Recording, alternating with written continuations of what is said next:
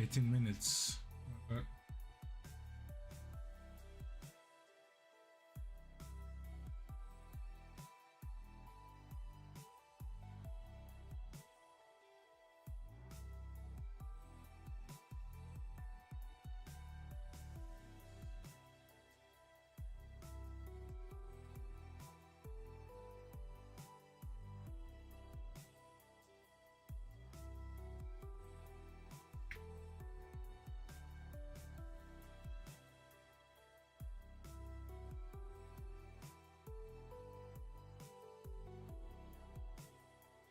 AP bottom lanes right now, but Diablo was never that guy, and I'm glad to see that while Nongshoom continue to play through him, they're playing to his strengths. Even though there's no more AP carries on the ball lane, but I think his idea is still the same, picking Jhin, Corki, or Ezreal to pick up some priority on the bot lane, and I think Ezreal is the most important pick right now on the bot lane. Yeah, right now Ezreal undefeated in round 3. Now both these players have a fairly low win rate on the champion just because they've been on losing teams, right? But Diablo has looked better. Taeyun still really enjoys the Ezreal here. These are their all-time stats across their career. Diablo and Taeyun, I think, are going to be fighting priority for this pick right now, especially with how important they are for their squad. So something to look at in draft for sure. Yeah, one of the other champions that has gotten a spotlight here in round number 3 is Victor, currently 0-4. Stop the Victor bot lane, Wadid. I mean, Victor is good when they play against mages. I think the idea is all about getting the matchup that happened on the mid lane, just bringing it to the bot lane. But now they're playing into the AD carry, which makes no sense. You don't win lane, you don't win scaling. So it's time to stop Victor bot lane here. I think we're just not seeing as many mage matchups in the bottom lane anymore, and teams are trying to flex this down there to fix their draft, and it is just not working. Look at the list that we have down here. Obviously, Duckdom sticks out a little bit, but the other three, especially Teddy, who was playing Victor before round 3 to quite a lot of success, are big names, and even they aren't taking the wins. No, they are not. Now let's take a look at the matches here and the highlights from both of these squads that they had earlier in the week. And Nongshoom was really kicked off by the lock play by Scout here. I mean, I think the biggest difference between the last season and this season about Nongshoom is the clutch plays. I feel like Scout was having such a great time with the new champion Lock, but also Kingen bringing up his clutch moment with his positioning as well. Here, they start up the fight really bad because their support just got cut, but it doesn't matter. Landing 5-man stuns here, and Kingen cleans up the targets. So I feel like these moments, this clutch outplay was needed from Nongshoom, and now it's here. I think in Nongshoom's history, it has always been the case since they joined the LCK as an org, picked up dynamics, that they can fight their way out of anything. On the other side of things here, for the side of BNK, it's been early game for Raptor here in this round that has been so difficult to shut down. The epic pin works. Raptor known for Lee Sin. When I cast this game, I was like, they probably should ban it against this guy. They gave it to him, and they found out why they should have not let him get his hands on it. I mean, I just felt like every game just ended in like 5 minutes. They were just like so good at early game macro. It was really all Raptor. I feel like him getting a good matchup in the jungle made so much easier for BNK4X. And I think that was the most important part, that every team has their own read on their meta right now. But since we like skirmishes, we play with the thoughts of not avoiding skirmishes, right? So that's why he was invading. He was having a good matchup in the jungle. And also the good usage of his laners, just because he had the good matchup on the top side, that leads to the clean dive on the top lane after the invade. Yeah, it made it impossible for Charvel to stop the play that was clearly happening. But still, even though you saw the train coming, could not stop it. The Apex Predator in the jungle, Raptor, leading the way here for BNK4X and really identifying the way that they saw the game. But now let's see what the coaches thought and how they saw the games themselves. And it's kind of unique here because Dandy basically saying, we've addressed that team fights are more important to us and the micro is important. Edo on the opposite side for BNK Furex, and we're building a big advantage through the macro, and BNK Furex setting up before the fights happen. And I think in the games we've seen already this week, but also in the Cashapp Cup, you can really feel those statements are true. Nongshim's team fighting, playing through Diablo, peeling for Diablo, looks incredibly good, but playing through lane prio and the setup, basically BNK are taking the opposite approach. We're winning fights before they even start because we have so much map control that it's impossible for the enemy team to get an edge. So they start every fight with said edge, but Nongshim can fight their way out of anything. All right, gentlemen, it is time to show our predictions here on the All right. space. The three of us have weighed in and are not unanimous. Oh, it's everyone's predictions as well. Look at this. 1, 2, 3, 4. 5. Others, Digon. Oh, What? it's 6 to 6. It's absolutely split. A bang Wow. even. Shout out Joe Miller. Call here between Nongshim Red Force This is the and first BNK time Fear-X. seeing a tie in. Wolf and Wadid are the Noodle Boys sides. So why don't we start with y'all, Wolf? Why do you see it the way that you see it here for Nongshim Red I've just Force? been watching Nongshim play through Diablo so incredibly well. Not to say that BNK don't actually play through Taeyun decently, right? In their early games on the lane prio have been really good, but with the way Nongshim are playing through Diablo right now, he looks unstoppable, and I think that is going to give them the edge in this best of 3. I think they're going to 2-0. I mean, missing part from Nongshim last season was just avoiding the team fights, right? In the interview, you could see it like we are taking more team fight confidently, and I think that was the key. But for that one, I think your jungle has to have some good matchup, favorite matchup into Raptor, because he showed so many good moments with his early game jungle, and I think he's the main character for BNK Furex. So target ban Raptor, and I think that's gonna help. Don't let him get Lee Sin, please. No. Come on. No Pantheon as well. As a Nongshim predictor, yeah, don't let those through. Guys, we've talked about Raptor now. We've highlighted Diablo. We've highlighted Taeyun. But who is key to setting up those bot laners in the bot lane meta? It's the supports. And we know that Lehens can be one of the top 3 supports in the world, in the league. And we also know he can go 0-10. Whereas Kellen is nice and steady. And now it's time for Kellen to prove why he can roam outside of the lane and allow his AD carry, or AP carry, on the bottom side of the map to bloom. It's Kellen time. But what about Scout versus listen. Vikla? What about Scout getting the roams? What about that one? I don't want to be mean to you, but for me, That's like, a good point. you know, the Kalen is enchanter player. But for me, it's the meta of Lee Hans, you know? When he's more open to just move around the map and do something, you know? And the Shen is my meta for him. So I feel like it's not just Kalen, it's just the Leshens, baby. Sorry, Diego. Yeah, I'm sorry, Diego. I never get to do a comment of just Kellen. If Kellen gets POM, it'll be my one-liner as the comment. All right, everyone. Let's go ahead and get on into it. Nongshim Red Force and BNK Fear-X. We'll see you after game number 1.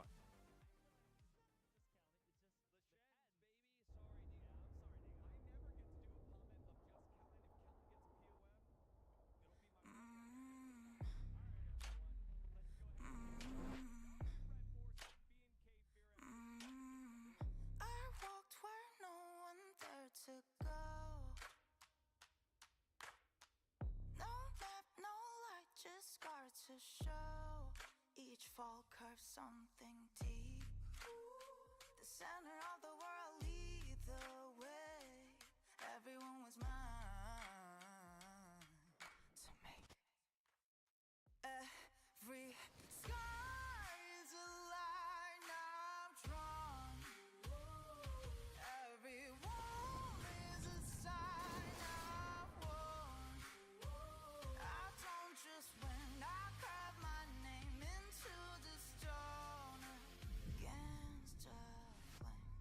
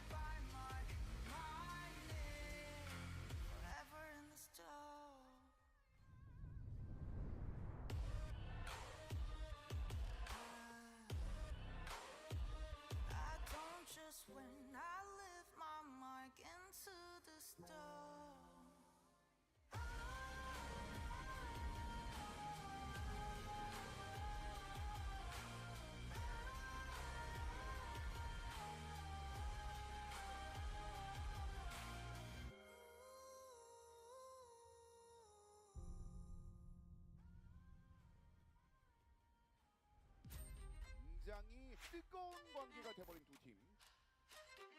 안 되겠다 이거 유니폼 보는데 못 참겠다. 이겨야겠다. 야! 아니 스타트 평은 좋아요. 상대가 상대인지라 너네가 누굴 버린지 알려줄게라는 마인드라고.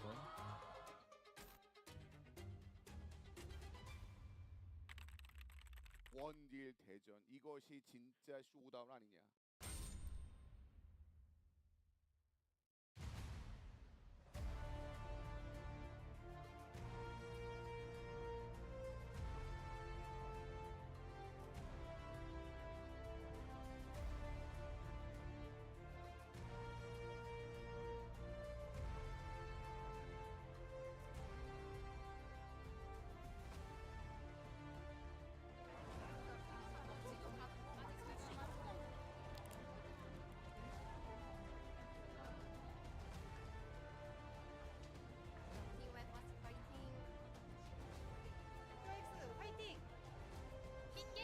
리엔즈 농심 레드포스 화이팅!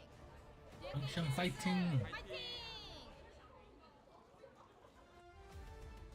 Hello and welcome back to the LCK. We're here for Saturday Showdown at GenG Lal Park.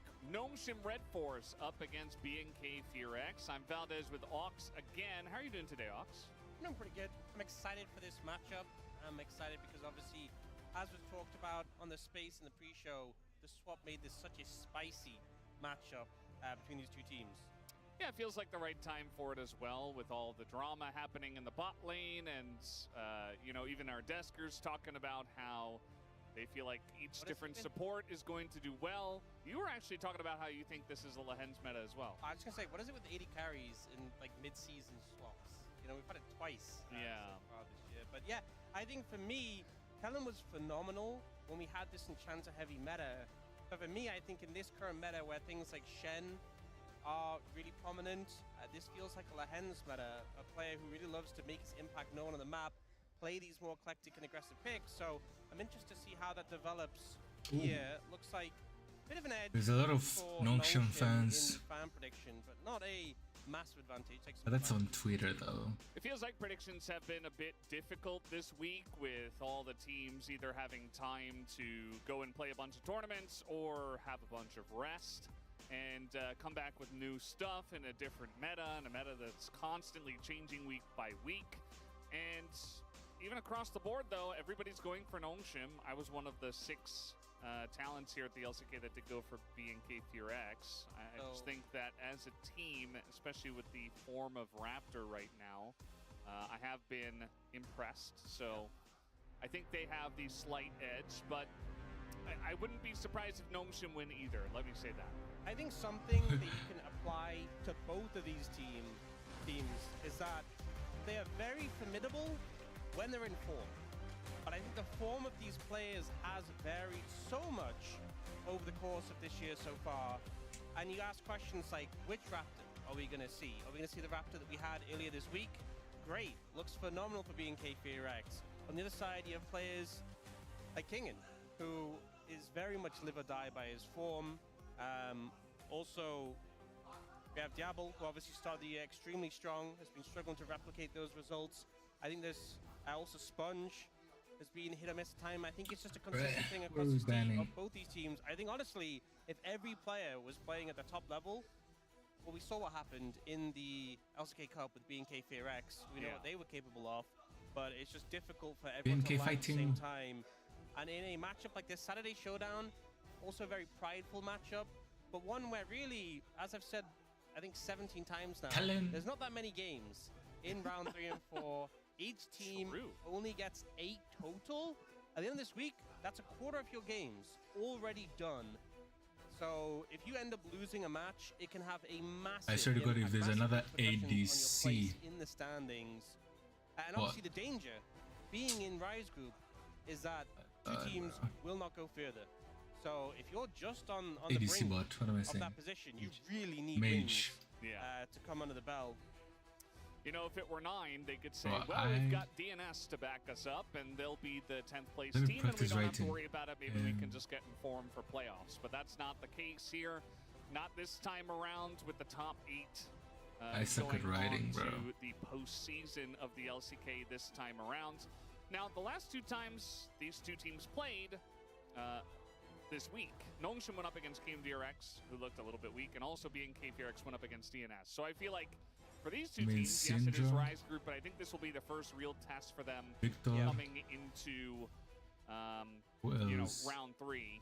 Team DRX definitely a stronger team than DNS, so perhaps Nongshim have that to back them up. But BNK are in a healthier Ziggs, position in the standings. They're currently the top of Rise Group, and even though it's not a safe lead, if Nongshim lose this series, they will actually slide into 4th place, which puts them in that danger zone where if they finish there, they won't be able to play in play-ins, which then leads to playoffs. So even though BNKFRX, even though Nongshim obviously played against, we would say, the stronger team and had a good result, I think the pressure is more on them in terms of standings. But yeah, I think BNKFRX don't have enough of a cushion when it comes to their position to really hold back at all. Yeah, you got to make plays, you got to be proactive today, but consistency and form has been huge. We've seen it at our international tournaments recently, but also in the LCK, and I'm glad you mentioned BNKFRX because it does feel like now a couple of years in a row we've got teams that show up at the beginning of the year and then fall off pretty greatly towards the end of the year. And, you know, they've had a trade, but also their rounds 1 and 2 were not the greatest, not what we expected after LCK Cup, so they've turned it around a little bit with Taehoon coming in, but... Yeah, I mean, I think people were skeptical, some, when they went for the LCK Cup to internationals, and there were some who would say, well, of course they weren't going to do well, but I don't think that really holds true. They had such a strong performance at the LCK Cup, and even GenG was the other team who struggled at first stand, who also have been such a consistent threat. I mean, you got to remember that there was a series where it was BNKFRX up against BLG, and they actually had a good fight against them, who were the eventual tournament winners. I think it's just things have transpired so far from that point. The meta has shifted, the players in the ways they're playing, even the AD carry has shifted. It's hard to view them in the same lens, but I think it's can be a bit frustrating knowing what that potential was. And the expectation was, okay, this roster stuck together, let's see them, how far they can grow. And it feels like they're now in a position where they have to kind of do that work again, retread old ground. Okay, looks like they're starting up. Not easy. It's a long path if you want to make your mark here. Okay, what are the bans? LCK. We've had teams that, you know, 6th place teams that go on to then. Are they gonna prioritize junglers there's with still a chance for these teams if they hit the right flow at the right time. So global ults? definitely looking forward to seeing what they can bring here in Saturday's showdown. Are they gonna ban Pantheon or Oriana? Oh, that's for A lot Scout. of lock bans. Our Des was talking about how Nocturne. Ezreal is very big. Global in Ult this meta. Both champion. these players are Ezreal Are they gonna players. rebrand it with Definitely Pantheon? going to be a point of focus. BNKFRX Lock. heavily banning Ezreal so far. They don't want Lock at all. So we'll see if they opt to go for a 3rd in this situation. But I feel like Lock is kinda trash in pro play. Still, I don't see the problem. Syndra Okay, gets Syndra. taken out here, obviously or it's a Viklamant. flex pick, but Cassiopeia. will be the ban. Okay. We often see Cassiopeia What are they outed prioritizing? by Syndra. I think his short range makes it Okay, struggle. Vi. And it's just going to be the Vi Is lock-in Jin for Zhao- Nongshim. Is Jin Zhao good amount of into priority Vi? on. They've been banning it pretty heavily themselves. They'll slap it up. Ezreal response They're comes blind through from picking BNKFRX. Ezreal. A lot of safety, and honestly, in terms of AD carries, it's not Thank many God that they're can not feel comfortable against the doing Vi. that With mage Ezreal, bot lane. if she does get in range, which isn't always an easy thing, you can arcane shift over terrain, drag her into your team. And so teams are pretty happy getting this. This is Okay, just like the Ezreal, slam look it dunk in. Ezreal angle. I mean, we already talked about how strong Gonna be Ezreal is in Ezreal this meta, but now Karma. you first pick Vi, and you're playing against Taehoon. Like, he's going to take Ezreal away from you 100% of the time. Notably, Camille left Pick it support available. on 2 or Not Jarvan. something I Okay. expect to pair necessarily with the Ezreal. We get the Right. Jarvan coming through. They're gonna respond I with feel like this also a works ADC well because pick. sometimes you see Are they gonna Sivir picked pick? into Oh, they're Ezreal picking and top lane. Jarvan really just handles Sivir quite well. Nongshim looking to pick up some champions on the top side. The Rumble, very effective. Also, you don't really want to play into Jarvan Rumble. Okay. Kingen had some great games on this last year, and it's been pretty formidable. And it is just gonna be thank God Jin. there's no mage Jin can bot. operate from such a long Okay, range. we're You're not back. too concerned about the Jarvan. Okay, You're what are we kinda out of picking? position if he's able I'm to gonna reach respond you. with a top lane, or we're gonna And go also support. does have a good amount of pushing power and laning power up against this Ezreal. Yeah, I feel like it works really well with Rumble Vi as well. You know, you look for one pick, you land an equalizer, you root them down. You've got a ton of range with a couple of ults with Okay. equalizer and Oh, Earth they're in for the Call, so support. I Ezreal like the Bard. synergy there. It is going to be Ezreal Right, 4-5. Bard. Are we gonna The Bard is prioritize? taken away before the second set of bans. Do they Definitely, care high about prio support Lahen's? nowadays. Lahen's also does a good rel job is into the pretty vibes. good. Tempt Fate can just Or even completely not, yeah. neutralize that. You can cancel That is pretty Jinult, good. and just Um, provide a lot of map control with one of the best roaming sports in the Mid. game. Are they Don't ban away gonna that Nautilus that obviously punish benefits from Bard having Vikla? such a thick hitbox, very Or rotund. are they gonna Yes. try Um, to ban clear So champs? taking that one away. I think for Nongshim, you could look to target picks that do well into the Rumble. Jace, may get okay. taken away here. We saw Ambessa get picked more and more into Rumble. Early levels can be not the easiest matchup. They're not but gonna once you ban get any 6, the supports for healing really killing? goes a long way into that matchup. So we'll see if they opt to Apart from ban that as well. Poppy. BNK or will Camille. take away that Camille themselves, which I think honestly, when you're playing Ezreal, Vi, I said you can obviously outplay, but Vi and Camille, I think is just too much. Yeah, and it's just very strong nowadays. Yeah, also really good into Bard. We've seen it a lot of times. Yeah. You know, if you see him out of position, drop the Hextech ultimatum, he can't control the journey. Right, The one Ambessa thing for clear. that's Okay, been what are they ignored so playing? far is the Lashen. Are they gonna could last definitely pick, be something that top Lahen's lane? goes towards. A Or are lot they of gonna pick comfort, for a Vikla? lot of follow-up on what they already have. Yeah, I mean, he was playing that before it was popular, so let's see that come out. Now, for BNK Fear X, there's a midday one prior on. They can obviously snap that up now, but I think just responding to the Rumble makes sense. To Cassante. for the Okay, Cassante in Cassante this into Rumble. situation. Looking to He's just scale up gonna in the matchup. rush, I don't know, But K-Nick also broken. a pick that right now, the Jin may not be able to cut through Oh, so Shin easily. support.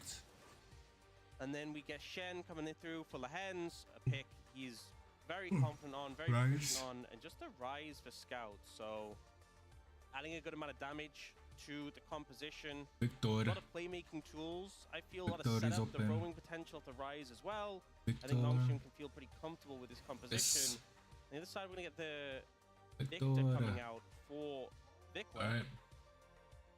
And I think there's a lot of potential for BNK Fear X going to have prio in the bot lane and the mid lane. It's something they can play around early. But I do feel like playing into Nongshim, once that Rise gets enabled, once the Shen gets enabled, there's so much power in the ultimates of Nongshim's composition. So I think level 6 is really where we see them come online and start making things happen. Yeah, I mean, pretty much for all of them. For even the Rise to try to make plays. And we saw yesterday Faker fall very far behind on the Rise. He had his row at like something crazy, like 23, 25 minutes-ish. And it just didn't matter because the team held on and they were playing into a Nivea, Chovy's a Nivea, and you're like, well, this is not going to go well. And eventually he just did tons of damage. So, you know, in terms of the scaling, in terms of the Nongshim answers fighting. to the Rise, it still feels like Rise has that kind of a timer on him where it's like, well, eventually this guy's just going to blow up our whole team. So, not a bad choice here. Yeah, I think the Mid point laner. when you get the actualizer is just so absurd, the damage output that you're capable of doing. And it really means that even tanky champs have to play with so much respect and can just get nuked by you. So definitely something you have to be concerned about. Yeah, curious to see how Vikla would do on the Victor into that. But Taeyun getting the Ezreal this time around. That's going to be a big pick for this entire series as we have Nongshim versus BNK. Let's hop on the Rift.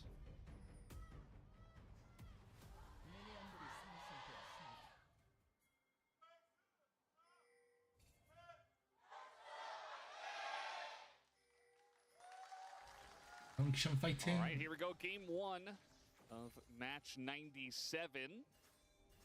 And already we have some shenanigans here from BNK Fear X as they're getting into the jungle of Nongshim. So big thing is that Lahen's has gone Ignite.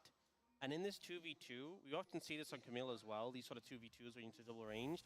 If you can find an aggressive early engage, leverage the power of the Ignite. And if you look at the combat summoners in general, it's Barrier Ignite against Heal Cleanse. This is pretty favorable for Nongshim because the Ignite reduces the healing from the heal.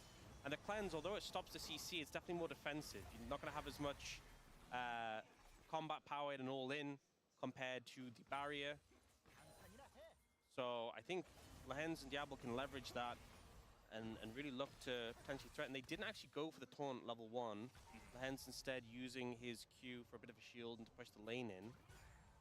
So they know that Raptor's in the jungle. They're still going to get aggro here, though, as the root comes down at level 2. Kellen in a lot of trouble. Flash forward, and he doesn't die! Kellen just going to walk away. He does have to use both summoners, and it doesn't look like Raptor's actually coming down. Yeah, if Diablo had the 4th shot prepped, that would have been enough to take down Kellen. No some support. You can see that early pressure, though. All supports use their sums already. And in terms of summoners, you are down the flash on Jhin in comparison. But supports trading summoners, I think Lehens is pretty okay with that one, especially as a Shen. You have the taunt to get away. Now Raptor. Yoink. Oh. Okay. That's unfortunate.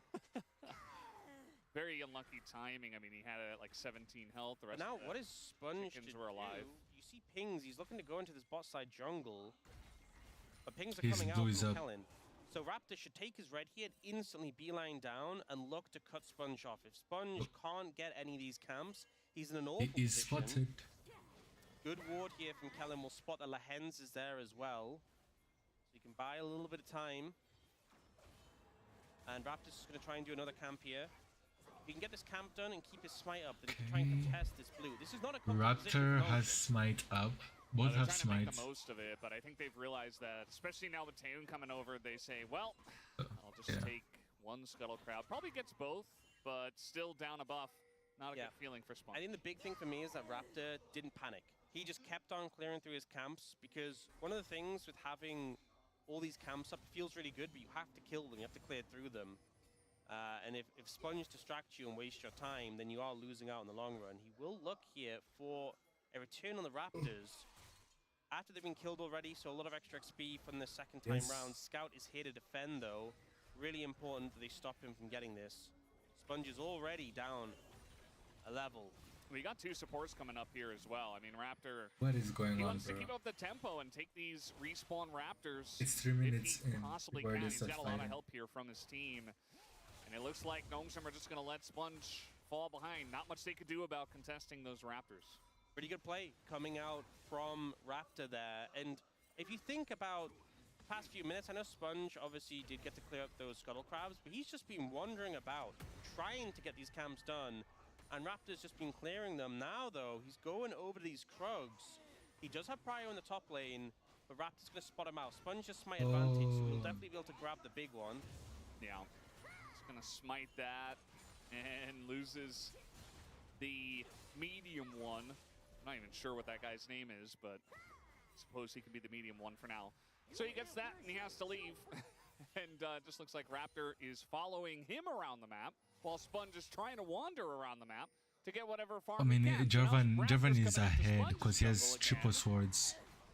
And in the 1v1, I mean, this is not going to be a 1v1. He has no long, item. He though, hasn't as we do have based. Scout coming over. He doesn't have Jarvan much has mana, but based he's trying already. to defend as well as he possibly can. Raptor getting pretty deep in the enemy jungle. Will get some help from Vikla to go away. This has just been a constant back and forth between these two junglers, trying to find any angle, any advantage. Raptor, the one with the big edge so far, but now Sponge, knowing he was low HP, was looking to potentially challenge on camps, but we see here, Raptor's just going to go pick up his Raptors. -1. And Sponge will go back to his own jungle. Yeah, oh, he hits level 6 here on this wave. Kingan's in a ton of trouble. TP's onto the wave. And actually, with the equalizer, will be able to live. Just creates enough space there. It was that Q as well, Asante. the final Q from Clear missed. I think if it hit that, he He might only have has committed Megatron further, but Cloak. is respectful there. Both top laners burning their flashes and ultimates there. And then Clear missing a minion. He also missed the cannon minion as the TP was coming in. I guess a Yeah, little he bit missed the distracted. cannon. Yeah. Well, a lot of back and forth. No kills yet between these two teams, but they're definitely trying to find any edge they can get. Rumble went first strike. So, about a 2-camp lead for Raptor over Sponge. How is that a good run? Did you go Rumble against All the lanes have been Santa pretty with even first so strike? far. Yeah. saw a little bit of action in bot, but Kellen has the summoners back, so doesn't amount to too much. A very tiny lead for Diablo. Sponge is like, please. His name is Raptor. Of course he's going to be here. Oh my god, he He missed his that Q. for nothing. He's going in onto Lehens, actually, who tries to taunt away, but there's the Cataclysm, has to flash, but the magical journey follow-up is big here for my BNK god, Fear-X, and there's only so much Lehens can do to try to get away after trying to help Sponge on his third respawn of Raptors. I love the target selection from Raptor there. Knew that his bot lane was coming in, knew that Lehens was out of position, and they end up getting him and the Raptors as a reward. The magical journey from Kellen to follow up was pretty phenomenal, so Sponge in a really rough spot. He was only a couple of camps down before, but he went for a reset. Raptor's just been clearing through. It's now 1,000 gold lead between the two junglers, and we'll see the replay here, so it looks a bit precarious for Raptor, but the target selection decision to just go on Lehens here catches him off guard, and then he uses Cataclysm. Lehens flashes out, but the magical journey is already there. It felt like such a planned move by BNK Fear-X to turn it around there. Yeah. And Nongshim, unfortunately, falling prey to it. Both junglers up here on the top side of the map, and notably the top laners also no flashes, as you talked about. So a bit of action. The junglers trying to mirror a little bit with Sponge. Once again, trying to get the Krugs. Raptor's doing it again. Oh. I mean, might as well. There's not really much He Sponge can do. has upgraded smite, so it's not even fair. He gets vision with his flag, like. Yeah, this has just been absolutely brutal. We kind of said before the series started, what Raptor, sorry, are we going to get? Are we going to get the Raptor from earlier this week? The answer is yes. He has just been dominating this matchup so far. Sponge does finally get his upgraded smite, but still not level 6. Raptor's about to tick over to level 7, and Sponge still hasn't got that ult available yet. Remember when you said that level 6 was really important for this team? Yeah. Well, he got it. Okay. They finally got it, and they do want to play for the grubs now on the back of this. I will say, though, Tatum's coming over. Tatum's dead. I mean, he doesn't have any flash. There's two people up here. They catch him in the bush, and now Nongshim trying to make a play on a Vikla. We'll see if that works out, but the stun comes in with the binding, and now Lehens, no flash, has to taunt away. Looks like they got Nongshim, they look Did they even get one disoriented, of the bro. grubs? Like, They did. You can see. Okay. There you go. Okay. But still feels really bad. my. Nongshim. Once again, BNK Fear-X, target selection, decision making, so good when it came to this, knowing that Kingen was without a flash, isolated in the top lane. They have a lot of CC between them, and it just puts Raptor even further ahead in this situation. You'll see the replay here. Kingen's trying to push the wave to get over there, but they set this little trap, and it's just a pocket where they don't have vision.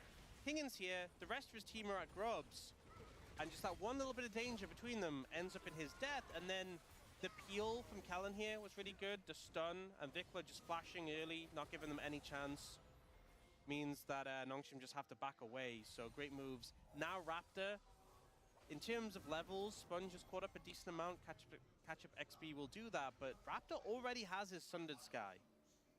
That's a huge spike to have. Yeah. And honestly, when we went at that last fight, he didn't have it. But we did see Taeun with like a Sheen available, and Diablo just had the Rectrix. I think it was just not a great fight for them, but they were trying to leverage those big ultimates. Still have those in the tank, but we'll see what they can make out of those. Because this game isn't exactly in a great spot right now, and they have to be really wary of Raptor and how strong he is.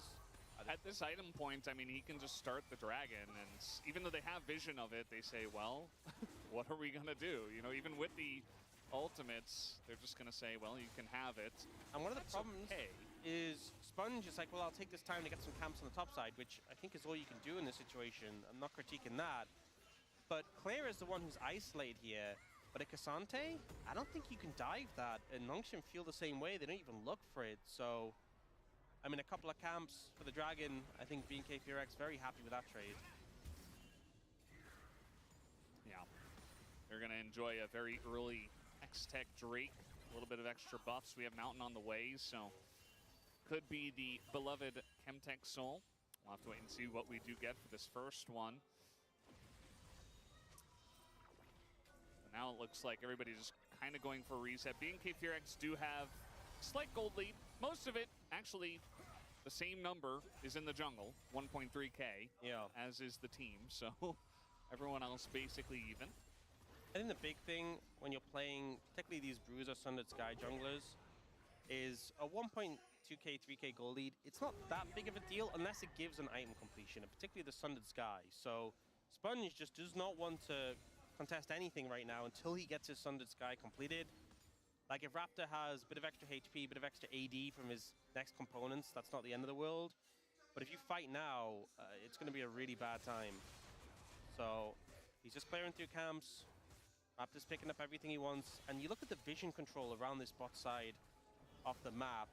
All these wards available. They're trying to protect Nongshim's red. Sponge will get caught out. Yeah, it's not the Raptors this time. They've upgraded to a red buff, and Raptors here. So that's going to be very dangerous for them, trying to just go for the engagement. Raptor just runs face first into 4 and immediately dies. The smite goes over to the weight of Sponge, and now Vikla is totally caught here as well. Will be going down, and that is a kill over to the Rise. So I said before, you don't really want to contest covered that BFX really good. when they have that item advantage on the Jarvan. If he does that, then yeah, sure, why not?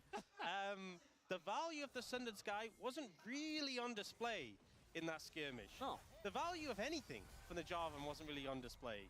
Nothing really used. Raptor just, I think he was just hyping himself up a little bit too much. Maybe heard us talking so positively about him, and he ends up leading the charge here and pulling the trigger. They could have played this slower, but he opts to go in and he misses the flag and drag, and so is just immediately punished. CC'd, doesn't get to press any other buttons or play the game. Doesn't get to use the Sundered Sky, doesn't get to use his ult, and then Vikla is still flashless. So the Realm Warp read from Scout is phenomenal. Kellen now in a bit of danger. I think Sponge obviously got gold back from that play, but I think more than anything, he got his confidence back. Yeah, it's over 2,000 gold swing with just that one play. And I mean, there is so much CC on the side of Nongshim, especially with support jungle.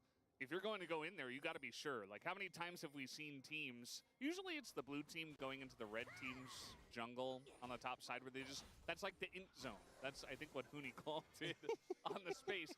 But it is, like, we've seen so many times teams from a lead try so hard to pressure that spot because it's important, but if you do it too aggressively, you'll get punished. I think it's so good for the defensive team because they can kind of fan out. Yeah. There has when you engage in, you're in the middle of them now. Taunt Flash is Taunt not Flash. Cassante, so diving this looks better. Oh. Lehen's just gonna die. It is traded back though as Kellen comes Okay, they got over. it. You know, I was looking at the Victor. Did he just take one? Did he hang around and try and tank another tower shot? I guess we'll see in the replay. Yeah, Lehen's, he just took too many Lehen's turret shots. Well, yeah, I mean, of course, but I'm trying to see, did he try and tank an extra one for his teammates? I don't think so. Because I thought he could just walk out in time. I guess we'll see. Well, he taunt flashed and immediately took turret aggro, and I think he just took like 3 or 4 turret shots and just died. Very nice stun here, but we got a Shen coming on in here, and guess who's in trouble once again? It's Raptor. Wow. That giant lead they had, couple of big deaths that go the way of Nongshim. It's just crazy how you can do so many things right in this early game. Step by step, Raptor has really ran the jungle matchup, and now he's just getting put in the bin. You are not safe, Vikla. He doesn't have flash. I mean, he's going to drop a stun here and an arcane storm, and actually is able to walk it off. And now Sponge, in a little bit of trouble, gets low, even with the help of Kellen. But he is Just able to walk constantly it off. fighting. What's interesting, Click could have TP'd there and cut them off. He has TP available. King and can't stop it, does not have any CC. They don't call for it, though. They just let them walk out because they were so deep. And if you look, there is that control ward quite a bit behind. Yeah. I thought there was the window for them to punish, but they don't end up going for it. This is the play. So the Hens, Oh. that's 1, 2. 3. The last one just did so much damage. I think as well he tried to get a bit more auto damage off before If he walking out. waited a little bit for Not too the much damage minions to to be in here. tower, Sponge actually like, misses that initial engage, but the submarine effect of the Shen just makes it so hard to escape. And Nongshim in a pretty firm lead. A big thing is these kills they've been getting haven't been going to their jungler. So Raptor's still ahead, but instead they've been going to Scout and Diablo. And I think you're way happier about that, having the Fed Rise and Jin. Yeah, I mean, this is, you know, this is where the Jarvan feels very strong with that one item spike, but you're not getting much value out of it. Whereas all the kills going to the carries of Nongshim that will do much more later in the game than a Fed Jarvan. There's a 1,800 gold lead between the 80 Since carries, he just wasted his which is TP. crazy. Yeah. Taeyun hasn't died. He's just not getting kills. Yeah, and especially because, you know, Ezreal, we so often talk about the 2-item spike. Jhin, I feel like he always needs more than that to really get online, to really get going. But if you have a big enough gold lead, you can kind of circumvent Ezreal's power spike and get to the point where Jhin is just strong for the whole game. We do not see the dragon being attempted by Nongshim, but they will back away. With it being Hextech Mountain, there's a good chance it's one of the weaker souls. And it's also, you know, it's 17 minutes, second dragon hasn't been taken. Soul's really not on the forefront right now. I think if BNK Fearex do get a second, it's a good win con, but it's still very far away. Now, we did just see Diablo pick up his second item right now, has Storm Razor. So he's in a pretty strong position. The only champion in the game right now to have 2 items. You Well, get those... I guess unless you count the supports, but their item's kind of fake. that is not real. Yeah, no, That's we don't not a count thing. that. They're on 1 item at the moment. And yeah, I mean, Nongshim are ahead, but still not going to just do a, you know, open Drake straight in the face of BNK Fearex. That's still a little bit too risky. They are going to get that mid-tier 1 though, so now as a team they can make a maneuver over towards this objective and maybe even look for a fight. But again, you don't have to unless they want to utilize that Jhin power spike. Really taking their time with this one and not forcing the dragon. The thing is, you have a gold lead, you're in a really strong position, your comp skills well. I mean, BNK Fearex's does also, but like having the Rise in pocket feels really good.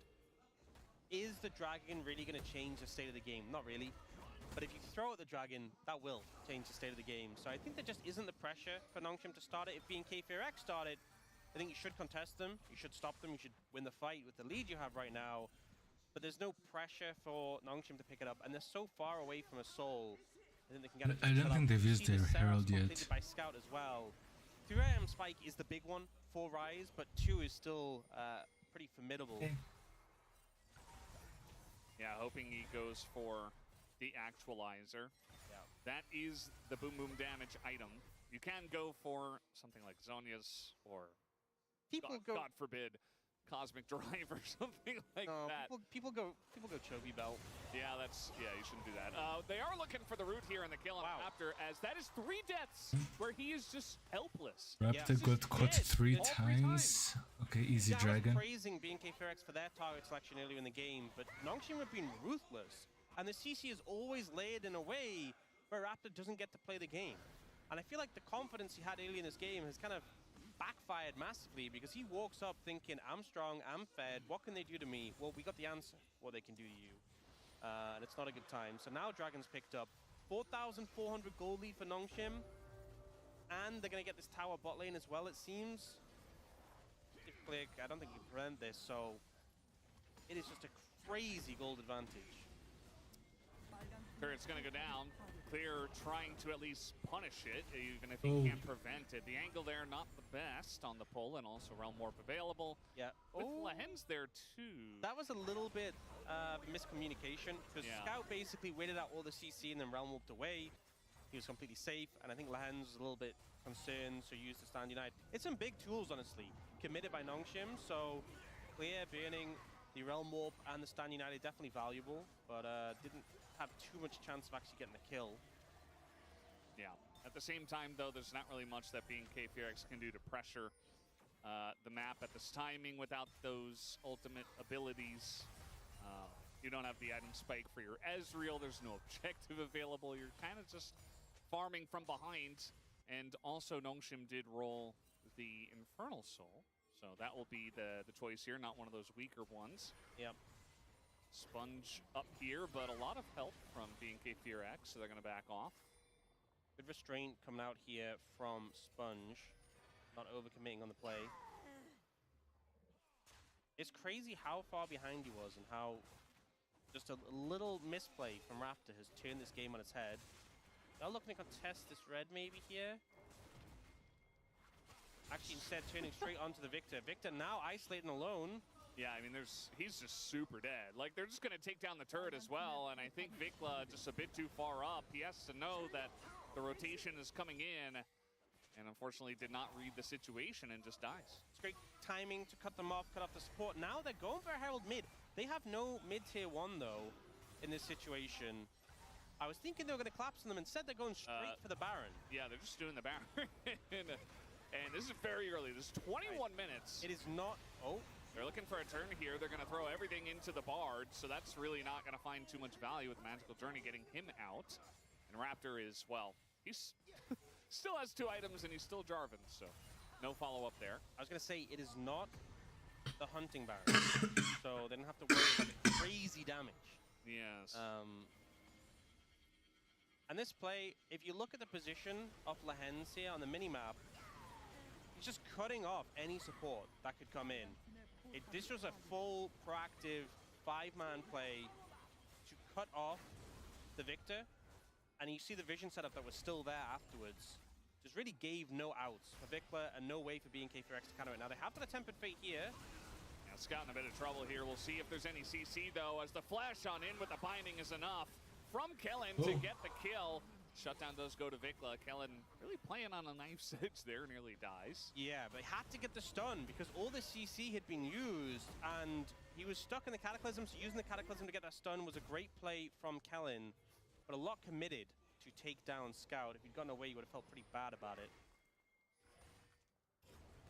Vikla just picked up his Blackfire Torch. If you compare that to Scout, who is about to get actualized. Wait, I think he had that a while. I think he just picked up his rocket. No, he had the belts on the play, and I saw the pop-up come. I think that was late. I definitely saw him pick up Blackfire Torch like 10 minutes ago. You think so? I mean, Yeah. that would make more sense, but maybe we just had an incorrect graphic. Not 100% sure. Ox is on the play. He's getting the replay. We'll know very soon. But the point is, Scout does a bajillion more damage. He had the Blackfire Torch. Yeah, he did. Ago. Which makes sense. It's okay. That's what I'm here for. Keep you right. To open up the VOD real quick. Yeah. Prove it to you. But yeah, your point still stands. Scout is about to hit level 16. Did just get it. About to have Actualizer. This is the point everyone talks about when they talk about Ryze being strong. Because level 16, you get the maximum amount of damage on your Overflow, I think it's called. You get the boost whenever you empower it.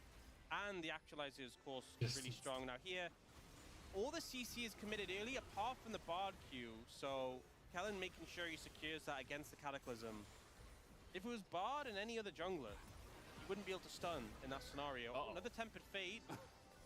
And it's going to save Kellen, but also kind of negates the engage from Raptor, but not a bad idea because the rest of Gnomeshim is on the way. As there comes Lehens, going to get the taunt on a Vikla who's very low, but they're going pretty deep for this one. Sponge going all in for the kill, but he will trade his life on a Vikla. Clear, trying to tank up in the front line. He's going to have to flash away. Kingen now doing some DPS to the front, and you see BNK are just on the escape route here. But here comes Diablo trying to finish off the kill on a Taeun, and he does pick it up.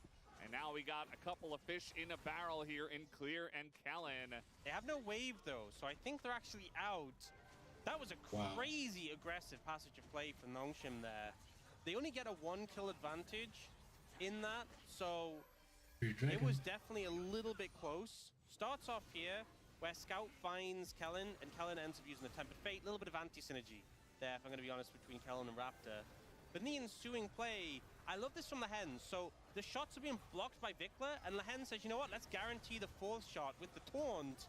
Vikla not expecting to get jumped on by Shen there, then gets taken out by the Vi. And even though we see Sponge go down, he's taken out this threat in the Victor. Kingen creates a lot of space here. And then look at Diablo here.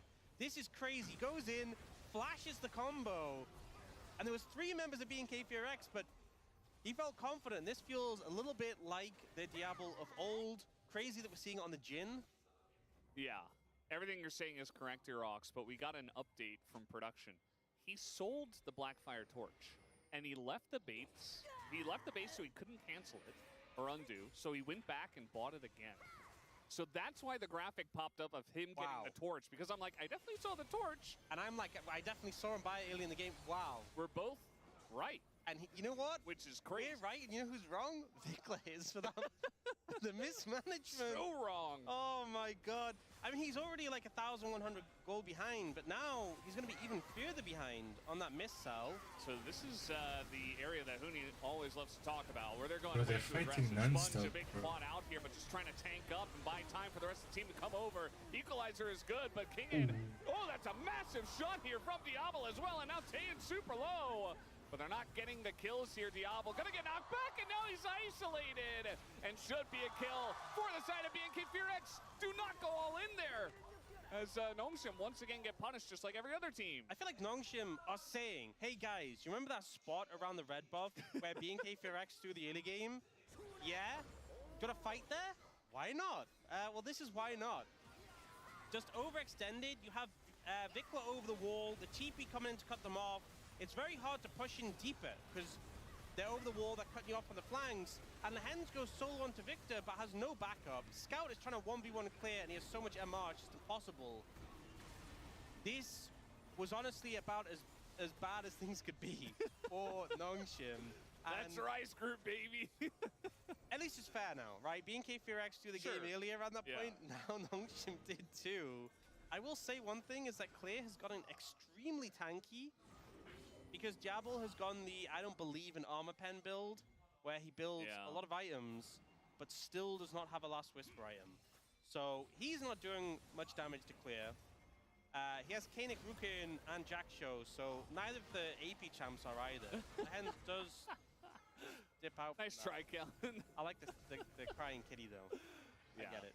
He's got good emote game for sure. They're just trying to turn onto the front line here, but the Equalizer's getting a lot of damage. Sponge, though, going to get 100 to 0. It is now Raptor trying to create some space, but look at the back line. Scout goes in and nearly dies. He's just trying to actualize pain out of the game, and that is the damage we were talking about from Scout. As now he's just going to roam warp out of there. He's like, I've done my job. See you later. It's hard to call an outplay, but Scout just presses a couple of buttons and just one-shots Taeyun. I feel kind of bad for them, honestly, but this is the power of the Rise right now when he's hitting squishy targets more than anything. So this play, it kind of felt like Raptor was sick of getting jumped on by Sponge all game, and he kind of turns it around.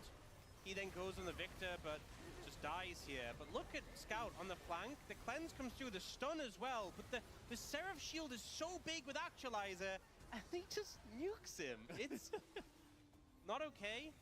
And unfortunately, Vikla not quite as strong, especially because of the little mishap with the item selling. Yes, little. Yes. A small one. Would have had Void Staff there. I don't think that would have I mean, he wasn't involved in the Rise situation. He did a lot of damage to the left side. I was actually watching him because he was the focus of the Rumble Vi combo. But he lived and actually did a decent amount of damage. But that side of Nongshim successfully disengaged. Yeah. Whereas the side of BNK that got nuked by Scout did not. So that's really the difference there. And now we're kind of in an awkward game state here where neither team has the pressure on the Dragon Soul just yet. Nongshim are looking at the Soul point, but again, this is 30 minutes into the game. I just looked it up. He lost 840 gold from selling it and buying it back, you know? Yeah. So that gold lead in the mid lane is like 1.2k because of that. Yeah. They're looking for King in here. Raptor is going pretty deep for this one, though, as now the Realm Warp coming in from behind. Scout is going to be isolated, but down will go Raptor, and now Scout is unleashed. As meanwhile, the front line here, Sponge is taking a lot of damage, but he lives for long enough to tank it up for Nongshim. As that is a nice little flank play from the side of Nongshim. Vikla not able to dodge it for the entirety of that curtain call. And Nongshim win a very big fight here. Yeah, they just don't really have tools to deal with Scout. They go for the Tempered Fate, but the problem is he has a Seeker's Arm Guard as well. So if they jumped on him after it ended, he would have just popped the Seekers. And if you don't have tools to deal with him, he will just absolutely decimate you. This Rise is very much online and keeps getting access to squishy targets. The problem is you have 3 carries on the side of Nongshim, very real threats across the board. And it's all up to Vikla and Taeyun to match that, and they just aren't as strong. They're behind in gold. They're not posing as much threat. This is level 18 Rise. Vikla sold his item and bought it back. There's a lot of factors here. So they initially go here onto Kingen, but not quite able to get the damage down. And then Scout finds his flank. Tempered Fate comes through. they go for the flag and drag, but even if they follow up here, he has another stasis. And look at him just melting people. Yeah. It's not going too well for BKFX right now. Yeah. I think the only way they deal with Scout is if they 100-0 him before he 100-0s their entire team. Yeah, he now has the full Zhonya's completed. He didn't use but had it, and now has the full Zhonya's, so he is a very real threat.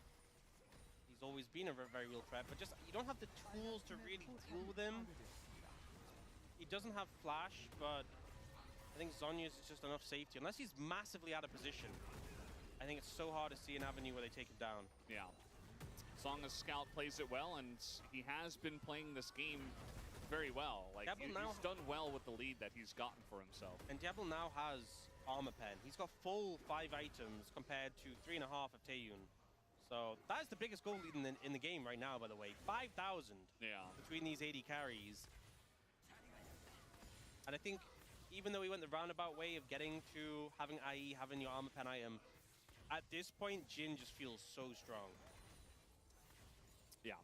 I mean, once you get all those items where you're actually dealing damage, look at this, the core item purchase graphic pops up. I mean, he has right as 756 AD, by the way. 783 there. That's actually insane. Is that like Veigar for AD? Like, what is happening?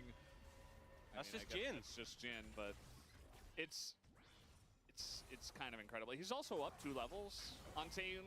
Like we talked about in draft, we talked about before draft in the pre-show about how Ezreal's very strong. It's going to be a big prio pick in draft. And some are like, whatever. If BKFX loses as well, it'll be the first Ezreal loss in this round.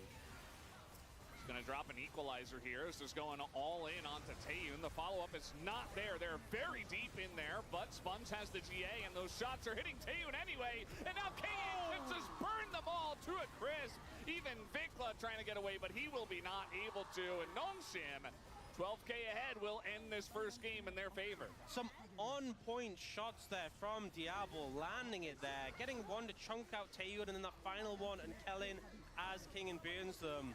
It was a strong early performance from BKFX. Raptor was running the jungle, but that one misplay, and Nongshim just not let them breathe for the rest of the game.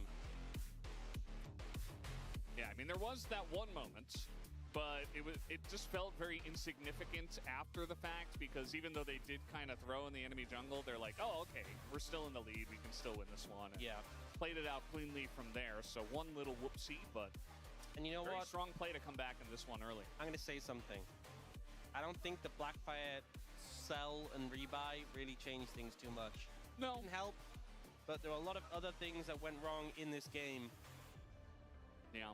He could have done a bit more damage, I suppose, but there weren't any moments where it was like, oh, Vikla barely didn't get the kill, so, you know, Scout was able to take him down. I think there's just very much a timer on this game, where it gets very hard to deal with the likes of this Rise, and they didn't have great answers. The gold lead as well is always going to make things 10 times more difficult, but yeah, good start from Nongshim here.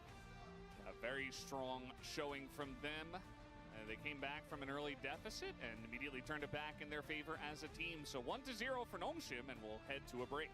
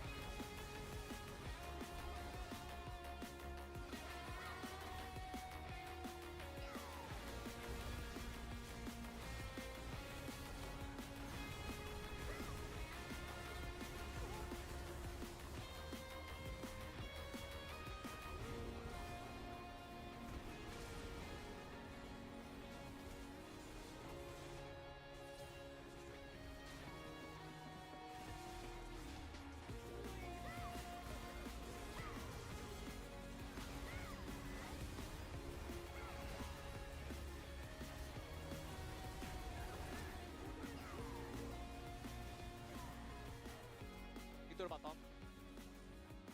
나 이번에 미드 이퀄 한번. 미드 좀 한번. 야, 진 W만 볼래? 하나, 둘, 셋. 오케이. 야 이제. 아 풀었어. 맞아. 이제 풀 있어. 이제 풀 있어. 타올게. 아, 자르만 인기 없어. 앞에서부터. 못 들어볼 수 있나? 안돼.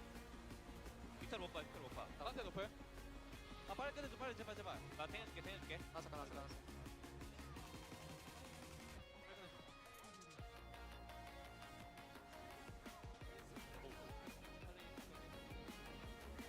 야, 초반에 너무 빡센데 이거?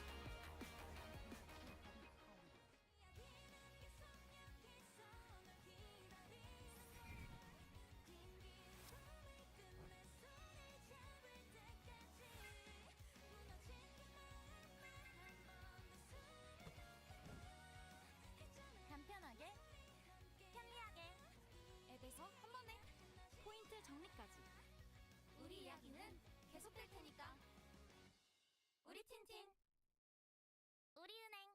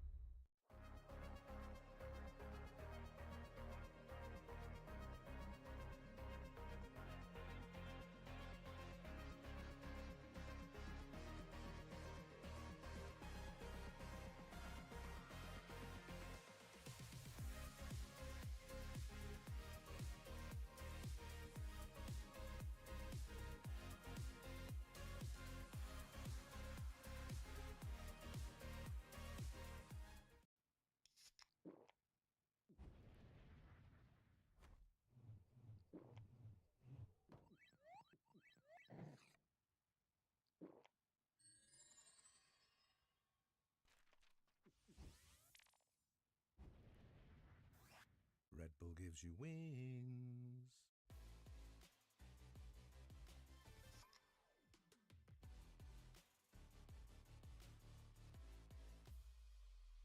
쓱싹 씻고 바르고 깎고 깎고 면도 쉽게 가자. 부드럽게 쓱 매끈하게 싹 면도 쓱싹 해치웠다. 질레트 랩 스팁 클렌징 바 쓱싹 씻고 바르고 깎고 깎고 면도 쉽게 가자. 부드럽게 쓱 매끈하게 싹 면도 쓱싹 해치웠다. 질레트 랩 스팁 클렌징 바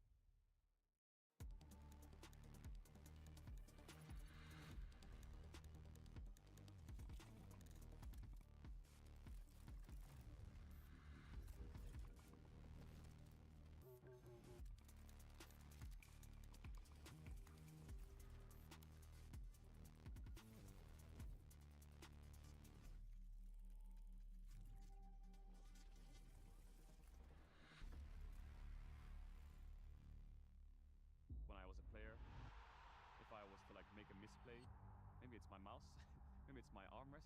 Something feels wrong. If you were at home, you wouldn't do that. The Infinite Precision Armrest is part of the larger Circulab on Stage standard initiative, aimed to bring your home or training room settings to the tournament stage. 이제 저뿐만 아니라 다른 선수들도 세팅을 더 원활하게 할 것 같고 가장 편안할 때 더 강력한 플레이가 자연스럽게 나옵니다. Every sky is a line I'm drawn. Cut by cut, mark by mark, mining forever in the stone.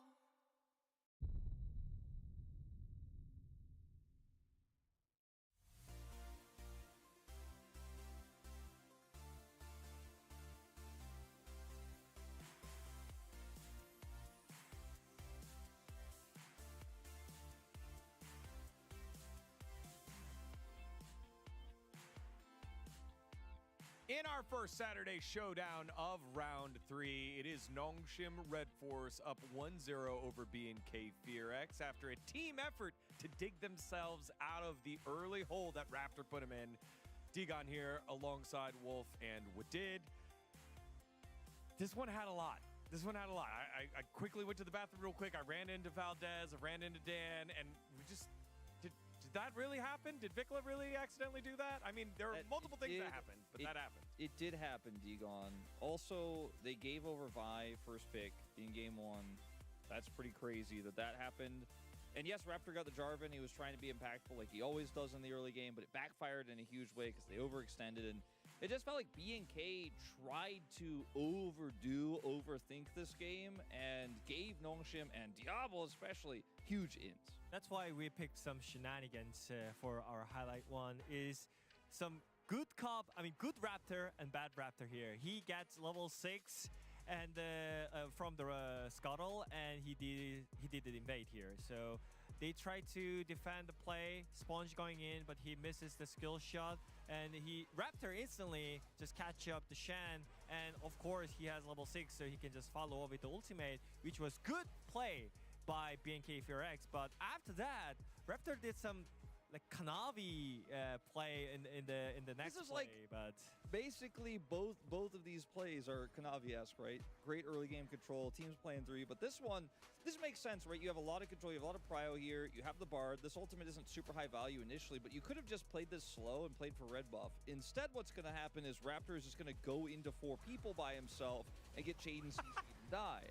And then after that, you can't actually play it out anymore. The Jhin is going to keep you at bay. Vikla ends up getting collapsed on here as well as a result of that ultimate coming out from Diablo. And it just backfires in a huge way. The lead they built up, the small, minuscule advantages they had are just washed away. And now it's a massive lead on the other side for Nongshim. And all they had to do was defend and jump on a Jarvan. I mean, I think that was also miscommunication between the mid and jungle, because Vikla definitely lost the position of Scout, and Scout was just running around to defend their jungle, so he should have known that they have the man advantage, so that was not the place where he should go in with the ultimate. I go back to B&K FearX coach Edo's quote before this game. It's, we're getting advantages through the macro, which they did, and then just losing your head a little bit there. Speaking of losing your head, we needed to take a look at this one more time. The cast did a great job of being detectives and figuring out what happened to the Blackfire torch. We take a look at it here. He's pinging around. Oh, he sold it! And he accidentally sold it? He was trying to change the shortcut of his belt, and he accidentally sold the item. He's communicating about the TP, and he realized it. Oh, I sold it. And then... all right, I'm recovered. But this means that even though they got the fat shutdown on the bot side, which was really huge, because I think this was the moment where Nongshim got all the side lane priority, and this was like the moment where B&K finally find a place to bounce back. Look at the money. Yeah, look at the money. The 800 lost gold. He gets 835 total on the play. The lost money from selling that is 840.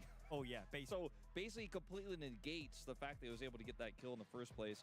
It's small mistakes like this while you're reorganizing your inventory that could actually make a big difference. The cast pointed out as well, is this the ultimate reason why they lost this game? No. Definitely not. But it's a small moment like this that in a closer game state could have been incredibly impactful. Especially when on the opposite side in the mid lane, you got Scout pumping with an actualizer, doing out dishes of damage like this, where he just finds anybody and blows them out. Yeah, I mean, it's a bit of a blowout in this final fight. Scout's wrapping around on the other side. Ends up getting solo ulted here, but the burst comes through from Diablo, so the Jarvan's already in GA, and Scout has free reign here to just two-shot him and then continue to clean up the fight. This is the final fight of the game where things are just such a disaster here for BNK. They have to look for desperate plays, but there's just nothing left in the game. They didn't have damage, and they were not in position, so it was just a big bummer for them. All right, well, round one goes the way of Nongshim Red Force. Will it be a clean sweep here for them over BNK FearX? Let's find out with game number 2. Thank you, Spacers, for that breakdown, especially the POV of Vikla accidentally selling his item. That was really cool to see in real time, although, yeah, I mean, item-wise, damage-wise, maybe it didn't make a big deal. One thing I wanted to add, because you know how they got 835 gold, they lost 840 gold. He did get 2 Dark Steel stacks as well. So that was the profit. That is a big difference, yeah. A big 2 stacks worth of difference. Oh, no. Oh, no. Well, we'll see what they can do this game. I think Raptor started really well, but just got heavily targeted by Nongshim there. You're going to get the bans start flying in here. It is BNK FearX on first pick this time. Last time they had second pick. But they are going to ban away the lock regardless. Been banning it on both sides. Yeah, some teams do that. T1 was doing that yesterday as well. It feels like maybe with the new champ coming in, their team hasn't practiced enough with it. Perhaps. I'm sure mid laners can pilot it. And it feels really good if you're playing against a team where they don't feel comfortable in lock and they'll just keep banning it. So you don't have to ban it yourselves. It just takes a lot of weight in the draft so far. Camille will be banned early on this time. Last time we had Cassiopeia and Syndra banned away, which have now been swapped for the Camille and the Lucian. So we are going to get that Cassiopeia coming in quickly from Vikla in this situation. Will we get a Syndra in response? We've often seen it do pretty good in terms of that. Cassiopeia has to be in range to operate. Syndra can just use that stun, and it will come through with the Jace as well. And already this composition feels a little bit uncomfortable for the Cassiopeia, because if you get in range of Syndra, you're getting stunned, you're getting ulted. You're not getting in range of Jace unless Jace is doing something very wrong. So I think BNK FearX needs some tools to close the distance. Yeah, the Lee Sin's good, comfort-wise, player-wise for Raptor. We have a lot of great Lee Sin players in Korea. You've seen so much of this Lee Sin Cassiopeia, I feel, but it's not exactly a synergistic duo. Like No. we've seen like the Annie Lee Sin, Rise Lee Sin, so Just individual good picks. yeah, will be more about Raptor playing to other areas of the map where you'll have setup, but you know, level 6 you still have that petrifying gaze. And the Olaf coming in potentially very early. We've seen Olaf be a humongous pick into the right compositions when they lack the damage. Picking this one before you know if the Syndra's going bot, so Nongshim have time to bring out some more DPS here. But I will say, Olaf into Jace specifically, assuming it's Jace top, you can't just run him down. You get a lot of power of your level 6 that he doesn't match. I saw them hovering the Skarner. I think that's something the Olaf also does, is Skarner's been really good into Lee Sin, really effective at shutting him down, but you do not want to play Skarner into Olaf because he just ignores you. You do nothing to him. So instead they're going to go for the Xin Zhao, and I think there's a lot of value to this Olaf pick to kind of defend Raptor's Lee Sin pick in a way.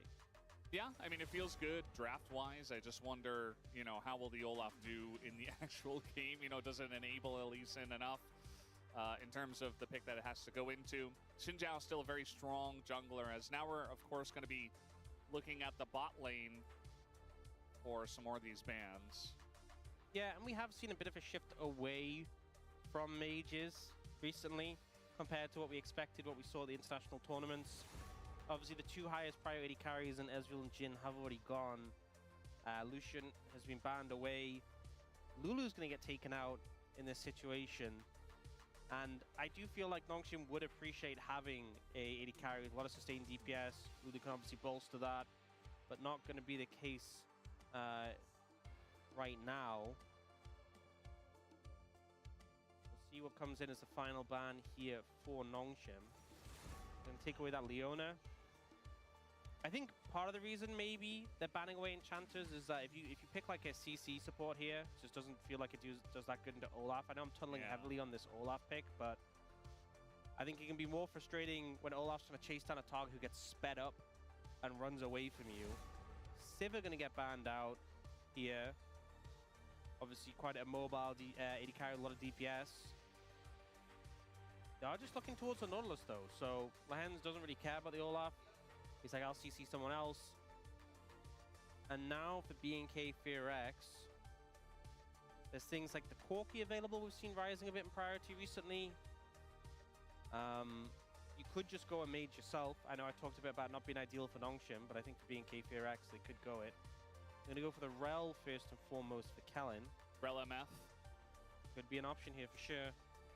I think having something that can close the distance in the Rel is really good. Also, you can give that movement speed to Olaf when he's going in, which feels really nice. And then an MF you could just put down here. I think as well, Leona's really good into MF because you can solar flare when she's ulting. But Nautilus, his ult takes a bit of time. And if you want a dredge line, someone can block it, someone can be in the way. So I think it'd be a fine position to take it if you wanted. A lot of thought here in Varus. Looks to be the choice. Yeah, Varus, a pick that obviously has been nerfed like 76 times and still in the meta. So definitely drop down in terms of priority, but we'll see if they opt to go for the poke Varus or on it. I think here probably just poke. No one's any that tanky. Kai'Sa enjoyers with the Nautilus up there and a little smirk on Diablo's face. So saw it coming here. Based on how Diablo was playing Jhin, he's definitely feeling like he wants to play Kai'Sa because he was kind of playing that in that way a little bit. Obviously has a lot of tools to sort of navigate away from Olaf. Yeah. Depending on the build, if you end up going a Zhonya's just kills momentum for Olaf because he needs to keep attacking to keep his ult running. So a lot of value there. Kai'Sa Nord, a strong duo, but in the lane, I feel like there will be the edge towards Taeyun and Kellen. Kai'Sa not the best laner early unless you can find an all-in. So I think interesting what we've seen come out here. I think the thing I'm really looking towards is what this Olaf can do. We've seen Olaf take over games. Kai'Sa does have sustained DPS, but is pretty short range. But in terms of the Syndra and the Jace, if you're behind and this Olaf is running at you, you just can't really do too much about it. I'm excited for the Kai'Sa, for Diablo. I think it's a very nice spot. The lane, you know, is one thing, but I do think that the Kai'Sa can deal with so many of the things on the opposite side. So much mobility on this to get away from Olaf, from Rel, from Lee Sin. We'll have to wait and see how Diablo pilots it. He was great in game one, but we're ready. Let's hop into the Rift for game number 2.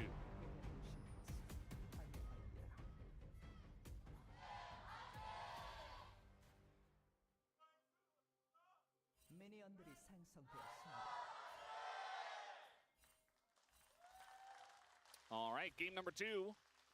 Nongshim versus BNK Fear X, the grudge match. And so far, it's been coming up all Diablo so far, even though he wasn't the main character of game number 1. His team certainly was. Clear with the Ignite Olaf, which is a little bit surprising. Also has Storm Raider's Surge as well. He wants to win lane, if it's not clear. He wants to run down King. It is clear. And kill him. He is clear. Oh, yeah, true. Yeah. I think it's pretty obvious. As the gate's going to come up here early. Clear's like, I would really like my Undertow Axe. Well, then he misses it. Ugh. Yeah, so if you take Ignite and you don't get an early lead, you still do have Ignite. It's going to help out for a lot of these early trades, even if you do fall a little bit behind. But you're definitely losing a lot of momentum. I like the tech from Kingen to get the E level 1, just so you can knock him away. Not an ability you normally skill on Jace level 1. Yeah, saw the gate, I was like, huh, interesting. He did go gun form, and now he kind of goes in. There's the knockback, as Clear's like, all right, I've done my damage. Kellen does get locked up here, and does take a bit of damage, but he's okay. Yeah, I think Kingham was pretty close to the point of no return where you're just getting ignited and dying. Does manage to survive and will TP back in. So not too dire yet, but I think it shows how scary this lane can be. Diablo and Len's actually been able to get control of this bot lane so far. And going to be able to get a Risa here as well. Yeah, they did a good job in the last matchup of just pushing the lane, hitting level 2 first, and utilizing that to nearly kill Kellen in that first game. And once again, same thing in the second game, but obviously very different lanes. So kind of interesting how they were able to do it once again. Here's Lehens in the mid lane. Vicla's like, this is weird. Scout though, the flash forward, and Vicla just sits him down. First blood goes to Vicla as he's trying to get it back for the team. Yeah, big overforce there from Scout, and Vicla just cuts him down, sees the window. The Scout of the week wasn't good. The flash from Vicla was great, and then the flash from Scout very, very late. So big advantage for Vicla, and maybe a bit of redemption for any Blackfire Torch-related instance in the last game. Yes. We will remember that for a while. Actually not going for any mana pickups here for Vicla on his first back. Going for the Ruby Crystal and the Null Magic Mantle.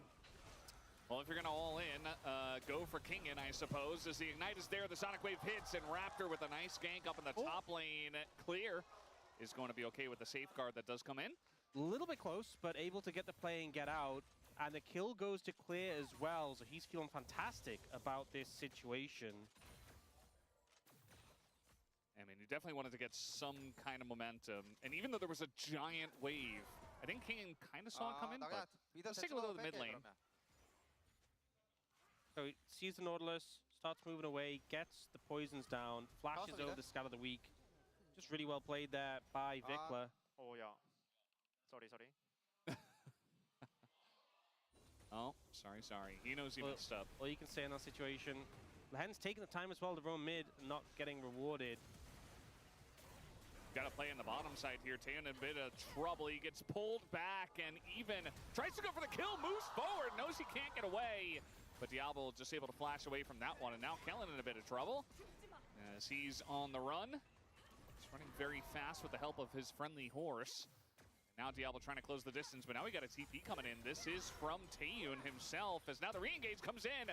Root onto Kellen, but no flash here for Taeyeon. He hit the arrow. I think he's out of range, and he's just going to go for Lehens instead, who might be in a bit of trouble here. No flash on him, and the follow-up here from Kellen to his death.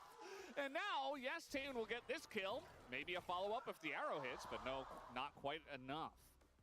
And I think... Congratulations, Lehens. Did support to get 500 kills. He deserved that one, for sure. Turning it around there onto Kellen. And considering you're picking Varus, you're picking Poke Varus into a Kai'Sa, and the Kai'Sa is ahead early. This is not a good omen for BNK Fearax. Here, Diablo steps forward in front of the Rain of Arrows, so Blight doesn't get procced. And then here, instead of going into the Fog of War, like aggressing into where Taeyeon is hidden, is patient, flashes the arrow. Diablo never had those Blight procs stacked, and I think it shows how dangerous it can be playing into this Varus, but they're just playing it so well. And then here, when it gets turned around, oh no. Taeyeon is super duper dead. Nothing he can do about that one. Nice little dive here from Nongshim, and the kill goes to the Kai'Sa in the hands of Diablo. Yeah, this is not feeling very positive for Taeyeon right now. Just pick Kai'Sa and Varus every game if this is the way it's going to go. I think really that all-in we saw before, the fact that Diablo didn't get hit by the Blight proc at all, kind of shows they're just playing it so well. Yeah. Now that they're looking for a dive on a Kingan, TP from Lehens, of all people, will come in. Some nice dodges on the undertows, and they'll actually negate this play completely. So fantastic from Nongshim there. Not only getting the favorable play in the bot lane, but also stopping BNK Fearax from doing anything top. Yeah, and Kellen showing on the top side of the map just leaves Taeyeon once again in kind of a rough situation. This is not a Victor we're talking about that can easily clear waves with the Lost Chapter. It's just a Varus who does have decent wave clear, but he's still struggling down there. Bit of damage comes in from the undertow, but Kingen trades it back. Just a little bit low on mana, so maybe in a rough spot there. That's one of the things to Jace is that you regen so much mana from autoing the wave in melee form, but he's not really in a position to do that right now with the Olaf in his face. Ignite is back up for clear, so something you have to be concerned about. And level 6 now hit for Taeyeon, which is a massive spike. Diablo's cleanse isn't quite available, so you really want to wait for that before you go for anything in this 2v2. That's funny, Diablo, you know, even with the BF sword and a couple of kills, still just not able to step up to the wave, takes damage from the poke. He's just waiting for the wave to push into him. Yeah, just being patient, respecting the range of the Varus. But now, Cleanse is available, Killer Instinct is available. They could look for something if they see a window. This is the point where you're actually comfortable to do so. Especially with no flash still here on Taeyeon. But the poke has been good. And I feel like this is, especially with the Dirk completed and a tier online for Taeyeon, as long as he doesn't make any more mistakes, this is what you can do. This is why the Kai'Sa can struggle with the range advantage going in the favor of Varus. I think a big thing is Diablo here went the BF sword early, which feels really good, but so often you're just not able to afford a BF sword early. Whereas Dirk, one of the reasons Dirk is built so often, not even just specifically on the Thalty champions, when we see champions who would rush an early Dirk, and we've complained about it. A big factor, it's easy to do, and it's a strong one-component spike. And Taeyeon really leveraging that right now. BNK Fearx big index into taking the grubs. And you see that Nongsim were considering going in on that one, but not going to elect to do so, especially with the top lane in the position it is, as the knockback comes through. And the Ragnarok is there, but Kingen's still in a lot of trouble. Even with the undertow missing, he just runs him down. I can't really think of what else Kingen could do in that situation. He gets the knockback before the ult activates, so he actually gets some distance between them. If Clear had ulted a split second earlier, I mean, he would have already been, he died anyway, right? That's the point I'm trying to make. Like, Clear didn't even have to flash. Didn't even have to flash.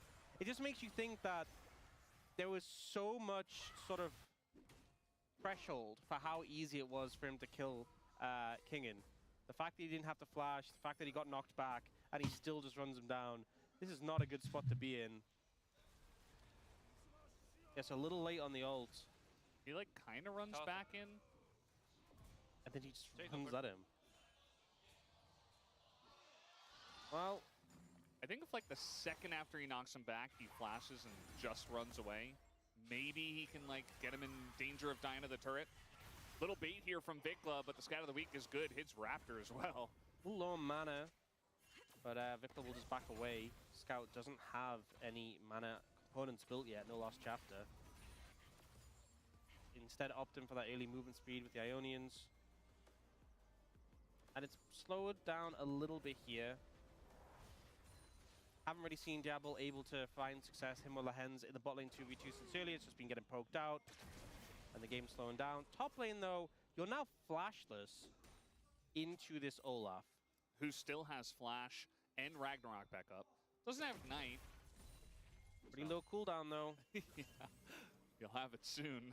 And I wonder if it's going to get to the point where Sponge just has to hover around top all the time, or your top laner dies. And the concern about that is if you opt in, and I don't think he's quite at that point, but you're always scared. What if he just 1v2s us? I mean, there's always a world. There's some top laners that can do that. You know, Renekton was always a big one. Olaf. I always think of like Alawi. Or like Asante can pull one under the turret or something like that. Trying to go in onto Raptor, who just hops away, respects it. They don't want any piece of this fight, BNK Fearx. Now maybe looking for the turnaround, but just a little bit of damage from Vikla. And that's about it. I say that, he is going up the lane. Bit of posturing from both sides. As the flash with the taunt, or rather the ult, is not really going to work. Double knockup comes in here as the follow-up from the Rel is there. Raptor trying to knock them down, and Tame gets here first. But in goes Diablo into 3, has to flash away. And it's not quite enough damage to take down Raptor. Now another hook comes down, and a double scatter is going to get both of them. And Taeyu now nowhere to go. Raptor goes back in to try to secure the kill. But he might have just secured another kill for Diablo. Void Seeker in 2. Can he get it? Not able to land. Oh, scatter is there, and Scout picks up a very deserved kill. Scout played that so well, just consistently landing this CC on the key targets. Keeping being. King is dead. Yeah, there's nowhere for him to go. Flash available. King's like, yep. FML, I guess. I love how everything is going pretty good for Nongshim right now. And then you just go top lane. It's like an absolute nightmare scenario. So Vikla flashes in, but they're running away. So you're never going to stun them. And then the stun comes in, the CC comes in. Scout didn't have ult at this moment. It's about to come up, so wasn't able to immediately punish. We see Diablo fly in, immediately get ulted by the Varus, but then uses the cleanse. Boom. And then Raptor solo, the double stun there was so good. Taeyu tries to turn it around, but it's lethality Varus. You don't have the DPS. And then here, the dodge from Scout into this final stun. Oh, we got a fight in live, by the way. Somebody is in there, and of course it's Clear trying to take out Scout, but the hook comes in, and it doesn't matter. Clear just flashes on top of him as B&K FearX not one to back down from a fight, and Clear trying to take it into his own hands. Yeah, King's like just sheepishly farming the wave top. Like, you guys have got this, right? Yeah. You guys can handle this 4-0 Olaf. Perhaps not. Perhaps Wait, what is this? Diablo's just going for a little stroll through his jungle and just gets his head taken off. I don't know about that one. Yeah, I'm not too sure about that one either. I think there was precedence to suggest that B&K FearX would kill you there. And maybe they're going to do it again here as over the wall goes to Raptor with the ward. Lahen's pretty tanky, but not tanky enough. Now they are pretty deep. We got a TP coming in as he unleashed powers into Raptor. Now trying to turn on a Kingin. And that is not a very strong chase. He does have one item at least. So he's just going to run away sheepishly once again. And now down his TP. Okay. It may have taken us 3 deaths to learn it, but I hope Nongshim have learned something about contesting the fog of war when you don't have control. Or perhaps not. I guess we'll see how it plays out in this game. Just a very weird passage of play. I kind of want to see how it started off with Clear killing Scout. I mean, Scout didn't have resources. So they're posturing around here. Look at the wards. Look at how deep they are in the jungle. Yeah, such good setup from B&K FearX. So the flank comes in. Nothing. The Syndicate even gets the stun at the start. In fact, Olaf doesn't have ult. And still just runs down Scout. No problem. No problem there. And then, okay, they have vision on a jungle. They have control on a jungle. There's people in our jungle. And yet, we saw the follow-up where Nongshim were just like, you know what, let's test that. Let's make sure they're really in our jungle. As a Kaisa, alone. Just walking through. And then Lahen's just like, you know what? Solidarity. He's like, my team keeps dying here. Maybe I should try to get some vision alone. It's like lemmings. They're just going one after another. It's okay. Scout's in trouble here. There's no flash for him. He doesn't have enough damage to chew through either of these targets. Raptor's like, you know what? I'm just going to go do the Karam. Okay, I'm going to go. You've got this. We know that Jace cannot lane against the Olaf. But did we have to put the Syndra against the Olaf? I guess it just isn't good option. You know, they hadn't tested it yet, so they're like, maybe. Up next is Diablo on the Kai'Sas. Like, maybe Syndra beats a fed Olaf, you know. Oh, Vikla's in trouble now. As this game is getting pretty wild, he's just alone in his jungle, just dies. Yeah, Clay's just killing the turret. They have 3 grubs as well. Okay. Well, you know how I said in the draft, I was like, I'm really interested to see how this Olaf does. Yeah. He is just the main character right now. It's one of those picks where you can just kind of run away with the game. Now, we know that our pro teams love drafting CC. Forever. Having Engage, having CC. CC's just powerful. One champion just too angry to get controlled. You know, Huni would be proud. He's not here today, or at least I don't think he is. I haven't seen him. Not working today. How much he'd surprise you if we just like... He might just be here in the audience. I don't know. Yeah. I'm looking. I don't see him. Yeah, he actually did take a look. I don't see him. But Huni would be proud because this is how you get a lead with Ignite and you push it and you take over the game. That's what he used to do on Rumble. Yeah. Imagine being able to play in a meta where you get Ignite and then you just get TP for free. I think Huni's jealous. Yeah, modern players have all the luck. They can go to level 20? Yeah. What is that about? It's really not fair. Oh. Or in Kingan's case, you can go to level 15 and then maybe just lose the game from there. But we'll see. I mean, it does feel like this Jace is very useless for now. One thing the top lane role quest has done is, like, Kingan is still the highest level on his team. Yeah. But, like, if we didn't have role quests, he would just be in the bin. All right. A lot of heavy Another big lifting TP here from Kingan. Gets his shield broken by Rel Q. Wow, he actually nearly did half. No, we'll say a third. He did about a third of Kellen's HP. The TP isn't even that bad because if he's bot, he's just dying. I don't know what the response is to this Olaf. I don't think he lives under that turret, and he might just dies here too. Okay, you know what? Actually, maybe he should have stayed bot. Okay, so he's not having a great time. You know, going back to stuff we said earlier, at the start of the day, I was kind of talking a little bit about how both these teams and a lot of these players kind of live or die by the form they're in. We've seen them at amazing highs, and then sometimes at some pretty dire lows. This is feeling like a bit of a low for King in this game. And in fairness, it's not a fun matchup. He did also get ganked, but that was not an ideal situation, dying to the Cassiopeia there. You can tell he's not. I mean, after the way things have gone, he's not playing his best game either. You know, it's also Jace, right? If you're behind on Jace, it does just feel bad. So there was a meta where you could just play tank Jace and not care as much, I suppose. I think you'd still die. Yeah, he would. He would right for now. sure. But at this point, you kind of just have to sit back and shock blast the Varus. So that's your job. He did a bit of damage. He has 2 items. He's about to get the Muramana. I mean, is unstacked Muramana a real full item? No. He's about to get the Muramana. Okay, nearly has 2 items. Yeah, I guess. I'm still struggling to see what to do about the Olaf situation. Because, like, Clay's playing respectful. He's like, okay, jungler's around. I'll respect that. I'll back off a bit. But I'm not even sure if they could actually stop him. Yeah. It's like, you know, he's just, like, in chains for the time being, but he doesn't realize his own strength. Yeah. He could just be unleashed. He's like Silas or Rock Lee. He's got the weights on. They're just going to go in for a gank here on the Miasma as well. This is pretty dirty. Not much that Diablo can do about it. They're not really able to follow with much damage, but Taeun is able to with the flash, and the arrow pierces through the heart of Diablo. Great engage there from BNK4X, really, with a Kai'Sa. Kai'Sa, who's pretty fed, honestly, has 2 items completed. You want to be the one leading the charge, going in, not getting engaged on yourself and caught on the Miasma. Both summoners burned from Diablo as well. There's a lot of summoners back in return from BNK4X, I will say. Replay after here. We have the flank coming in from Vikla. And Diablo flashes, but still gets caught in the Magnastorm, the Miasma as well.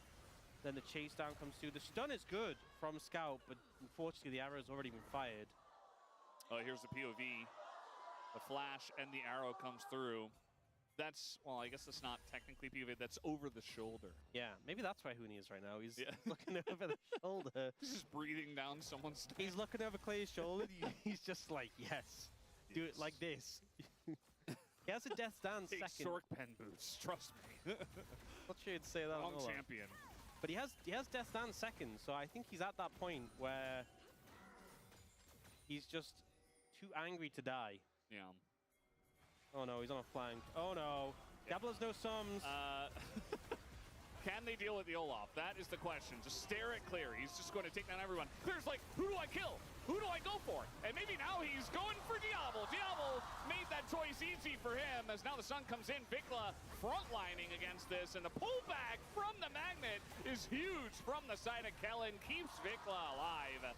As now Kingan doing some damage, but is still frontlining, and maybe doesn't do all that much damage, actually. I take that back immediately. And, yeah, he's kind of baited in the rest of the team as well here. Scout is the last one alive. Clear not going to get stunned up. Raptor, wave. please. Oh, Sonic man. good! And it's a triple kill for Raptor and a clean ace for BNK FearX. Raptor's just so good on this champion. It's just like a cheat code. Planning everything. He played this so well. I feel like we saw Clear get a bit of decision paralysis in this situation. He's like, who am I going for? He's like, okay, I'll hit Lehens a little bit here, but he's a support. Do I want to hit him? I'm like, do I go for Sponge? Do I go for Kingin? Diablo ults in, and then look at this kick. And they changed it, so even if you kill them with a kick, the body still goes. So it knocked up Kingin as well. We actually got to see it. It was very cool. And then Kingin's like, you know what? I've got this. He's also hitting the Olaf. Not get he legitimately was hitting Clear, but I didn't see his health bar move. His shield went down a little bit. That's about it. Yeah. And then Raptor's just landing every Sonic wave. This was really well played by Raptor. BNK FearX getting a big influx of gold. I'm not sure what Nongshim can do right now. Felt like they were relying on Kingin to do some heavy lifting there, but I don't think he can. Oh no. He's dead. He didn't even Ragnarok. He's like, nah, I can just run this guy down. Shinja only has one knockback with his ult. And that's the end of that. Kingin's like, you know what, guys? I'm going to get the mid-turret plates. And Lehens has to kind of force it here, has to try to enable Diablo, I guess. And it's not going to work out, obviously, as once again, Diablo frontlining against this one. The Undertow is going to hit Scout. He is now dead because of that. Double kill for the side of Raptor, as he's now got a triple-double. A triple kill and a double kill in this game. This one is looking a little bit deep-fried. Deep-fried noodles, I guess. BNK FearX gonna pick a Baron here, and I can't. I think sometimes, even when a team is behind, you're like, well, if they do this, if they do that. Other than like the most insane throw ever, I just can't see a way in for Nongshim for this position. Diablo ults in, and once again, just immediately gets focused down and dies. And here, the ult actually times out, and Clay he doesn't care, he just runs at him. Now it's actually, that Syndra ult was pressed, by the way. Yeah. Did not do damage. I mean, if you're playing Syndra from behind into a Giga-fed Olaf and Lee Sin, you're having a bad time. We've all had those games in solo queue. I'm going to list 3 champions, just random champions, who I think struggle from behind into something like an Olaf. Okay. Jace, Syndra, and we'll go Kai'Sa as well. Okay. Oh, wow, there's a Nongshim jams. Oh, that's strange. Interesting. Yeah. Also a Nautilus who's basically only CC. Yeah. Lehens trying to do something. I'll go 4. Nautilus as well. Yeah. Well, Raptor, he's trying to do a little donation party once again. Oh, he's coming. But actually, it was just Get through the base gate. The base gate. No, Scout, you went the wrong way. Oh, he actually got the knockback here. Clear. Will he go down in this game? Yes, he will. And the shutdown goes to Diablo. Maybe this is the beginning of the crazy throw you were talking about. They got to start somewhere. I mean, Kai'Sa does have the DPS. If you can free hit him for like 12 seconds. Okay, well, it's a big influx of gold specifically for Diablo. Thanks to that 1,100 gold shutdown, now has a 300 gold lead over Taeyun. You can see damage dealt. Scout has done a lot of damage, and that is because people aren't dying on BNK FearX, so he's just putting damage into them. Everyone on Nongshim just dies too quickly. I mean, if you actually look how long Diablo, we're not going to get to see it. Oh, no. Not on Kingin. You could choose any other player. Why do you got to bully this guy? Isn't it like his 8th year since debut anniversary? Maybe he's trying to get 8 deaths to celebrate that. Only 2 away. Yeah, this has not been an ideal Jays game. Maybe it's good Huni isn't here. I think he'd be pretty upset. Well, one thing I will say, the Baron power play, -3 gold currently. Okay, it's in the positive now. They're definitely going to get some more here. Oh. All right, well, with 4 people, you can kill a Lee Sin, or at least get his GA. Yeah, but Clear's there. Run away! TV comes in. Kellen's got the flank, the rotation from top lane, and the damage takes a little bit to be layered in, especially into the Xinjiao, but it is enough. And, yeah, BNK FearX doesn't feel like they've got much they can do to throw this one away. They're just going to push down mid lane. They still have the Baron buff for 7 seconds. And they're looking to take down 2 inhibitors and maybe just the game. Oh, I think so. Scout is here, looking for a stun. Not going to do much. I want to also note, Vicla's 3 levels up on Scout. I think Scout did just hit level 14 there, so 2 levels. I mean, Rod of Ages definitely helped with that, but still, it's not ideal circumstance to be in. Yeah, I don't really have any way to sell this. Nongshim, maybe they get another catch onto not clear, or if it's clear, even better. I think they just you get a Drake, and then you're on Infernal Soul Point. I think they do need to find people on BNK Fearax isolated, because the 5v5s have been a struggle. They also can't really use poke to get themselves out of this, because the Kai'Sa doesn't have AP. It's not very threatening in terms of poke, and the Jace just ain't doing damage. They get a G8. This could have been a huge pick if you get G8 and a Lee Sin, but fortunately, BNK Fearax, the rest of the team exists. This time, Clear was like, you know what? I won't chase the back line because I can just kill the front line. I won't get carried out there. He now has 3 items with the Maw of Malmortius as well. But he missed the cannon, so... King is about to get this top turret. Clawing their way back into this game. You know, it was 10,000 gold to lead. Now it's only 8K. With some nice silver linings. Yeah. They don't have Barons, so it's actually kind of hard to push in the wave here. Yeah, it's a lot of wave clear with Syndra Jace. You don't have that buff. I mean, BNK Fearax, they got the dragon, but there hasn't been much dragon pressure in this series, so... Double even has the Runans to help with wave clear. That's not why he bought it, but... but it helps. Yeah. They might just look for a dive here. I'm getting the feeling they want to go for it. It's a little bit scary against a Kai'Sa, I suppose. Yeah, in the end, they won't go for it. Baron is up in 45 seconds now. So they'll just move towards that and try and get set up. And the thing is, Nongshim need to try and get vision in now while they're resetting and then get out and get away. TP's nearly up on clear as well. And I can just imagine a scenario where Olaf TP's behind them and kills them all. Do you know why I can imagine that scenario? Because we saw it earlier. Earlier this game, yeah. Yeah. Yeah. So my imagination, it's actually more my memory than my imagination. Did he TP behind them that one time, but he also just walked in behind them the other time. Oh, the walk strategy? Yeah. Very valid. He was pretending he was bot, but actually he was in the jungle. And he appeared behind them. And then Diablo ulted into him, and he said, thank you very much. Not manage to secure any vision here. Oh, we're going to TP, though, from Kingin, from base to slightly closer to Baron.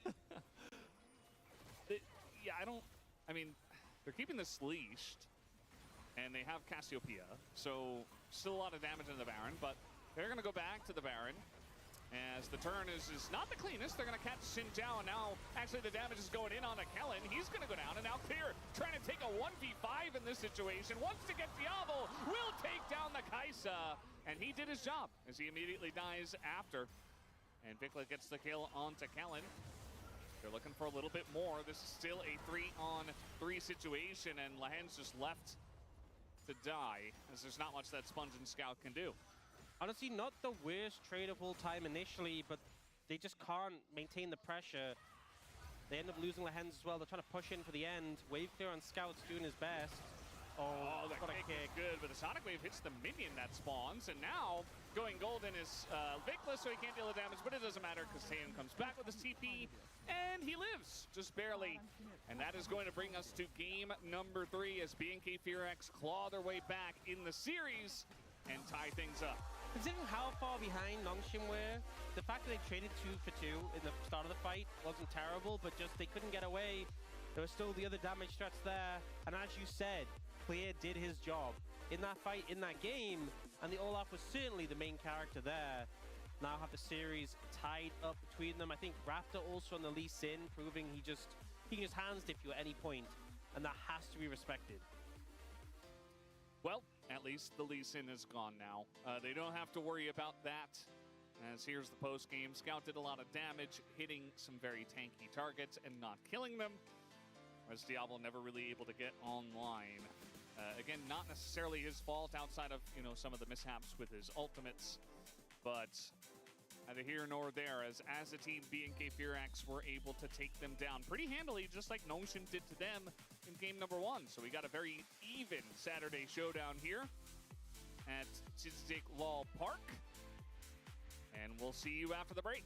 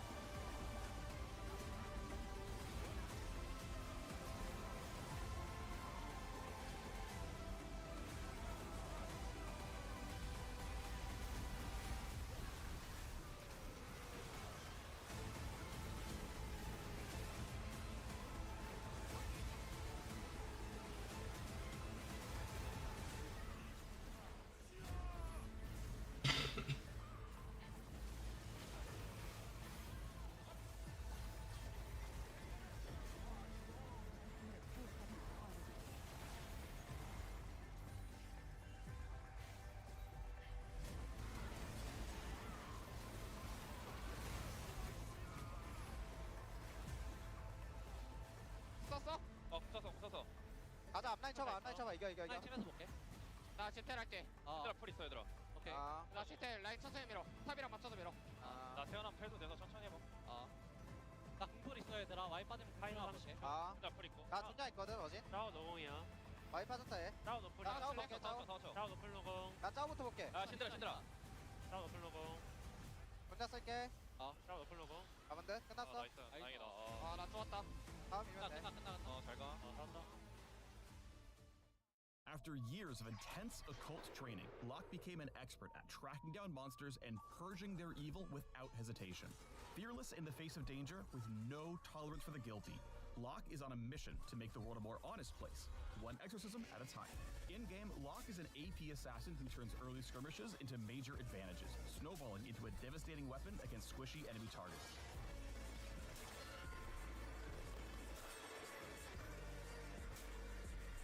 It's time to lock in, mid laners. Welcome to the Locke Champion Spotlight.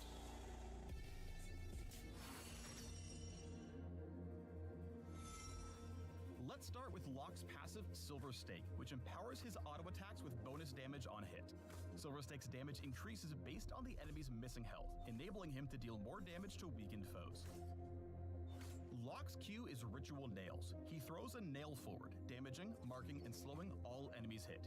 He can recast this ability twice more before going on cooldown, with the slow improving on enemies with more marks.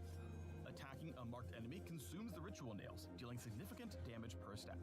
Ritual Nails pierce, allowing you to get stacks on multiple enemies simultaneously.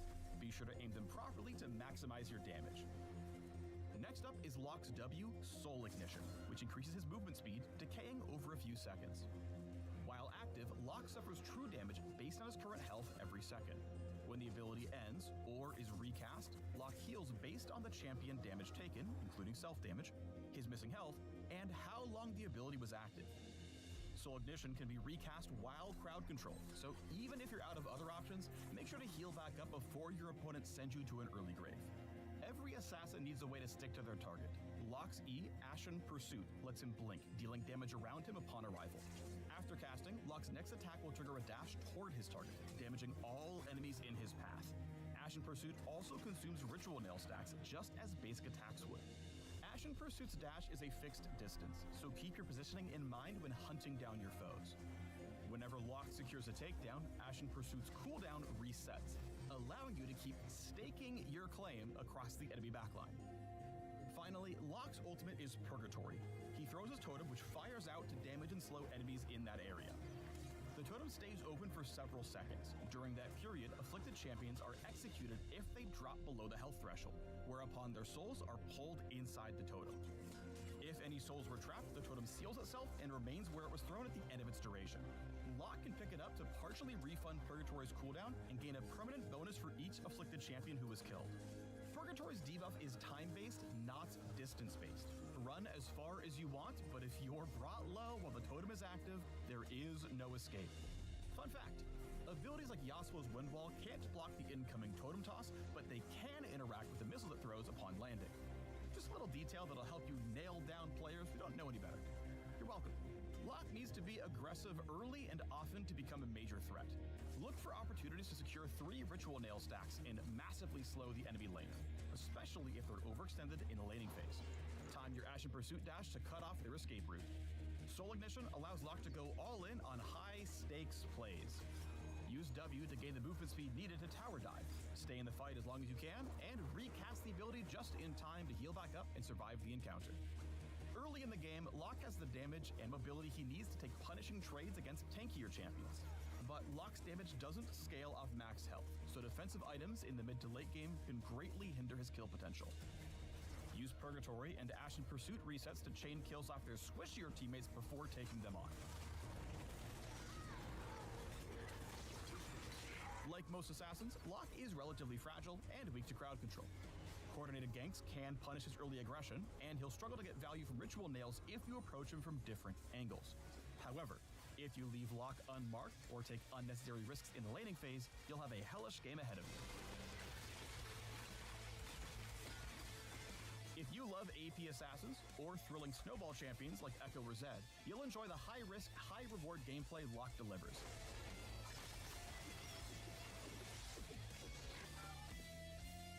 Exercise your inner and outer demons in style with Locke the Ashen Exorcist.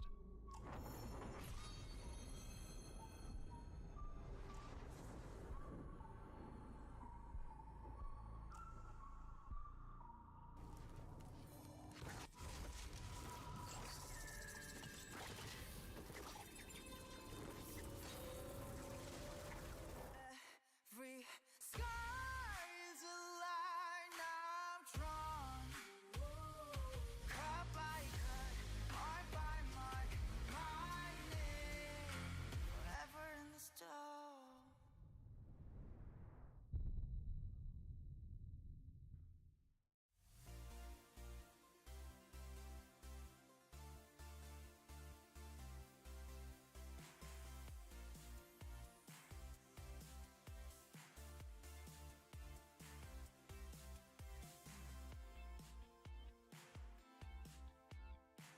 B&K FearX locked down that last game to force us to a game number 3 here on the Saturday Showdown. It's 1-1 B&K FearX and Nongshim Red for Stegon here alongside Wolf and Wadid. And this one, more of the good Raptor and less of listening what you said, Wadid. You just ban out Raptor at the jungle position. Don't let him impact the game. He said that, and then I said, don't let him get Lee Sin. They let him get Lee Sin. That was kind of problematic. But I think part of why Olaf has made a return in this meta is because, A, he's got good matchups in the Jace and the Nara, 2 prevalent top laners right now. But also, we've seen a ton of mages and low damage champions across the board. We're seeing a lack of crit in a lot of these games. So Olaf's just very difficult to kill in the late game and can get access to the backline no matter what. And as Ox pointed out, 3 of the worst damage-dealing champions in the game to try to kill the Olaf are the Jace, the Syndra, and the Kai'Sa that Diablo went with there on 5. So, yeah, Olaf with 5 kills, probably not going to die a whole lot. And also, I want to talk about Kai'Sa pick here because the reason why Kai'Sa was picked is because you are getting free farm against Ziggs. And I think that was the main reason why Kai'Sa was available. But now, you just picked Kai'Sa into Varus, who has much pressure into you. They almost killed 2v2 in lane, but it did not happen. And after all, Taeyeon was having all the pressure, and I think he didn't have any, like, he had some good impact in the team fight, but I think it was not enough to stop the Varus snowball. Yeah, there were definitely moments like when Diablo ulted into 3 people at River. There were moments there, but Clear took the game in his hands, and that's where we start. This is the crazy Olaf reel in all caps. There's no coverage here for Kingen. All right? He's dead. That's fine. It's okay. They'll get him next time. Surely his jungler will help him out. His jungler's not going bottom right now. And play safe? No pressure on the top side. Should have played safer, yeah. Yeah, he was given no resources, and then 1v3. We got him. We got him, boys. He comes in without ulti, by the way. He has no ulti, but it doesn't matter because he's just too fat. So even though he has no ultimate, he still make the impact on these skirmishes, and I think that was just all. I think Nongshim was having a great statement on the bot side while like having them like good shenanigans, but here they couldn't have a chance against Olaf. If you don't play through the losing top lane, the Olaf becomes a problem. We've seen it so many times here in the LCK, Cashapp Cup, EWC. It's just something that you have to play around if you're going to play Kai'Sa into this. And also, that was Jace, right? I think you have to play aggressive to get the advantage. Otherwise, you can't really do anything. It's not like old Jace where you go like 0-6 and you're still valuable. Like nowadays, you have to play through the laning phase that it snowballs you. But right now, like Kingen didn't have a good time here. And Clear made it very telegraphed. He brought Ignite. You knew what was going down in the top lane to get that early lead, and then it led to this team fight here in the mid lane at 20 minutes around there. And this is where Olaf is the strongest. Great setup and great engage. Your Olaf is here. I mean, I think they just have no damage to kill Olaf. And that was really bad choice from Diablo to jump in. I mean, he just instantly gets burst down. You can feel the desperation in this. They're like, I guess we have to kill the Olaf. He's the biggest problem. It's not necessarily the Varus, right? Or the Cassiopeia. If we can kill the Olaf, then we can win the front to back. But they just can't. They have only engage, and the carries are just too safe. So if you go on the front line Olaf, you're just basically giving B&K the exact fight you want. So when you're behind, it's really tough. And this is the kind of game state they couldn't pull off in game 1, but that Edo was talking about, right? And the coach comment about playing through the setup, playing through being ahead before the fight even breaks out. You have it ahead, Olaf, Nongshim have to engage somehow with the Syndra setup. And like, yeah, they hit the engage, but there's just no way to crack the shell. Overall, I felt like that was huge draft cap right there. Having a great matchup on the top. Mid lane, I think Vigla had such a great moment on his one-on-one in the mid lane. He got the solo kill, and the bot side as well. I think in general, they need to get some priority. It helps the early game prior because it's not helping them here. And also, fans. Wokage, it's game 3 time. Let's send it on over to Valdez and Nox. Thank you very much, Spacers, as we will catch you. If you are sleeping in the LCK arena, you will be caught here at Chichijiklal Park, and we got him. It's not his fault. He got hit by a Zoe bubble. Oh. Yeah. Is that a little bit of foreshadowing for what's going to be picked here in game 3? No. I don't. Oh, yeah, BDD's not playing. I don't think we're going to see Zoe. Neither is Showmaker. I hope we don't, honestly. No Chovy either. Nongshim going to select first pick, and the blue side will be taken here by B&K Firax. So here we go into game number 3. Game 1, pretty one-sided to the side of Nongshim. Game 2, very one-sided to the side of B&K Firax. Draft has mattered a lot, but so has the play. There have been a lot of plays in both games that have left us scratching our heads, let's say. Yeah, I think draft, a big factor, but comes down to how you play out in the Rift. If the Olaf hadn't gotten so fed, I know it was obviously very possible for him to do so, but we did see Raptor setting him up for success. And I'm just interested to see how either of these teams will set up their players for success in this one.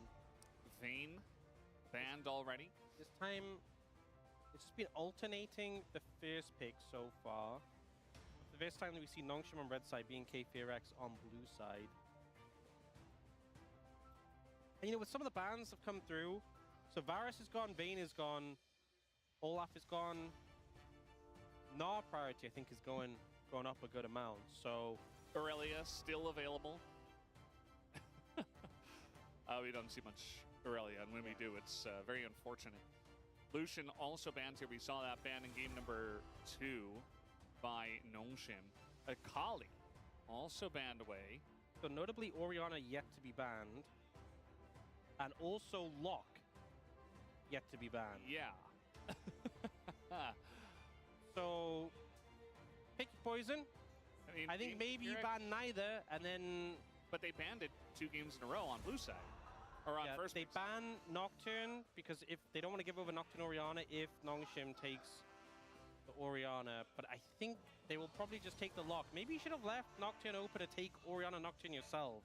That would have been pretty cool. But either way, this is what we've ended up with. So, I mean, honestly, I think Scout has been playing pretty well. He had that great passage to play on the Syndra in that team fight. Other than when he got solo killed, that was a little rough. But the Rise is great, and now he's been enabled on, quite frankly, the pick of the patch. Yeah, Scout's been consistent, and really that's all you can ask for. He's playing very well today, and I think you give him lock, you're going to feel good. Now, there are a lot of things still left open. That's what BNK Fearix did by essentially not banning some of the other OP stuff. But you're giving lock. Maybe they get Orianna Camille, or a Camille something else. A jungle pick. Ziggs. Camille Ziggs. A bot lane. Combo. Impossible to miss your ult when they're in the Hextech ultimatum. Well, you can if you misclick. That would be a major skill issue. Impossible to dodge them, we'll say. Yeah. Now, toying with the idea of Pantheon here. We've seen some recent Pantheon games go pretty well, even though it's a pick that drifts down the meta. In fact, they're going to go for the Leona first. When we saw the Camille support be prevalent at these international events we had, Shen was often picked into it, but Leona's performance into Camille was great. She did really well in the matchup. You have that very short cooldown Q that holds the Camille accountable, and if she jumps into you, just too tanky. So Pantheon going to be paired up. A lot of lockdown available already, a lot of skirmishing power. If you get into a skirmish in the river, normally Camille is excellent at that, but into Pantheon Leona, you're just going to get CC layered and killed. And now I imagine they're going to take mid lane here for BNK Fearix. If they want that Orianna, you need to take it now. Yep. Otherwise, it's first priority on the ban list. A lot of nodding, and it's actually Galio that is going to be the choice here. It's definitely going to be going mid. We don't have Rumble anymore. It's Fearless banned, and we don't want to pick that first. So, Galio here, the selection for Vikla. I mean, Camille Galio is a pretty strong combo. You have a lot of skirmishing power. You're not too worried about melee threats generally because, you know, you handle yourself well in melee. And if I'm looking at Locke, Leona, Pantheon, maybe you don't want to be playing Orianna into that. Maybe it's just a bit too scary. Talia going to get banned away. Very aware of the fact that that would very much shut down the Camille and also combo well with the CC they have. Wukong banned away for the team fighting power that it has with this composition. Still no traditional AD carry selected with the lock. Almost definitely going mid. Corki and Talia taken away. I wonder if they're concerned about the Nah. But to be honest, this is Ambessa open. We've seen that matchup be pretty playable. Garner ban comes through. Would have been a lot of lockdown, but lacking damage, I feel a bit, if they did go for that. But pretty good into controlling this short-range composition that Nongshim have. Do they want to go for like the Nah or the Ambessa, or are they going to go for a jungler first? Is my question with BNK Fearix. There's been pretty good with the counter picks. It could be something you look to try to do to the Gnar. As Nasus looks to be the choice here. Nope. Nah. Switched over to Nafir. Theory. Close enough. You know, they're right next to each other on the English client. They're both dogs. Yes. So only one of them has a hot dog skin, though. That's true. Where is the Nasus hot dog skin? He's just got like the big hot dog costume that they wear. It just looks really silly. We're looking at an Aatrox, and Diablo with a big smile. Who's playing what? Lock bot lane, and then I presume into Galio. I think it could be Renekton mid. I think Renekton kind of just rolls that matchup. Or you could just wait and see. No, I want to predict. Also, no, if you're Nongshim Red Force, you can predict all you want. No, I want to say it now. I don't want to wait and see. Mordekaiser comes up. I imagine it's the Aatrox into that. Kingen is pretty proficient in the Aatrox. We'll see, though. We'll see what happens. Definitely showing some flexibility. We did see Lock bot lane in the Casper Cup. It's play 2 times, won 2 times. It's just Lock. I mean, the champ's good. Play it anywhere. What are they taking where? I want to see. Was I correct? Was I wrong? Are you a wrong predictor? I think I was wrong. Whoa. Okay, this was not the swap that I expected. I did mention it as a possibility. I did not expect it to happen. Okay, but you say you mentioned it as a possibility. This is like when Max is casting. It's like, oh, I mean, they could play Ezreal jungle, and it's like, you're just saying things. No, I mean... Why do you think it's a possibility? Well, just because... I mean, they've locked it in, but, you know... Because when it was Lock and Aatrox only, essentially, you know, Lock still going to be good in the mid lane. You could just throw anything down in the bot lane if you want. It doesn't have to be a mage, technically. You're going up against a Ziggs. Maybe you don't have much pressure as Lock. You just throw an Aatrox down there. It's certainly interesting. And also, Diablo had a big smile when they locked in Aatrox, which I think was the biggest tell for me. You're just judging off the smiles. Just the smiles is what I do in the lip reading. Here we go, game 3.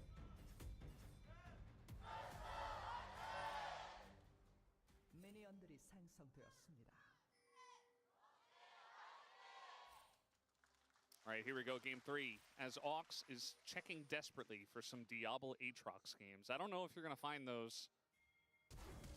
This is the really hidden stuff. That is a good trade of flashes for Lahans.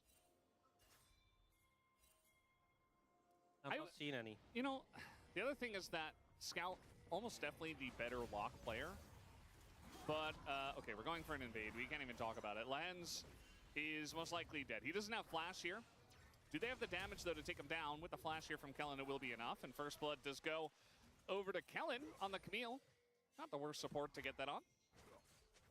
And, Sponge, this is not your side of the map. Well, at least he got the Wolves and he flashes. I think he lives. He's like, and now Vikla has to go back to lane. Too. So, yeah, Raptor can't really do anything. We saw the Pantheon into Neferi be super aggressive the other day, forcing the Neferi out. And now we look at our... Did you find anything? Bot lane mark. Nope, nothing. No Diablo Aatrox? No, I guess they've kept it hidden. Do we know if Diablo also, is a solo lane player? Can I just say... Solo queue? Sure, go ahead. Yeah, I mean, he mostly bot. I think he played a little bit of mid and top. But you were saying Scout's probably the better Lock player? As if, like, that's the justification for putting him on Lock? You realize Kingen is on the team. Yeah. You think that Kingen... maybe perhaps is a more accomplished Aatrox player. Scout is also almost definitely the better Aatrox player than Diablo. So, like... Hey, we don't know that. We don't know that for sure, okay, but like, almost definitely. Kingen at least has a world skin, but we don't know. This is the first time an AD carry player has played Aatrox. Wow, what a surprise! No one is shocked at all. All right, the pull comes through. Clear doesn't really have cooldowns, and they're just going to throw everything into him. Kingen, though, doesn't get the kill, and Scout also just going to flash away from that. It's now the re-engage on the chase here. I don't know, kind of getting minion blocked, too, in a dark jungle. They're just going to have to let him go. Great play there by Clear to get away from that. Didn't even have a flash going into it, so big commit from Nongshim. Doesn't quite pay off. How many Conquerors, by the way, does Nongshim have? 4. 4? This is like when Conqueror was OP when it first came out, and everyone just ran it, including AD carries. Oh, the taunt! You can only dash once, but the taunt gets the taunt, because his auto attack makes him dash through. Yeah. Just that's so funny. Scout just TP'd back, and now he doesn't have much HP. At least he got some back with the gray health. But either way, that's not a fun time. He's actually just going to back again. Or he thought about it. Doing? Pretty good. At the end of the day, Ziggs can't kill Aatrox. Yeah. Not for a long time. Yeah, you really need Not points. during the laning phase. You need points in your queue. and you need a lost chapter, and then you can whittle him down. Speaking of whittling him down, Clear looks like he's about to get whittled. It's kind of the opposite. He holds the wave, and they take 2 turret shots, and they're all here. They're all here. BNK FearX is able to turn onto Sponge, and even Lahen still no flash. Raptor trying to chase him down, but Kingen at least saves that member. But Sponge not as lucky, and that's a kill over to Mordekaiser too. Clear is playing this so well. Last game, we saw Kingen get beat down, brutalized, resources invested to shut him down.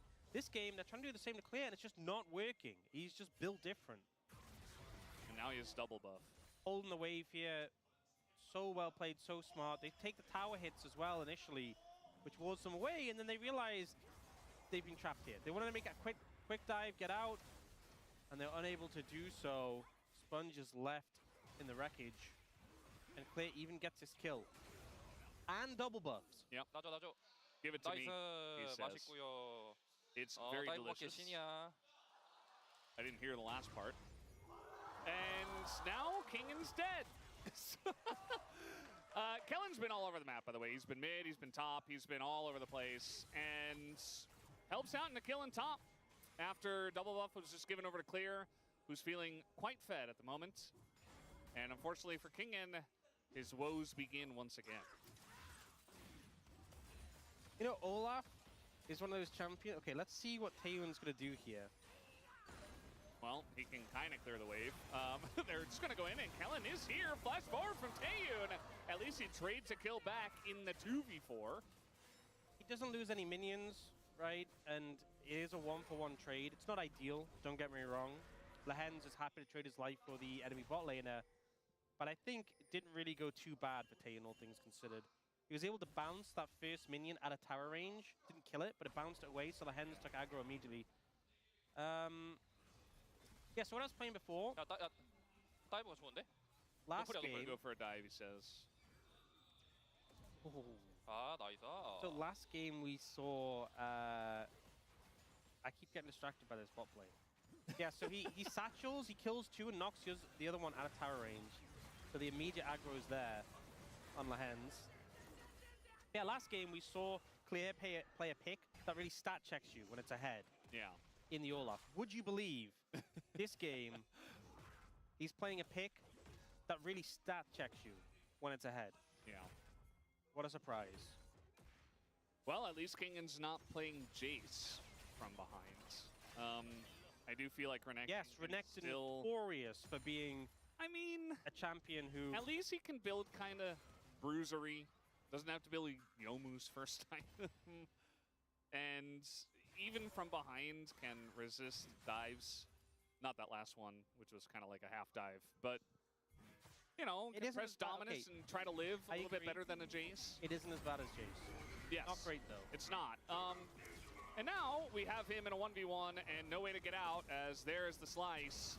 And he's just going for the kill, actually, Kingen. But the flash forward with the slam, and eventually he will tick down as Clear picks up the solo.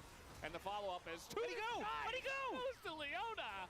And now he will go up once again. Lahen's is going to flash away and does survive. But now the taunt comes in, flashes, does Sponge. Scout trying to get some kills on the backside of this, as we know Locke can do, but not quite able to do so. Lahen's just went to space. I think and he came back. Yeah. That was pretty quick. Honestly, it's like the old Trundle Pillarbug, but that one went even higher. This one was pretty great. I really hope we get like a slow-mo, you know, the ones with like zoom in on him just going to the moon. I really hope so, yeah. That's honestly the content we're all here for. Like, the games are just kind of secondary. Yeah. If we could just get like a slow-mo zoom. See, so this, what he does is he ults him, and then he just proceeds just to beat him down. It's pretty effective. Stat check. Look at those office desks in the background. Yeah. I don't think we've had this skin in the LCK before. I haven't seen this in I know okay. we notoriously see Mordekaiser all the time, obviously. There was like a week or two at some point, I think last year, where it was like, hey, this is pretty good. Was this skin out then? And then it disappeared. No, I don't think so. I don't think so. It's relatively new. As now we're fighting over the grubs. Both these teams love to fight for grubs. Nongstorm are like, no, these are our grubs. Raptor already got one, so at the end of the day, it doesn't really matter all too much. I love how we literally have the first ever Aatrox bot lane game in the LCK. Diablo, the Prodigy 80 carry. Wait, here it is. Oh, there we go. Oh! You know what? I don't think that was into orbit. It was very high, though. Yeah. If you have a vid that high, he should get in the basketball. Yeah, absolutely. He can jump on a very high box. Yes. Yeah, I love how we have this Aatrox bot lane, and it's just not relevant right now. We're just not even looking at it. Yeah, he's just sitting there farming against Ziggs. Like, he's just a solo laner. Having a That's all good he time. is. That's his role. I mean, you are playing into a lot of melee champions as Aatrox. Yeah. They took Just like Renekton that. and Aatrox. They were like, okay, we're really indexing into this. Yeah.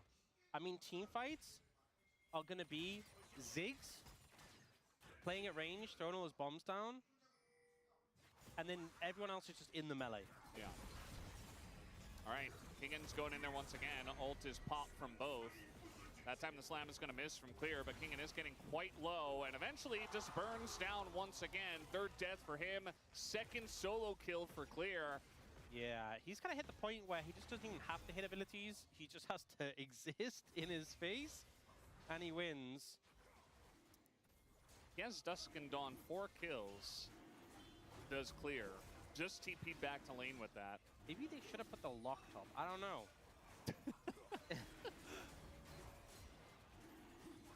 Maybe Diablo goes top, you know? Do like a little player switch. No, they can't do that now with role quest. You're like assigned your role. Yeah. Can't switch it around. Honestly, I hope they add that functionality. So you can just... I miss when we had human swaps, you know, when Chovy used to go top lane. Yeah. It was a cool extra strategic element. So... Yeah, I mean, Kingan's the one that opts into this. Yeah. And then he gets trapped in there and can't get out. I mean, he has Dusk and Dawn, so just the empowered orders. He just presses ability. I am your Hyung, which I don't think he actually is. I'm pretty sure Kingan is older than Clear, off of the top of my head. But yeah, so I'm going to introduce you to a concept. Brennan, it's called trash talk. Yes. Wait, you mean not everything is literal? Yeah, it's basically, he just, you know, the English translation would be he just called him Lil Bro. He just said, yes, nice try, Lil Bro. So, yeah. Apparently, it is a saying that's used generally when you're talking to your team. So it's not trash talk. You're basically saying, I am him.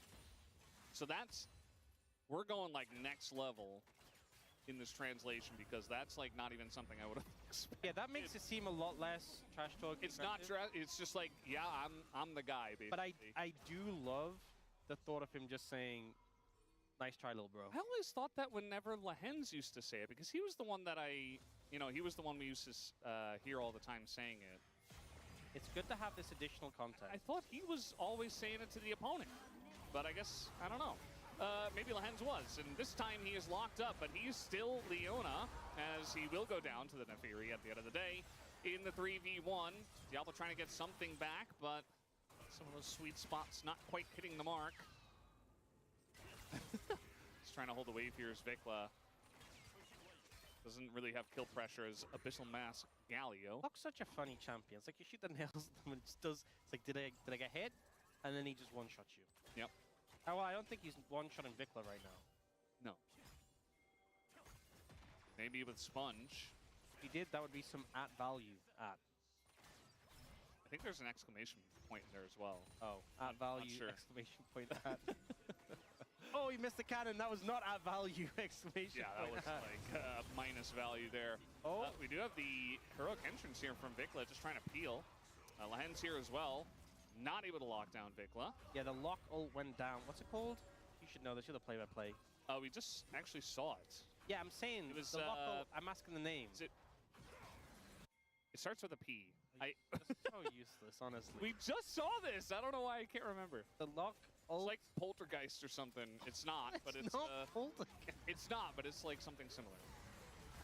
Whatever. You just distracted me. The one nice thing about not playing an AD carry, playing Aatrox, is the Nefiri doesn't instantly jump to you and one-shot you as well. Yeah, what I was going to say is he did hit the ult. Callum flashes out before it gets to the threshold. Brendan, I normally rely on you for these things. You're the one with the iPad. You're never helpful. You can search it. Okay, Lock, League of Legends. Let's take a look at He's what the doing ult it. He's is. searching on the interwebs. You should really know. Purgatory. Yeah, see, you know, it's kind of similar. Well, it does begin with a P. It does start with a P. That's definitely different default, guy. They're like kind of similar length words, you know? I could like kind of see it in my head, but it wasn't. You know, maybe I'm being too hard. Maybe They have very different meanings, though. They have different sure. meanings, but in terms of Purgatory, definitely. I knew it wasn't Poltergeist because it doesn't really make sense, other than like the little ghost dude that pops up, I guess. turn them into a poltergeist. Yeah, but To be honest, a lot of it is abilities do Purgatory. that. Yeah, if you get the kill. Well, yeah.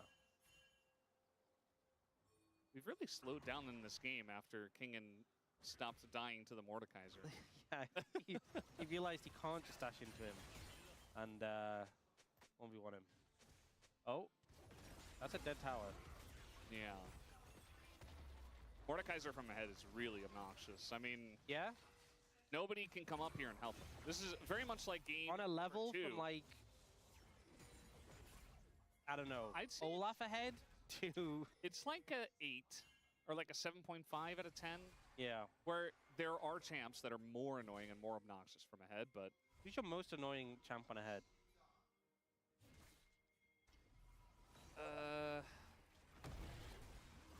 Right now, I think it's right? some- I Because I think think it's different like a eras, Twitch. there's different picks. Like a Twitch jungle, Oh my something God. like that. No, see, I think that's not Not a top laner. Twitch jungle's always annoying. Not just when he's ahead. Well, that's true. When Twitch jungle just We shows got up level TPs 2. coming in here, though, as Vikla in a bit of trouble, but Clear, the big man, is here. And Kingen is going to TP down and offer his services, lands the stun. And Clear's just trying to back out of this one. A gigantic shield comes up, as it does. Flash away from Kingen to avoid some of that damage, as now Diablo's like, by the way, guys, I'm playing Aatrox. Please pay attention to me. But they do not want to. By the way, let's take a look at mid lane.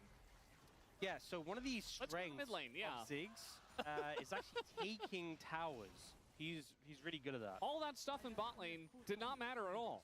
Yeah. Oh, TP flank coming in from Lock. Okay.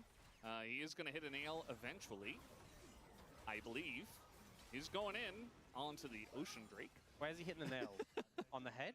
The Ocean Drake, actually. Yeah, that's... He ended up just... The Ocean Drake's head? Yes. Okay. Glad we could establish that. No nail in the coffin yet.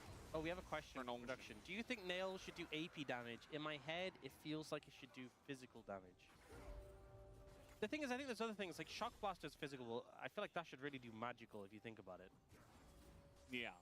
I think it just comes down to the fact that this is not real life.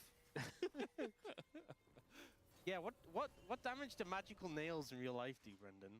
And shock blasts? Magical nails? Yeah. Magic damage, of course. Oh, you've tested? How do you know?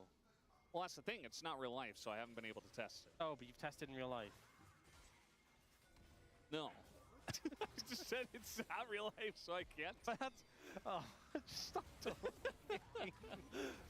I'm being rage baited again. It's already game 3 of Rise Group, and we're losing our minds. Yeah. So Lahen's died, by the way. That kind of happened off screen. Yeah, that did happen. He has died 4 times. He's like, listen, Kingen. Also, Taeyun has we've been through a lot together. He's gone the, oh my god, everyone is a bulky melee avenue of build on this Ziggs. With the Blackfire Torch, and he's got in the Leandries, he has the Oblivion Orb.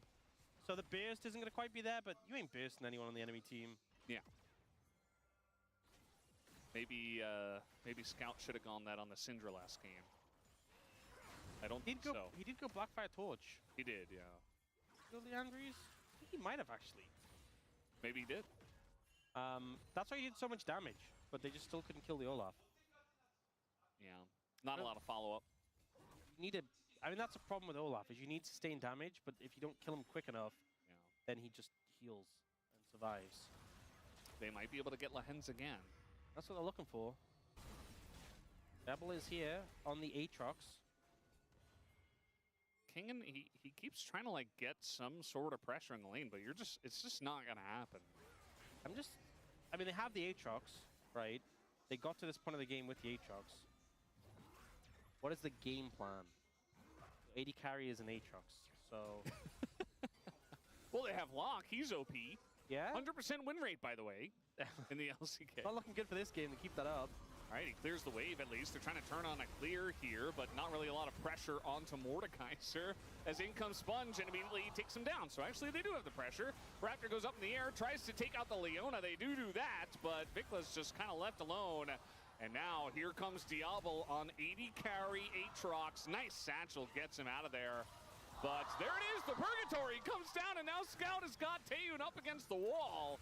And that will be the end of him. Double kill goes over to Scout, and Gnome are kind of back in the game. How broken is 80 carry Aatrox? Definitely him, and not the fact that BNK Absolutely. completely overcommitted on this play. And these are not, there's no easy targets to dive here, but these are not easy targets to dive. And they focus the damage down onto Clear when he's still in tower range. You can't really do anything. And then they finish off the biggest threat. With the Mord gone, Vikla still tanking tower for some reason. Diablo turns up, he's ready to pop off, and then unfortunately he doesn't connect with the Q2 there.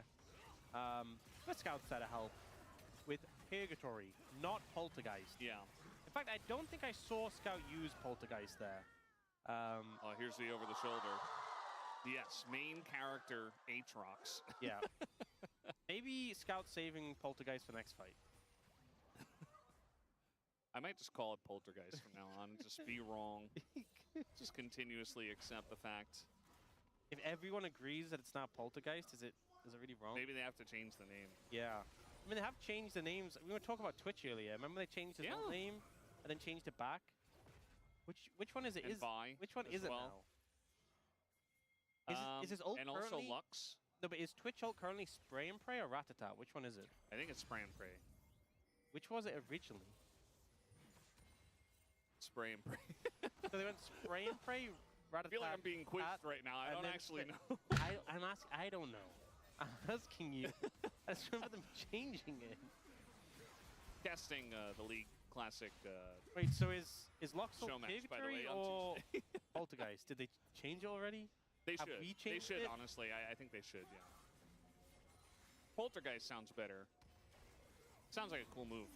They're trying to go in on the lands again, and I mean, honestly, if you give them enough time, they can even kill the Leona. They're going pretty deep for this one. There's really no answer here. Wait, he's still alive. He is still alive, though, and he does walk it off, as now we got a fight on the right side. Sponge in a bit of trouble, but that is clear out of the fight, and the rest of Ocean, they just press their buttons. The lock is going insane, and is trying to end this game in his favor. They're chasing down Kellen, who is going to flash away in his Camille, but a good fight once again for Nongshim. This has been an incredible Fry's Group great game. Somehow, this game was so in favor of BNK FearX. They were monster fed, and then they keep trying to engage onto the Leona and the behind Renekton. And then it just backfires massively. And now, they're up in gold. Nongshim are up in gold. They're about to get third dragon. It's Hextech Soul. This feels like a little bit of over-indexing and tunnel vision, you could say. Yeah, they go for Lehens. Lehens is very tanky, and he just keeps walking backwards. And the big thing, they commit the ult from the Fury. Lehens gets Aftershock at the end, and then Eclipses to survive the dot, and Raptor doesn't get a reset, which kills the momentum. Not that you really have much momentum into this enemy composition.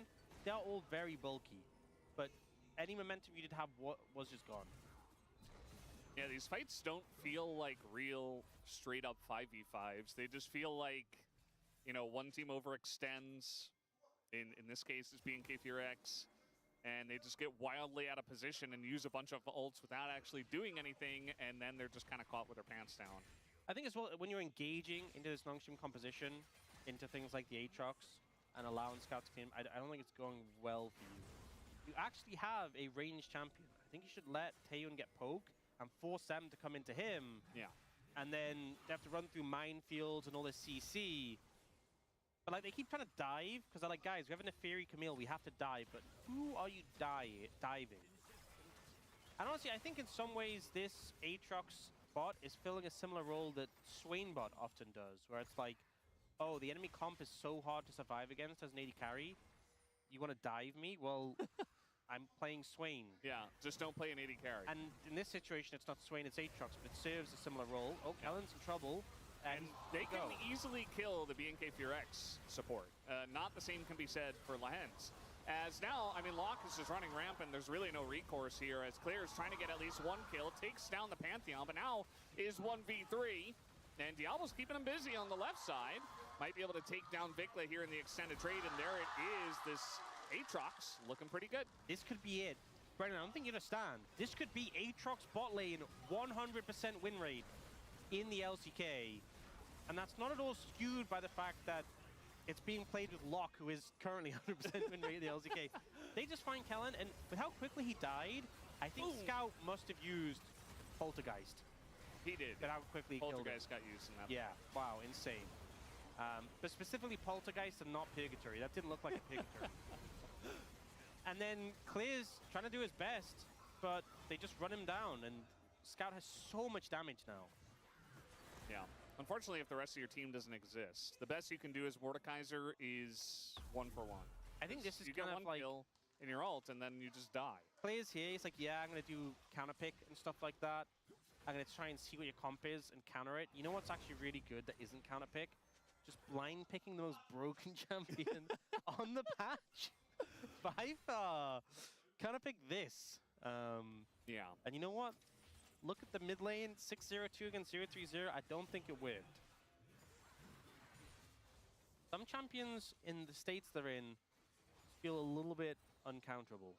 Yeah. I mean, we have seen, not in the LCK, but we've seen Locke struggle if he's behind, right?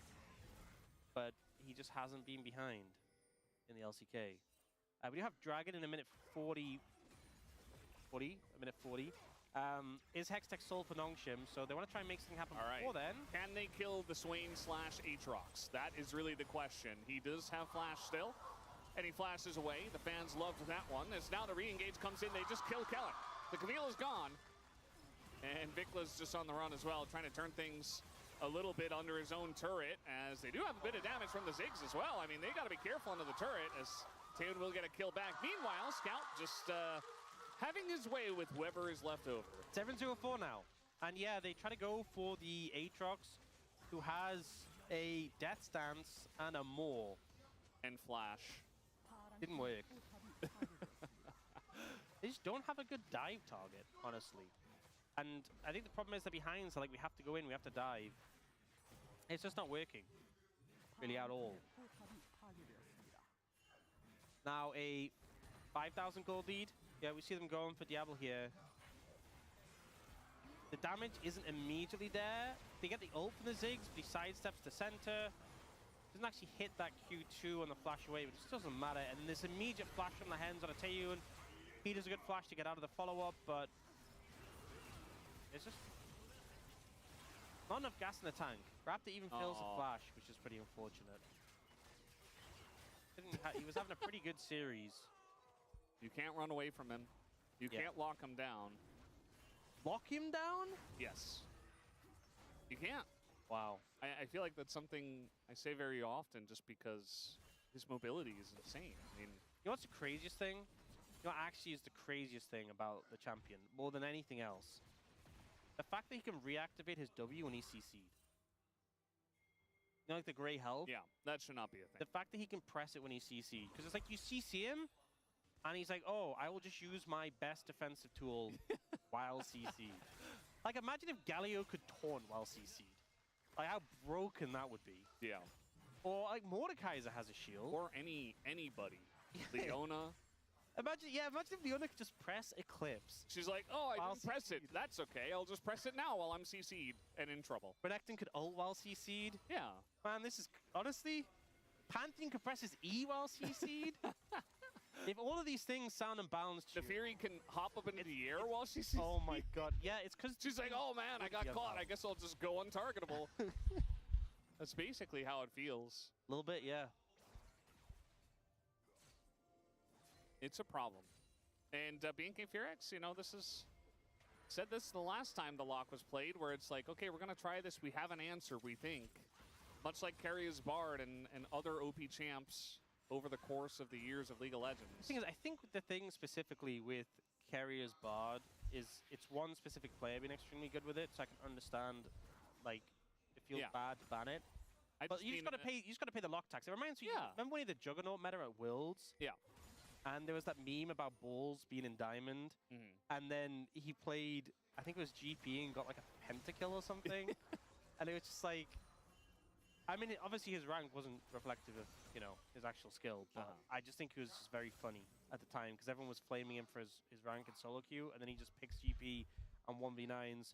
Was not bounced. You know who was another Juggernaut around that time? Mordekaiser. Unfortunately, he cannot summon the dragon anymore. Yeah. Could be Darius as well. I feel like wasn't there some content recently about this?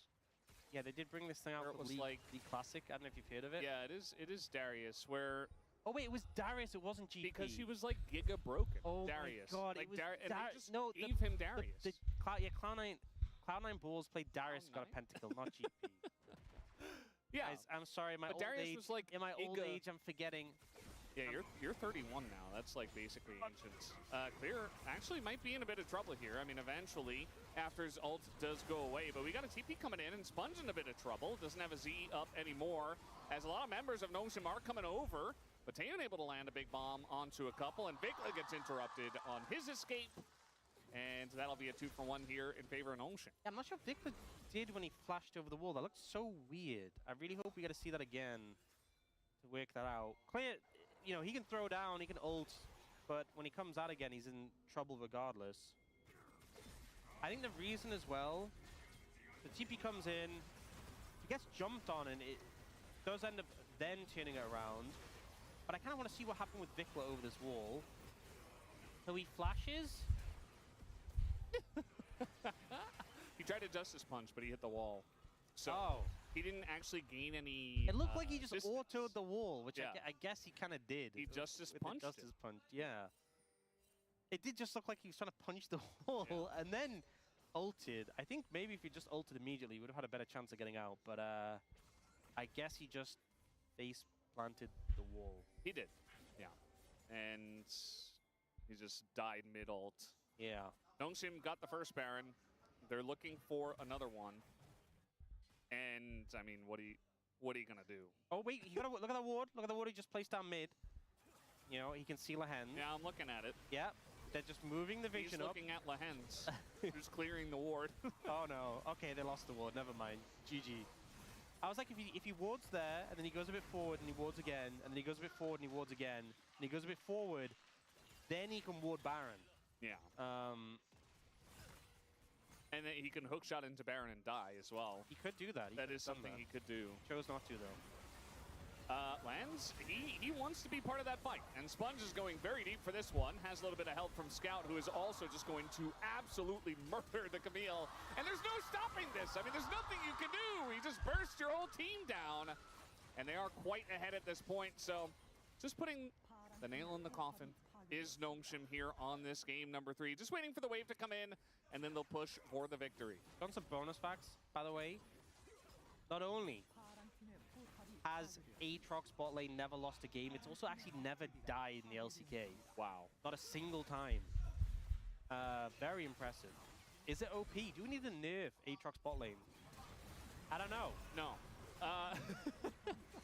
Hey, I mean, Clear still had a positive KDA, so there's that. They're pretty low now. I mean, going golden here is Scout. He's trying to auto down the Nexus and end this game, and I think he will be able to. Clear not able to take down the lock. This lock is just too OP, and Nongshim will take the 2-1 victory here in our Fries group matchup. As a big smile there on Diablo's face, the Aatrox bot player, who does end up making a pretty interesting play on the Aatrox. He wasn't necessarily the main character. That, of course, goes over to Scout. Yeah, Scout was very much the main character. I feel like today in general for the side of Nongshim, I think Clear was trying to put up its best competition on the other side, but Scout in phenomenal form. And yeah, Aatrox bot lane. If they're all going to dive you, just pick something like that. And what can they do? Kingham's like, my job here is done. But you didn't do anything. It's okay. He got the win. Yeah, I mean, he was just picking notorious weak side champions like Jace. To be fair, he kind of got left out to dry a little bit in that game too, but Scout came in huge, and this time This time, Diablo wins the matchup against Taeyun. Taeyun having the edge during round 1 and 2 on different teams, but he was the one to win both out, and this time it is Diablo who comes out ahead. Whoa! Whoa! Throwing off the jersey. As there's all sorts of fun jersey shenanigans that can happen between these two teams. And the changing of the jerseys between Diablo and Taeyun. Taeyun throws him the big smile there as he knows what Lehens is doing.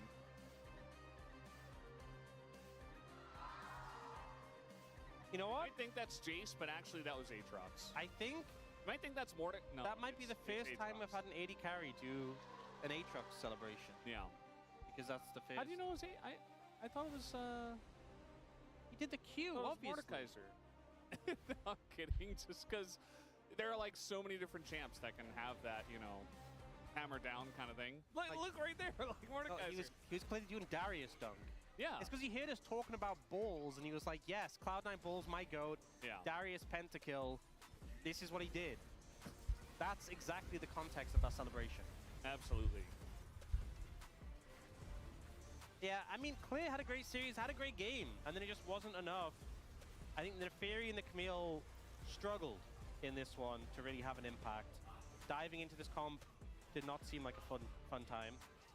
And I was wondering, personally, is Lock OP? And I'm glad we could have a team leave. So we're being K4X. Yeah, we had a team. Actually, they were wondering. And they were like, you know what, let's leave it open and find out. Yeah, but maybe this isn't enough evidence. Maybe we need to leave it open a few more times. Just to make sure. Because they banned it twice on the first pick side. And then on second pick, they leave it open. You don't understand. It was those times it was OP, but this time, for some reason... So, oh yeah, with Fearless, reducing the champions who can deal with him, he got less OP. Yeah, that makes a lot of sense. They had the Galio counter pick prepared. Well, sometimes you just slam those broken pick of the patch and pop off. 2 games now, right, in the LCK, I believe. Yeah. Cutting Casper. It did lose a game in Casper, but I think it's like... It's Casper Cup, I mean... I also think it's like 10-1. So even though it lost a game, it's 10-1. It's 11-1 now. 11, wow. Well, in the LCK... It was 9-1 coming in. Oh, you mean overall? Or do you mean... Because I'm overall. Okay, in Casper it's 9-1. LCK it's 2-0. Yeah, I believe so. Yeah. Well, I believe so. A lot of damage, but the damage feels a little bit fake when you're just dealing with so much bulk. Yep. Much like game number 2. I think POM could not be easier. Could not be easier. Lehens, right? For the for the Aatrox bot lane, obviously. Or maybe Kingen for tilt proof. Yeah, Scout's gonna pick it up. Yeah, I mean, with the 2 and 7 Syndra, it doesn't matter. Syndra was great. Even the Syndra, yeah, he had some great moments. That chain of stuns he got, it's just they kind of got overall beaten on that one. But he was the main character in game 1 and 3 for sure, and a massive threat. So phenomenal play from Scout there. And you know, you're gonna have to do something a bit more outrageous than pick Aatrox bot lane if you want to get POM. Yeah, I mean, he played it all right. I don't think he was bad at it. What do you think's the best? That's a tier list, because you were talking about that earlier, the Aatrox tier list in Nongshim. Kingen is probably still the best. Yeah. I haven't seen enough Scout playing it, but he's probably... I would say Diablo's probably better than Lehens at it. Okay. Like, I'll give him that.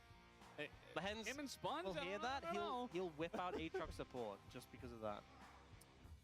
Can't be that bad. Maybe in like a game. It has so much CC, right? Isn't that what it supports does? One? It has a lot of knockups, and it has a kind of root. If you think about it, if you get queued by Leona, you get stunned once, but you can knock them up 3 times? Yeah. Alistair only knocks up once. Aatrox knocks up 3 times with 1 Q. Like, just play well, I mean, I guess 3 Qs, but 1 ability cooldown. Yeah. Play with another champ that has CC, and you're probably doing okay. Yeah. Like Pantheon Aatrox bot. He carries so overrated. That sounds anyway. fun. We don't need any of that anymore. just play Aatrox bot. It's fine. Guys, we're done here. Let's throw it over to Deer for the translation of the POM interview. Thank you very much, guys. This is Dear for the POM interview translation, joined by Scout on the side of Nongshim Red Force, who just reached their 7 wins with today's victory. 네, 오늘 굉장히 주목도가 높았던 세러데이 쇼다운이었습니다. 많은 분들이 Today's 기다렸던 Saturday Showdown 매치업인데요. was so 농심이 hyped. 매콤한 승리를 It was 가져갔습니다. highly anticipated, 들려주시죠. and Nongshim took that win. How spicy was that? You know, the overall match didn't go very smoothly, but I'm just really glad that we were able to win. So what was the team discussion like ahead of the match? I think everyone was just saying, oh, we really want to win. 오늘 또 승리를 가져가게 되셨는데요. And that's just how you were able to secure that victory. And in game 1, the early game was pretty rocky for Vi, but you guys were able to flip the momentum to secure the win. So what was the turning point? 1세트도 많이 불렸는데 이제 Yeah, I think we were falling behind pretty badly in game 1, but I think it's just that trade, the team fight in the red side that was actually really big, and afterwards we were able to sort of take over the control of the game. 3세트 뱀픽 단계에서 스카우트 And in the game 3 draft, your Locke made an appearance, and Locke is undefeated in the LCK. So what crossed your mind when he was unlocked? 제 생각에는 You know, just from the remaining champions that were available, I just didn't think that there were a lot of counters to Locke, and that's why that it would have been a really good choice. But in the end, you know, the early game was quite difficult, more difficult than I expected. So how are you able to become so proficient at Locke in such a short time? 많이 할 수 있었던 것 같고 Honestly, because we had so much time to be able to practice, I think I had no problem picking up a new champion like that. B1대 상대로 준비된 픽이었는지 And game 3, Nongshim's secret weapon, we got the first ever Aatrox bot in the LCK. So was this a pick that was prepared against the non-traditional AD carry? 좋은지는 모르겠고 근데 이번 판은 You know, Diablo always wanted to play that ever since we scrimmed, and I just didn't even know that it was going to be that good of a pick. But for today, I feel like that game specifically, because the enemy champions had a lot of melee champions that actually did well. It just did well in the end. And the Mordekaiser, the Fed Mordekaiser, made the game so challenging for you guys. 피하면서 초중반을 좀 넘겼던 것 같고 I think we just had to start the game by avoiding the Mordekaiser in the mid game. 느낌이어서 그렇게 불리한 느낌을 받진 않았습니다. 네. 오늘 또 리얼 And 선수의 yeah, honestly, it's just because the Mordekaiser ults that melted the whoever was against him. I think that's otherwise we were able to sort of burst him down quickly, so it didn't feel too difficult. And Leehan's got 500 kills today. Any word of congrats? I think we should do better. 이 기세 이어나갈 자신 있으신가요? And your round three week 1 has come to an end with in a win streak. So what is your mindset for your next opponent, Hanjun Brion? 초반이 다 불리해 있어서 체급이 아직 I think we just have to put in even more effort, and we have to practice even harder. So I think even for our early game and all games 1, 2, 3, I think we just have to really keep on working on ourselves and improve our performance. And that is all from Scout, and back to the desk. Thank you. Thank you very much, Dear, and Yeji for that interview. The translations by Dear. Scout picks up another POM, and Nongshim Red Force fight back in that game 3 like they did in game 1 to come from behind in the victory. Thanks to the lock. That is indeed undefeated, Wolf. Yeah, Scout 2-0. Now, if you look across the midway point of the desk here, can you see any correct predictors on the other side for today's matchup? I can't see any over there. Is there someone predicted BNK? Oh, no, my bad. The LCK Pillow got it right. Oh, yeah, LCK Pillow did go Nongshim today.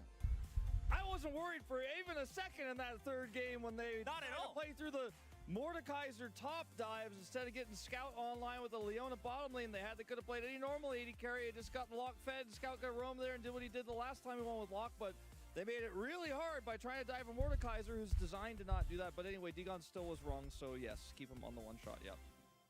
Yeah, Digon. How you feel? They had leads in their losses. That's true. Yeah. They didn't listen. Yeah, to no, but ultimately, can we bring up the Preds again? Vikla sold his But, however, ultimately, Wolf, what is your prediction rate this week? Higher than Now we're going. I think now we're going. Aren't you 3-7? All right. And after this I think I'm potential 4-7 not upset, actually it's now. about to be 3-8. Let's take a look at the palm here as it was 8 votes going the way of Scout. Violence was chosen in this post game. All right, Scout gets 8 of them. VNcast gives some shout outs to the Aatrox Diablo alongside Soup and Jijijik and KR Analyst. And then one shout to Mr. 500 himself, 500 kills for Lehens there on the bottom side of the map from Analyst. Let's get into the comments. We'll start with our correct predictors here on the global side. You know, the best part about being right and getting the right prediction on the, or like the right POM is that he was the one to get the last nail in the coffin. Last nail in the coffin in the series. Knocked Degon out of correctness right in that moment. Yeah. He played lock. They do the nail thing. That's how you close the coffin. That's how they close the coffin on B&K and Daniel Gonzalez. All right. Okay. I haven't been on the desk in a little while. Fine. I didn't do any Degon attacking until today, so I had to get it all in. I mean, it was really straightforward for me as well. I think it was really easy to just pick up Scout for POM today. Push mid, roam bot, job's done. I think that's what he did in game 1 as well with Rise. I didn't pick him just because of the lock game. I think his Rise was like overperforming against Vikla. I think Degon, he's about to talk about the Vikla solo kill. He's about to bring it up, but ultimately, yeah, I mean, he was ruling the game. That's the POM. Job's done. Let's see what else that we had here from our caster on today's match. It was Ox with, I can't believe they would let you lock in lock with how locked in you were. Ox and alliteration has been a little tricky You're this so week. funny, Ox. But he did okay. I think it's time to lock him up. Yeah. Yeah, just lock him up. I think he should be locked out of comments. I don't know when they're gonna stop about like Likely to be the first and last player to play lock in LCK history. This is actually incredibly accurate. You think I don't so? think we're gonna see a single additional game of lock. LCK history? Yeah, I think so actually. I mean, I still think it's not lock. It's just like them not having enough idea about like how to play against. I don't think it's the champion. You know, it's just new champion. You know, it looks OP. I think he's gonna do the same thing. The nerf's gonna come through. It's not gonna happen anymore with it. Is he right or is he wrong? Let us know in the comments as we continue to go through our comments here. Go. Great Aatrox bot. Play Rammus bot, please. Oh, yeah. If you didn't know, Go is a large Rammus enjoyer. No, he's not enjoying Rammus. He's actually playing really serious to climb up to play Rammus. I mean, we've seen Pioshik play That's what I said. Rammus. We've seen Barrel play Rammus. Maybe Diablo. He could be the next one to bring it into the AD carry role. Shoutouts to Barrow. And here's our final one, Pony with it's such a chaotic game, so I will give it to Lehens, who was solid. And this was my one-liner. I thought that maybe Lehens would have a not solid game and Kellen would be the solid one. Instead, it was Lehens being consistent here. When Lehens went into the air, Pony was like, that's my palm.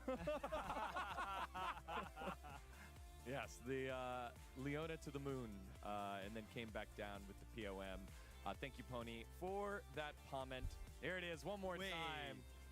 We have this. Wow, zoom in as well.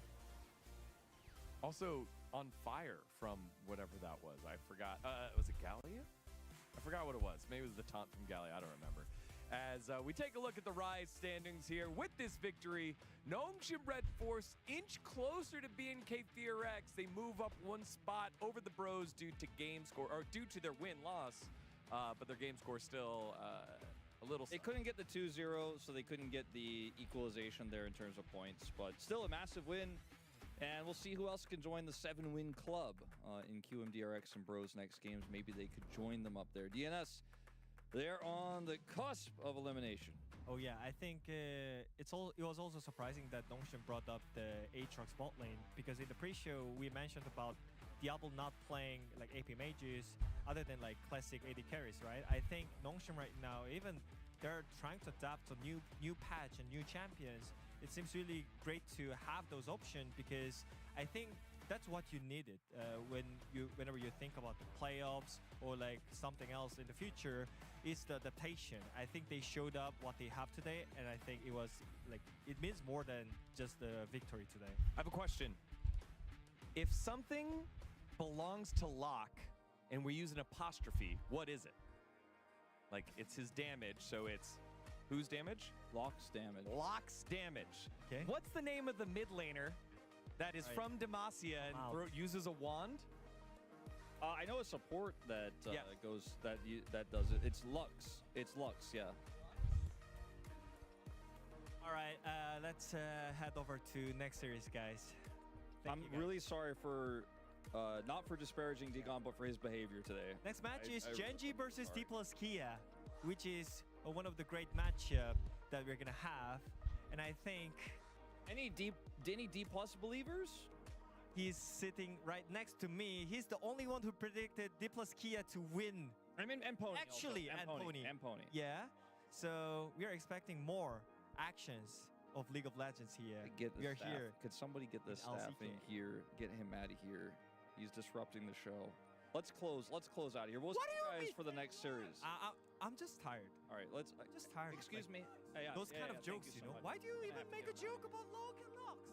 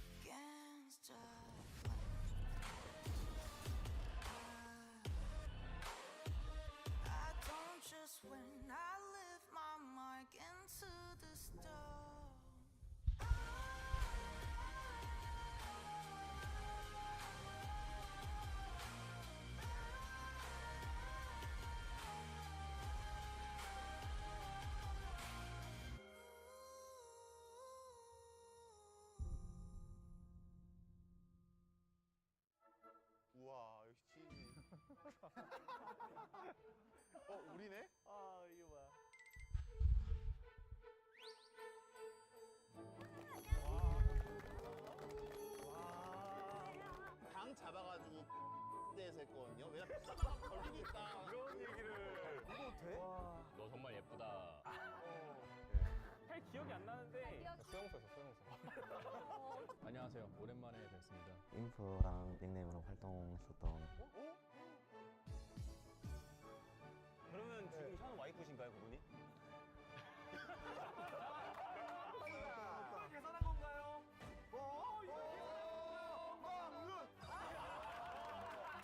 와 대단하다. 너 한국어 배워. 야 능력한 거 한국어요. 한국어랑 영어랑. Hello everyone and welcome to the League of Legends Classic show match. Yeah, these guys are feeling pretty old, so I feel pretty confident. I think I'm going to hit on everyone, including Pawn, but we'll see. I'm going Vayne. 더블리프트 선수 진짜 오랜만에 보는데 너무 반가웠고, 하지만 반가운 건 반대로 경기장에서는 적진이기 때문에 저의 추격을 많이 열심히 피해 보시도록 하면 좋을 것 같습니다. Kill double. Yeah, kill double F2. I mean, now that Pawn talked to me, I'm probably going to target him. 파이팅. You know, we'll see. We'll see what happens. I'm pretty confident we're going to win. No matter what, we win, boys. Hello everyone and welcome to the League of Legends Classic show match and legendary players playing a legendary game. Let's go. Let's go. Team Dragon fighting. No matter what, we win, boys. Peter, you must trust me. Trust. We gonna win. And yes, the game looks like this. Welcome to Summoner's Rift on League Classic. Everybody's so slow that it's not home, guys. Okay, look for going up the blue buff. Levi is ganking bot already. I'm up behind him. Weishao gonna do his best. He's getting slowed down. Second Q means perma-slow, and that is first blood to the Skarner. Levi, probably the best player in this match. Levi's on it, man. Levi's on for 2. Oh, he's on 6 man. Oh my god, flash ult from Skarner. Did you see that? That was the old Skarner ult. Hey, just need to kill Cashapp. That's all. Yeah, so champion bounties are in the game. Ambition. Yeah, can we get the stun? It's a single Q. There's the silence, gonna buy him quite a lot of time. Gets over the ult. Oh, it's a heartbreak. Wait, look, Angel is watching this. I want to fight. The later you go into the game, right? Yeah, so big stun. The polymorph at a good time as well, so enough to kill Captain Jack. That Valkyrie. Nice. W should kill. Just a punch, but next spell, down he goes. I'm ulting. Slow. Yeah. TP. Did they kill Captain Jack? Skara has revived TP, but can he kill Backline? They're gonna try, and they'll get him with help. Ambition on 1 health. Levi cannot stay in range. Double it with a 700 gold shutdown. Oh my god, Double Lift just got so much gold. Double lift will carry. I go chase him. Sunfire capes, they are unique. Want to make sure you're aware of that one before you get any ideas. Oh, wait, Pawn Pawn. gonna do is jump around. Goes actually for the flight. Block. Nicely played by Zatai. Yeah, he said it's crazy. Maybe because me, not Lizzy. True. Can we fight there? We go. I do so much damage. Just fight. Oh, they're gonna pop the Shirelles, do what they can to kill Levi, pulling him around as best they can. Ambition with the flash ulti. The zone is for Pawn, keeps him alive for now. Weishao wants to live. Big knock for the backhand side. Pawn knocks down 1. Can they get the rest? Yellow Star gonna fall. Double still around. Looking for Captain Jack. I think he Valkyrie forward. That's not gonna go well for you. Soaz and Pawn, though, still alive. Q's gonna land. Zatai takes him down. Nice.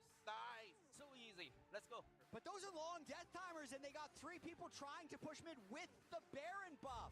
Is that GG, guys? Is Double Lift just too good? Look at that base. What a beautiful place. 3v1 jumps in, some damage, locked up, kicked, active Shirelias, gonna dodge the first Q, but he needs to heal, and there's no home guard regen, buddy, you gotta sit there on the fountain. Nexus taking the damage, interrupted by the Janna, but it's not enough! GG. Let's go punch!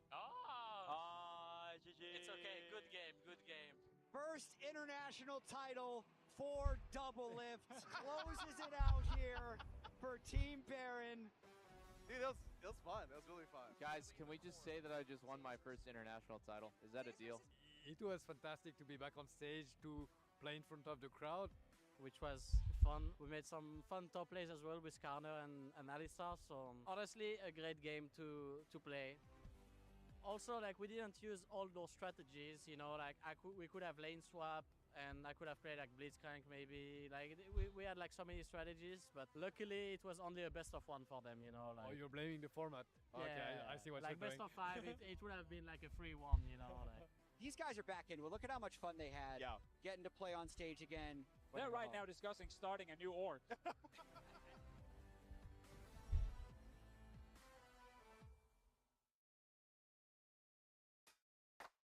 I can make it look easy. Feel like there's nothing wrong. It's so easy. If you wanna know, come find out. Make it look easy. Time and time again. Do it like this, like that. Make it look easy, easy. Tell me what you want. Better make it crystal clear. We can keep it up front. And I'll tell you what you wanna hear. Is it sunshine or rain? Is it good times or pain? I can help you to learn how everything will work out.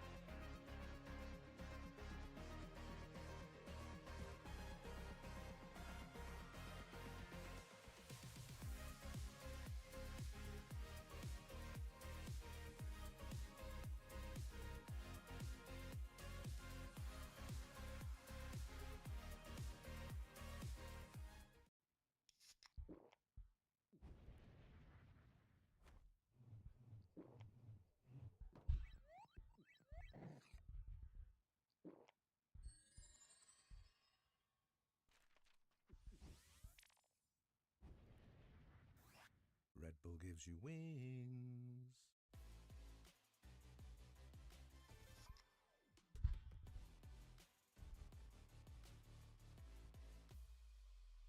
쓱싹 씻고 바르고 깎고 깎고 면도 쉽게 가자. 부드럽게 쓱 매끈하게 싹 면도 쓱싹 해치웠다. 질레트 랩스 딥 클렌징 바 쓱싹 씻고 바르고 깎고 깎고 면도 쉽게 가자. 부드럽게 쓱 매끈하게 싹 면도 쓱싹 해치웠다. 질레트 랩스 딥 클렌징 바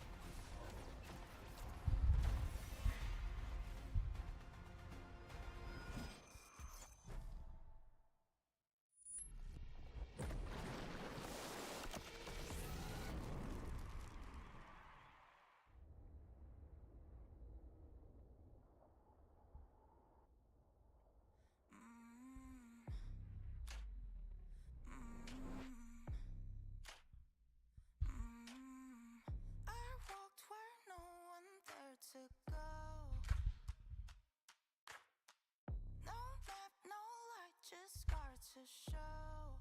Each each fall curves something deep. The center of the world lead the way. Everyone was mine to make. Every sky is a line I've drawn. Every wall is a sign I've worn. I don't just win, I carve my name into the stone against a flame.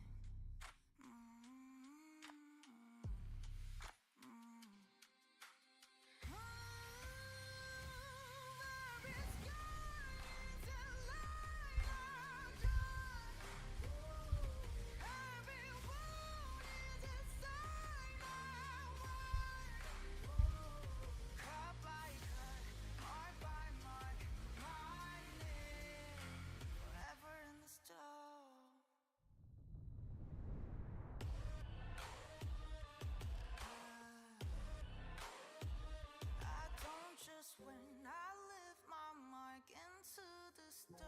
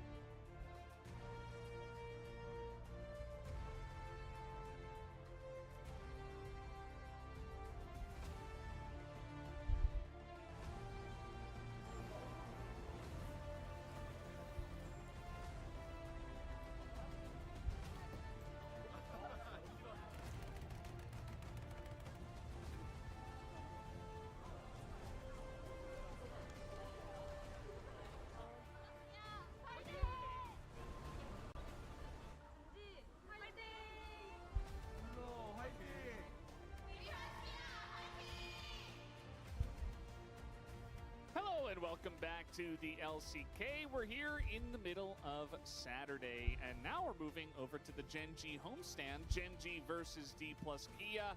We're live at the Cheesecake Wall Park. They will be over at Kintex in Ilsan. Definitely going to be a fun one here, especially after GenG did lose to T1 and DK beat Homalife Esports. DK actually coming in as the favorites, and they always give GenG a good run for their money, regardless of if they're the favorites or not.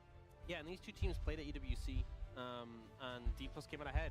So I feel like if you saw LCK road to MSI, and you saw D Plus then, would have been a big surprise the level of form they displayed here. But even for us who've watched them in between, it did catch us off guard. And D Plus have a tough task. The gap isn't as big as DNS's gap with the rest of the teams, but there is still a gap there they need to close to get themselves out of that 5th place spot they're currently in. Yeah, I mean, it's possible, for sure, but they got to continue winning. They came in with 11 wins. They got one against HLE, as I mentioned before. These two teams always fight each other closely. GenG got the better of them in LCK Cup in the group battle, and then when it came to round 1, DK got the 2-0. And then we had a 2-1, which is more of what we expected. That time it went to GenG. Then we went to EWC, and in the semifinals, in front of that gigantic crowd, People's Gia able to take the victory, which was kind of insane the way they were able to do it as well in the 2-1. As here they are walking out onto the stage. Kind of the current hotness. We always talk about how form is so important in League of Legends. These guys currently have the best form. Absolutely true, and they did it in front of a huge crowd. In fact, they did it against, they won the finals against KC in front of a French crowd who are definitely cheering against them. Showmaker even saying he loves, because he loves football culture, he loves that he got booed at the time and it just made him want to win even more.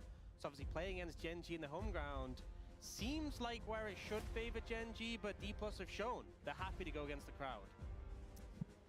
Yeah, I think they're going to be very comfortable there on that stage, on that GenG stage, wearing the House of GenG headsets, just like T1 had to the other day being yesterday.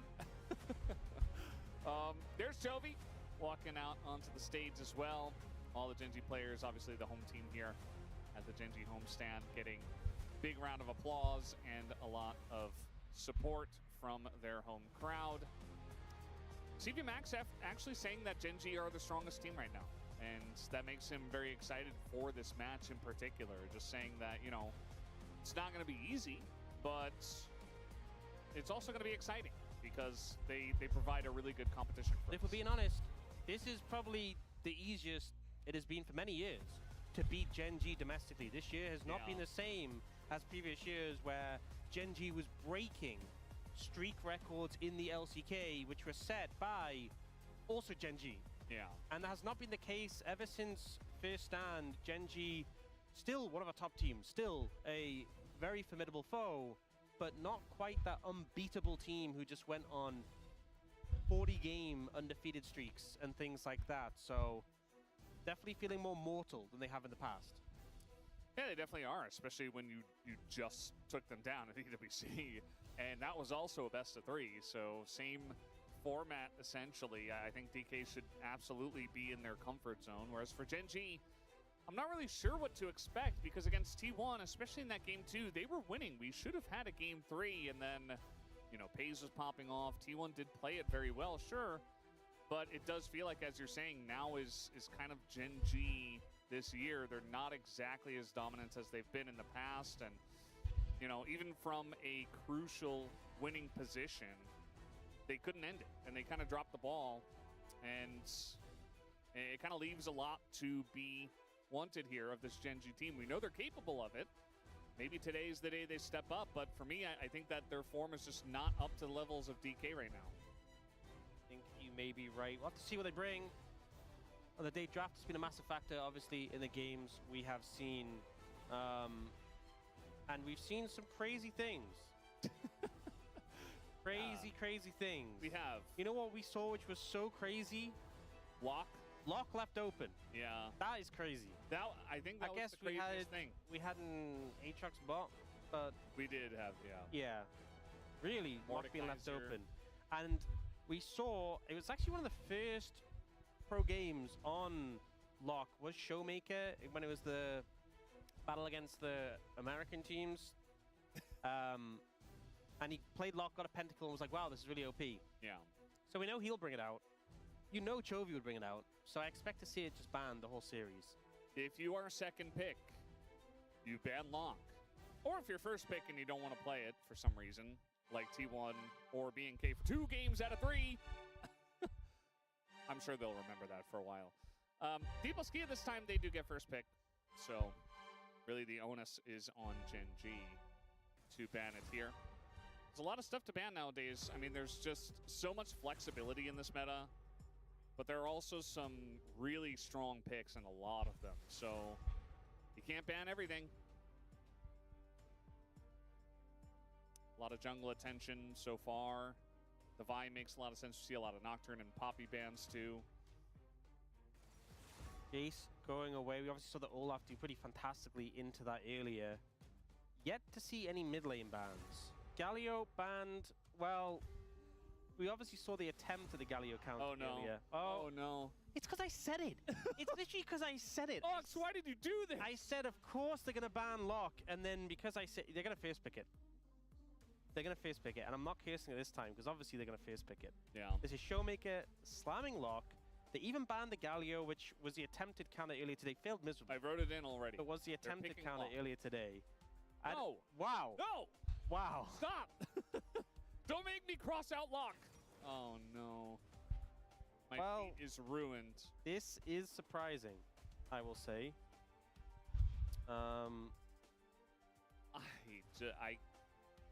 Camille is strong, especially in the hands of a good team and a good player. Sure. Lock is stronger. Now it's time for GenG to pick Lock. Yeah. I mean, at this point, you can't give them both, so you got to take it away. Win percentage, 100%. Let's see if they can break it. D+ up against the challenge. It's interesting they banned the Galio, because I really felt like they were setting up to be like, well, you can't play Camille Galio, and you can't play Galio into our lock. Yeah. And then they pick Camille. Shen comes through as well. We've seen a lot of Shen into Camille. We've also seen Leona into Camille. They go for the Shen. And then the Lee Sin Cassiopeia. This combination has popped up so much. Specifically, Lee Sin Cassiopeia doesn't, in my mind, sort of scream as much synergy as like Annie Lee Sin or Rise Lee Sin that has the point and click CC, but it's worked very well. Both champions pretty strong. And then we get the Skarner into the Lee Sin from Canyon. Canyon, the guy who's playing Skarner before everyone else is playing it. And Skarner specifically into Lee Sin has been a difficult matchup. Obviously, you go in and then you get impaled and then you get smashed into a wall. And then if you're still alive by that point, wow, that's impressive. There's a ton of CC already to enable this lock. And, you know, to me, you look at lockdown. Lockdown, yeah. I wasn't going to say it, but thank you for getting it in early before we say it like 8,000 times this entire cast. Yeah, like, if you look at DK's comp, they have some really good stuff. Some pretty good synergy with Miasma and Camille and stuff like that. A good amount of CC themselves. But then you look at the other side. I'm favoring GenG so far. Talking synergy with Lee Sin, they actually banned the Rise, considering that the Cassiopeia could be bought. And Rise Lee Sin would be a bit of a pain point for them to deal with. Still has a flexibility option. I say that. It could be Ruler playing lock. I don't think it is. I feel like Ruler's probably going to stick to more typical bot lane champions, like Aatrox. Yeah. No, Ruler definitely has been playing these mages, but has trended towards more towards the AD carries. So we'll see what he brings out. Ezreal being denied, surprisingly second rotation. Ezreal's been very high priority in the LCK so far, and it was just allowed to slip through here. Ziggs, Camille will not be able to be played in this situation. Jhin maybe could be good here. I feel like Slicker looks so tired. I think it's just the lighting. The Vayne ban away from Keen. That obviously will be counter pick for Keen, so getting rid of that aspect of it. Probably going to be picking up something for Ruler here. I think it could just be the Jhin. I don't think you want a mage because you have a tank jungler and a mage mid. If you went mage AD carry as well, it puts so much pressure on Keen to be that AD threat. I just don't think it makes sense, and it will be that Jhin coming out.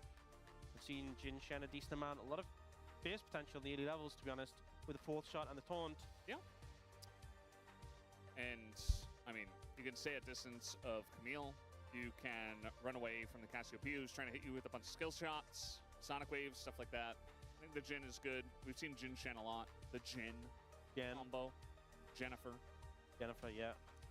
So it's just going to be the core key. Something we've seen rising in priority. Get some buffs, like the refund you get on your ult on crits.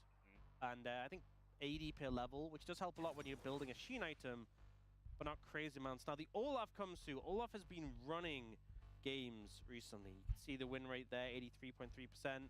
You're playing into a Skarner, you're playing into a Shen, and you're playing into two champions that are all burst and not that much sustained damage. So this Olaf is feeling great, and what is Keen going to pick into it? One, to match up into it in lane, but also to maybe provide some more DPS. He ends up going for the Gnar, a matchup that we have seen go wrong for the Gnar at times, so yeah, he needs to be on his A game. To me, I think GenG feel very happy about most things that happened in this draft until the Olaf got picked. And then the Olaf gets very scary and hard to deal with, so... Yeah. I was worried for DK because I felt like there were still a lot of counter picks available, even though they banned, you know, Vayne. Like, and the Jace was gone. But then they just go ahead and pick Olaf, and Keen's like, you know what? Let me just counter pick myself. Like, it just... I don't know. I favored GenG in the first half. Yeah, I think the second half, I think DK rounded it out very well. The problem now is that if you don't snowball, Locke when behind, that is when he's at his weakest. I know the champion's really broken, but when he's behind, he's going to feel worse. You want to get resets on him. If Olaf is the one charging at you, it's going to be hard. Miasma to keep you accountable. Camille ult to keep you accountable. To me, GenG really needs to snowball this game. If they get ahead of the curve, they can definitely play this one out. If the Olaf gets strong, it might be cooked. Corki and Cassiopeia will scale very well. You just don't have that much sustained damage into this Olaf. And we saw what he did in the earlier series when he just ran rampant. So a clean early game needs to happen, early mid game from GenG. Yeah, Olaf very scary and a lot of threats here on the side of D plus Kia at the same time. Locke being what he is, very curious to see if Chovy can make it work as we hop into the rift for game number 1.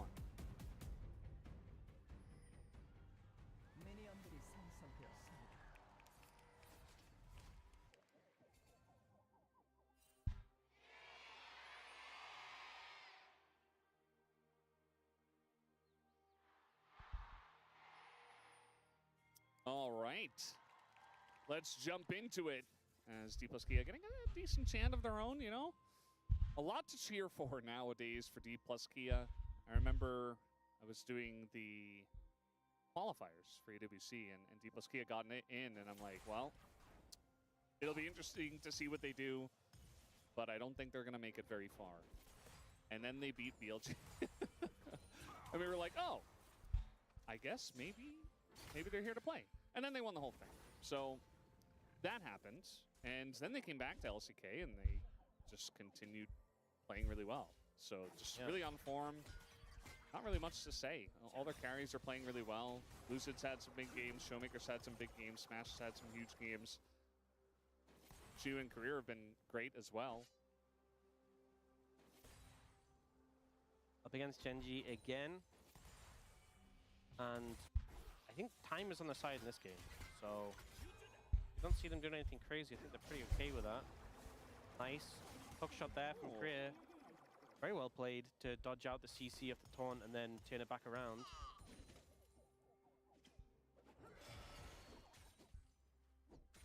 So we saw Clear take Ignite. That was against Jace. Shiu has gone for Ghost. Well, Shiu went Ghost Conqueror, which is definitely more standard. Yeah. And scales very well into team fights. We saw Clear go Storm Raiders Ignite, which was very much like, I'm going to kill you in lane. And then Storm Raiders is, on Olaf specifically, it's like such a snowball rune. Because if you're behind, it can be a bit annoying to proc. Yeah. You know, Bursty champions proc it well. But he got ahead. And obviously helped him get ahead as well. So it made a lot of sense. But I think Shu is in a position where even if he just farms up against Keen, I think he's still going to be fine. If he gets ahead more than that, then he's in a phenomenal position. Chovy did take some damage and then healed a lot of it back. She was getting in here, and guess who's here as well? Flash on in with E. It is so elementary here for Lucid. It makes it look so easy, too. Yeah, and this is something we saw in the earlier series. Put attention towards the Olaf. Snowball in that matchup. The fact that the Flash is now down for Keen, going to be a bit of a pain point, too. He will catch that wave, though. And we did see Canyon hanging around bot lane, but will back away. Chovy struggling a bit in the laner phase early so far, down in farm, understandably. I think of all the mages, Cashapp really is one that has that sustained damage to bully out melees. We've seen it often against the likes of Kaleo. That being said, normally like a Carly's good at surviving. Here, she was just setting this play up really well, diving in, and then Lucid committing the flash early, making sure there's no way to outplay the Sonic Wave. And I guess that kill and that assist. Chovy. There's the heal from Duro to keep him alive. He was dead. Yeah, he was very dead. 100%. Not having too smooth of a time. So Showmaker doing well on the Casio here, and Chovy is staying. There is danger afoot. I guess not afoot, because Camille doesn't have features like the scissor. That's true. Yeah, I didn't think of that. This is his 68th unique pick in the LCK. Chovy definitely pretty swift to do that. I'm 99.9% sure that Faker holds the record at like, he's at like 80 or something now. Yeah. I mean, he had that period in the past where he was playing like Riven mid, Master Yi mid. Yeah. And then even, you know, it was impressive that he was bringing in new picks as well, like so late into his career, but we also had new stuff coming in, but yeah, pretty sure he holds the record. I think you can say that about most records in the LCK. I think Faker holds it. You are right more than you're wrong. Career's in a bit of trouble here, but he is Camille. Flash on in from Canyon. Not going to catch him yet, but it does slam him into the wall next to the turret. The rock is not enough to get Career down. And honestly, 2 flashes bin from GenG for the 1 of Korea. You feel pretty And good. showed bot. Oh no. Yeah, Keen's in a lot of trouble. No flash available here. Nice hop to try to get away, but the turret's aggro goes to Lucid, and it's easy pickings for him with a big wave in top lane. I just don't know what you're supposed to do in that situation. You know, you've been left out to dry by your team. There's no real outplay. You get the double hop, and then they just dive on you. They're tanky enough to tank the tower. I guess Olaf is just broken. He's pretty good if you pick Gnar into him with Lee Sin on the enemy team too, and your jungler doesn't show any support, and the Lee Sin shows up twice. You know, like we saw a little bit of this in game 1 too, or rather series 1. Career in a little bit of trouble, by the way. He is getting in there as now Chovy looking for the shutdown is going to catch him, picks up a double, does not use his flash well, but in goes Lucid. Very nicely done by Dura to block this, and Lucid. Nice sidestep. Sonic Wave needs to hit. I think he can get Duro here, yeah. Is going to pick it up with the Sonic Wave. And now, that's 3 kills for Lucid Lee Sin. Yeah, that was chaotic. Chovy finding a great window to trade back what initially felt like a good setup for D+. 2 kills on that lock feels great, although Lucid is very fed. Let's see the replay. So Korea finds him here, tries to keep them in, and Duro's already taunted out, thinking, oh, Canyon can just get over the wall too, but with Korea blocking, he can't. But they get the health bar low, and Chovy comes in, pops the ultimate, immediately gets the kill onto the Camille, can get the second kill there. And then you know what that was? I think that was greed. I think he was trying to pick up the vessel, the soul vessel, went back, and then was like, actually, I shouldn't do this, I should dash out. You know how long the soul vessel lasts? Basically forever. Is it just forever?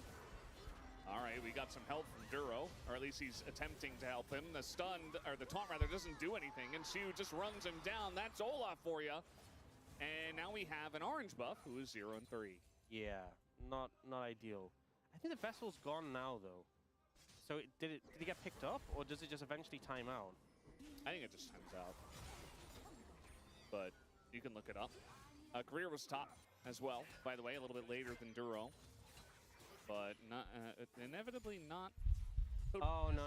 It lingers for a duration equal to Purgatory's remaining cooldown. You mean Purification?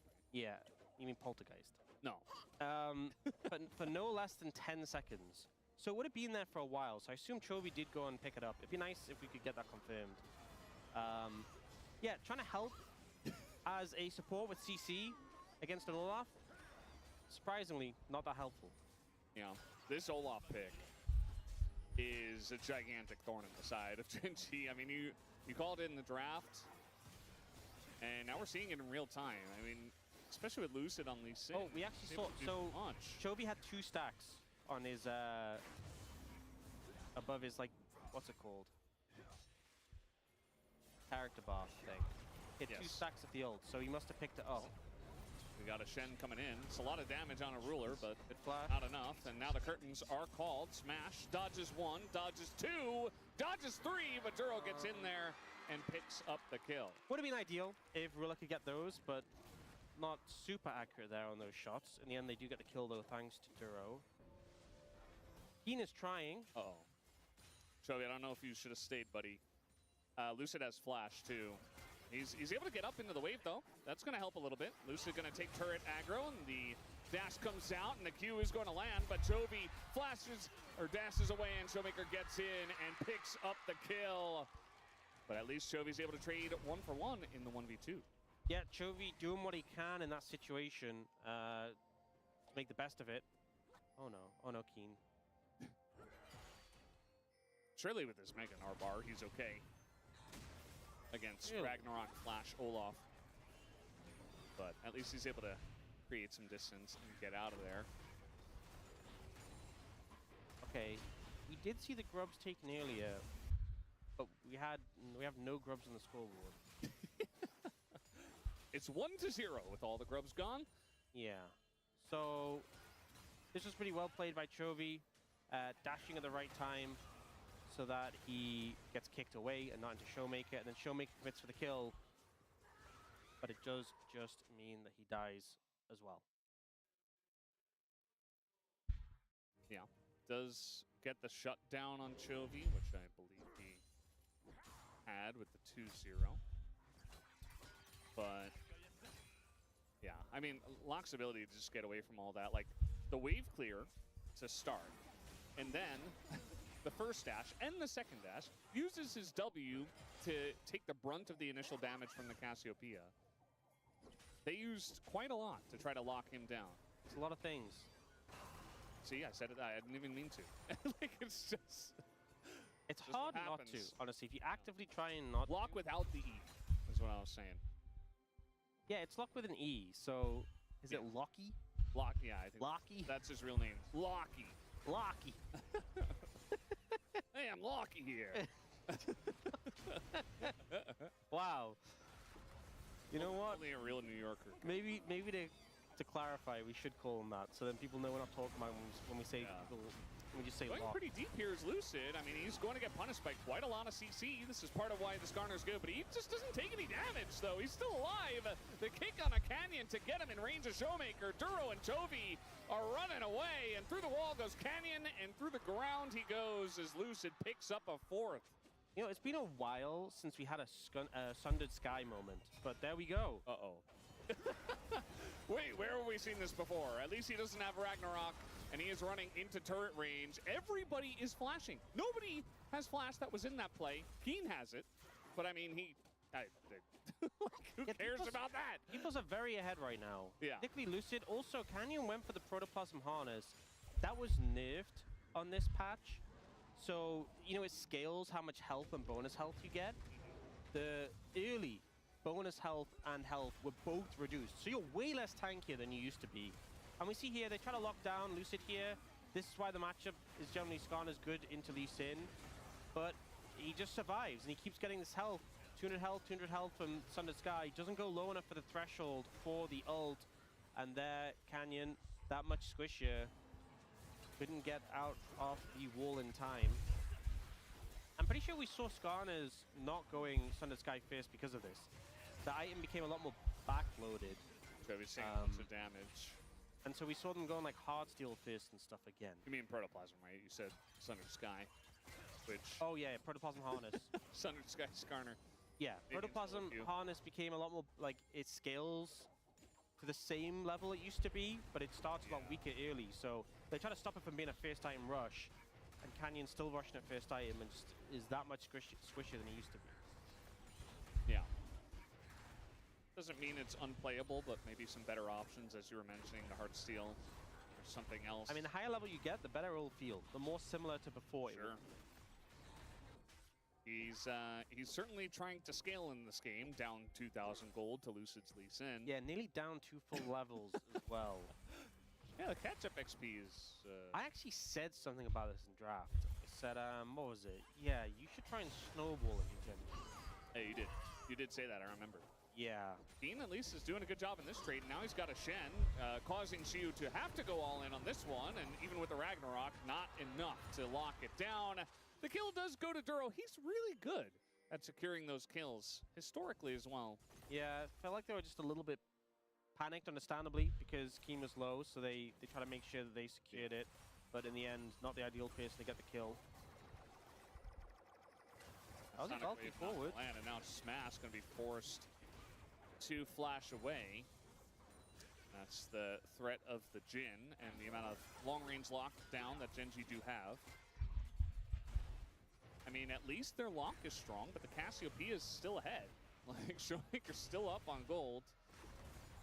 And no turrets have even been taken. So, just farming it out a lot better. Having an early lead in this game in the lane. Up about 30 CS. He's Chovy at the moment. Does do that. Which I'm sure chat just loves. Yeah. Big farm lead. Also, she was kind of doing... He's not got as much farm, but he's very far ahead as well in that farm department. Yeah. Feeling pretty good about that. Things have slowed down a little bit, but now they're looking for Ruler with the Hextech Ultimatum. No escape for him, even though the shield does come through with the locket. It is not quite enough, or at least it wasn't the locket, but it was something. Kept them alive. You just wanted to say lock again, didn't you? You know, maybe that was it. Had to be something because he did survive for just a little bit extra, but eventually just go down. Pretty sure. Yeah, that makes sense. That's the power of the Camille. That's why they first picked it instead of Lock, I guess. Duro also going for the Protoplasm Harness Rush. And he's only level 7, so that's a lot less tankiness that you're getting in that situation. I think it's in total like maybe like 135, 140 health He's in left. a bunch of trouble here as the... Okay, good pickup. Yeah. Yeah, in terms of the bonus health and healing you're losing on Protoplasm at level 7, it's like 130, 140, which is quite a bit. But they make a good proactive play there, getting another kill onto Chovy. Still down in the matchup, still down in gold compared to Showmaker with all that farm, but able to at least get him some gold, which I think is desperately needed on this champion. Chovy wanted more gold there. He was hoping that Greer would step up, and Greer is going to step up a little bit, but does back away. Greer now just solo laning and bot, as TP will come in. And this is really just the power of Camille. Dura can't do a ton, does try and block the autos there, but then gets kicked away by Lucid. So nice moves there. And then here, it is play in the bot lane. Taunt doesn't quite connect, but he gets him out of tower range, and then Chovy just bursts him.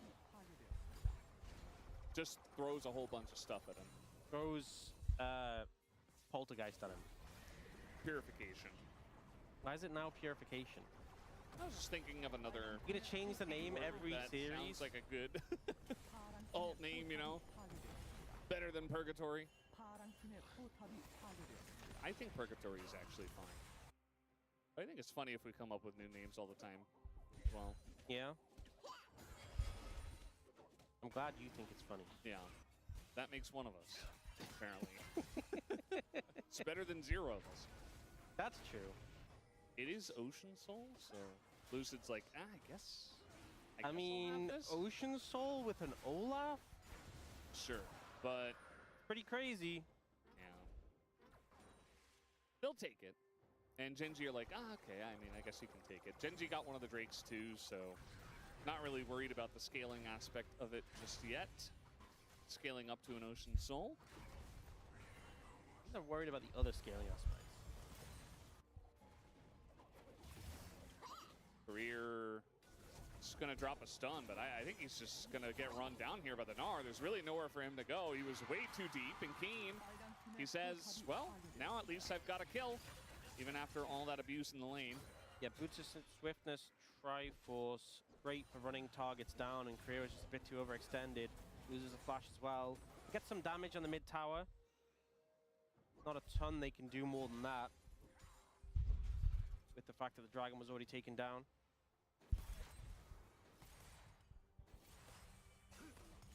And both teams have just kind of elected to sit back and farm now.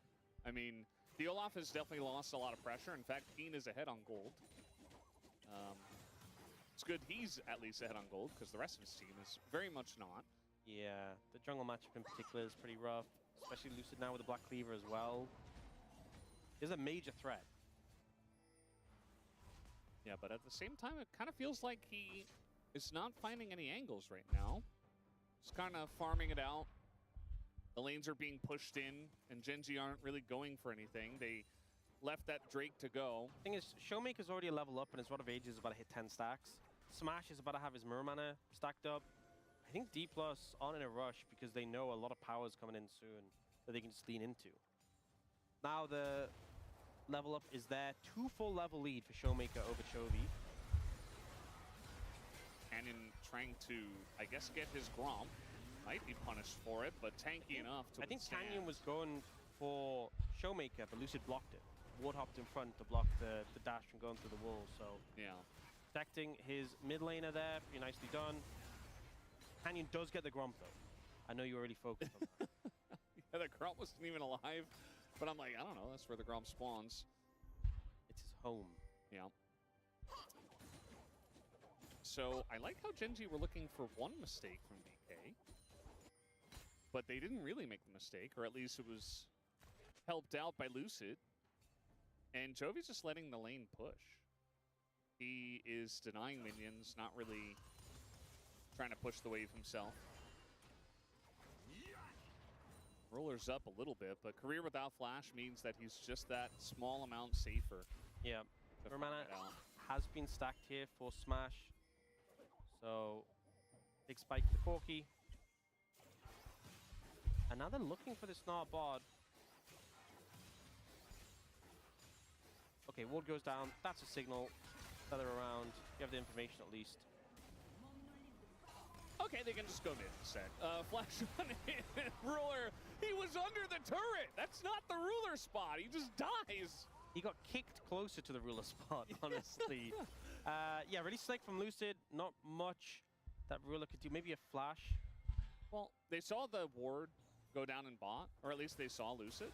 So after that, I think he just needs to play a little bit safer on the side. Canyon's miles away. Yeah, Canyon's also being pressured out here. She's just going to take the 1v1, and now TP's coming in. They want to just take down Chovy, who flashes away, but the rest of the team is on the chase here. There's only so much mobility that he has, right? Surely we can kill Chovy. Okay, they did it. They finally got the lock. The locky.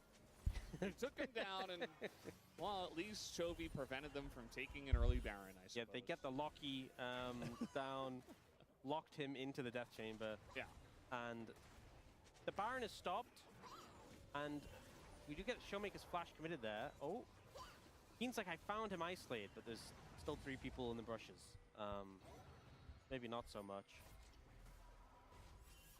This is a window, though. If you stall these recalls, Will's getting some time to push mid.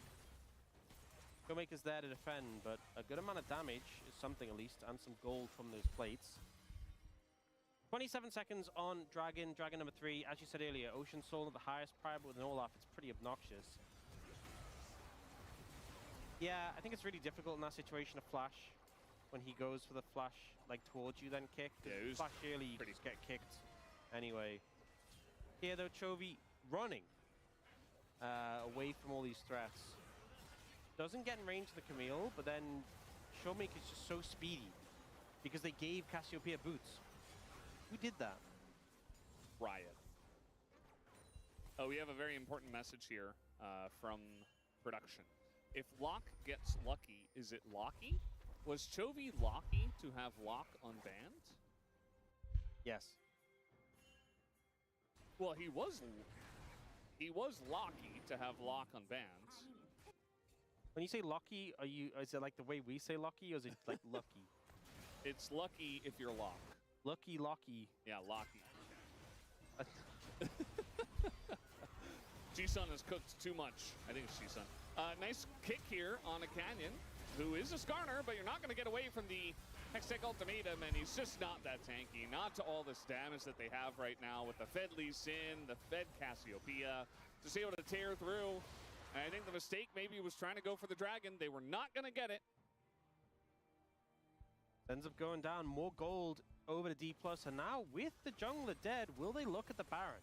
They have a Corki, they have a Cassiopeia.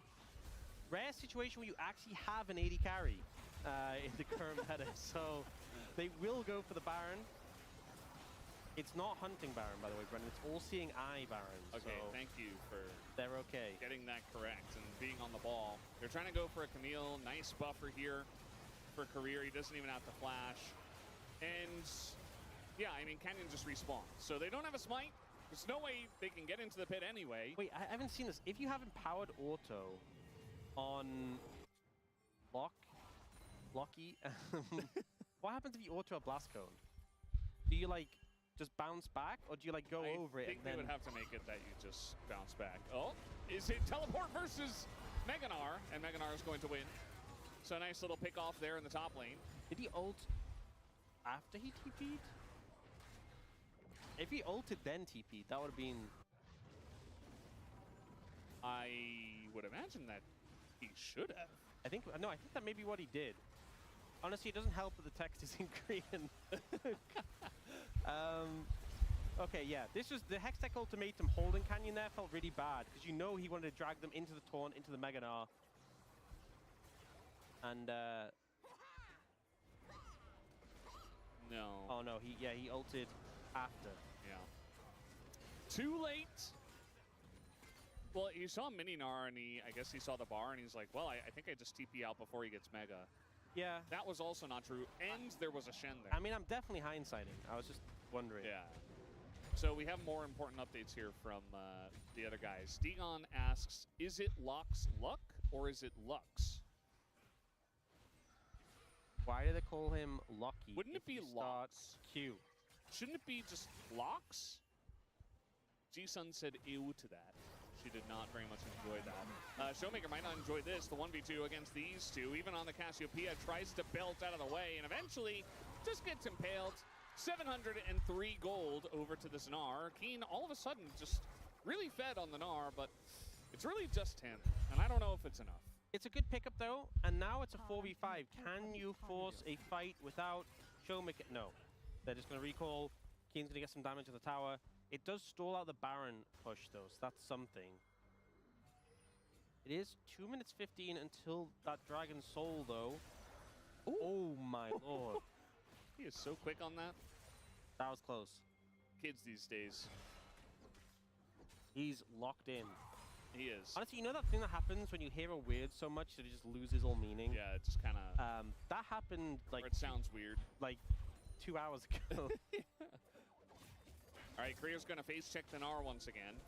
And, I mean, eventually, Keen is just going to kill him. Has to Hextech ultimatum. Now we got a TP coming in. Tons of damage coming out from Smash.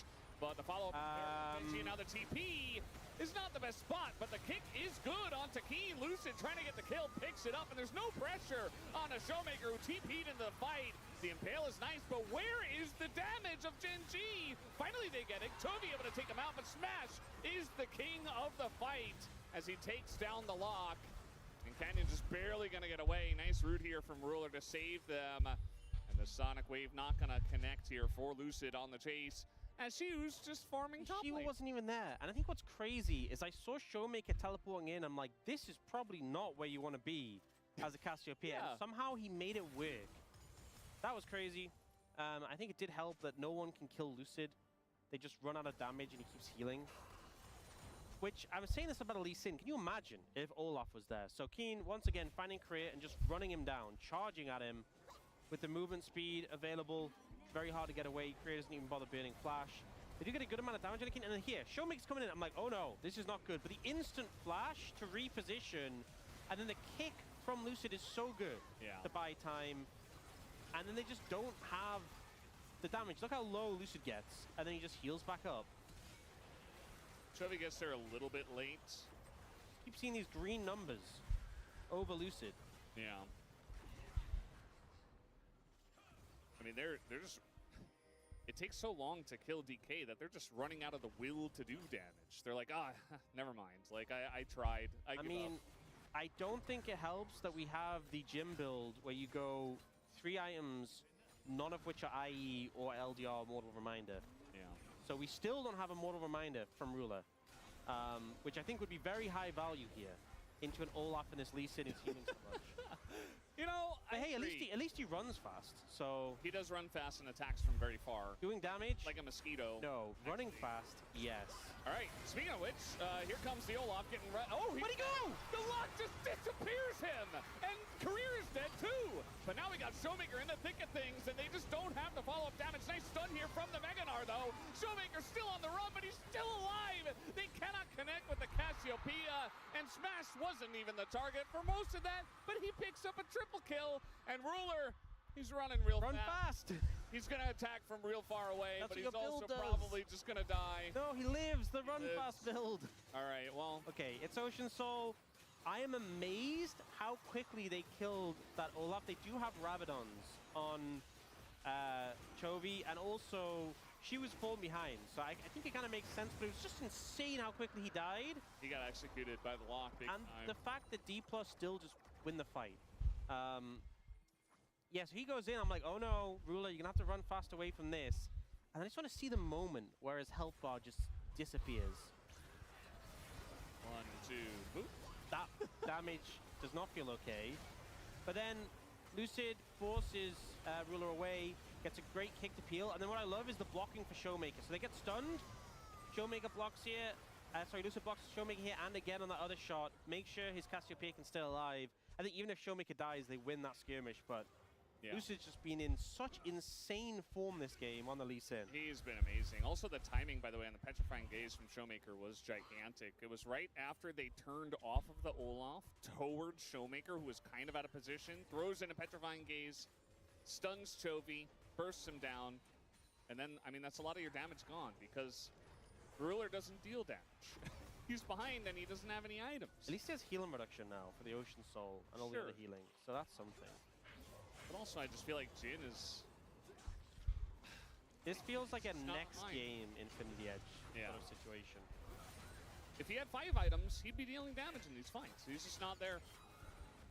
He's just not there. I think if he had 5 items and the enemy team didn't have items, that would go a long way. Yeah, that would definitely help. Duro's like, oh, I guess I'm just going to taunt this guy.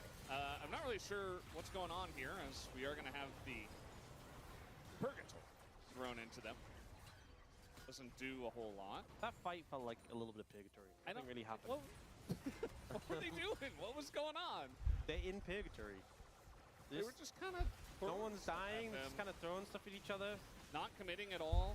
DK have Ocean Soul, by the way. Yeah, they're so healthy. So, it doesn't do anything. Canyon trying to get in here. I mean, maybe just throw a Hail Mary. Nope, miasma. Nice try, I guess. As there... Lucid trying to play with his food a little bit, maybe trying to get a Impale out, as there is the Impale, and Lucid this time just kind of runs in a straight line to it. He trades his GA for it, and Keen is ready. They want to press their buttons. Career also trying to get off to the side, as now they're trying to go in onto Career. He flashes away, bit of damage on the Chovy, but no full committal just yet, as now GenG are on the run, just trying to get away from this one. But look at the mid-wave, as she was pushing it in already with Baron buff. How is no one dead? This actually is purgatory. Give me some action. Do something. That's actually a lot of damage out of that one. Oh, the kick! Nick Disfusion! Oh! Damage out of Smash! Just executes them like he's locked. But even better, he's got some range, and now Canyon has to flash away. And Smash has quietly become a huge juggernaut in this game. And he has been untouched. Look at the health bar, too. He's actually pretty tanky. Chovy here on the right side, level 15. Looking at the Olaf, who's level 18. Feels like only Keen is able to do anything against DK. Trying to find an angle here. They're still so healthy because of the Ocean Soul. Up! That's not going to work. That's not the angle, and neither is that. The Meganar only hitting the Camille. This game is donezo, as this time they will finally take down Lucid, but the Nexus will also go down. D plus Kia taking GenG for a long purgatory run in this game number 1. And they eventually put them out of their misery. Lucid was just in insane form in that game. That kick, it just felt so casual. The kick of the Gnar into the Jin with a follow-up there from Smash. The run of form for D+ continues, dominating GenG in that game 1. And honestly, with how one-sided that game was, I'm kind of wondering, are GenG gonna get a single game in their roadshow? Yeah, it's not a good feel. And if you're a GenG fan, not a fun thing to talk about, but, you know, I think they had a better matchup against T1. They certainly looked better, at least, compared to this game number 1. And, well, that's going to do it for game number 1, guys. We do have a break, and then we are going to come back for game number 2 here at the homestand of GenG. We'll be right back.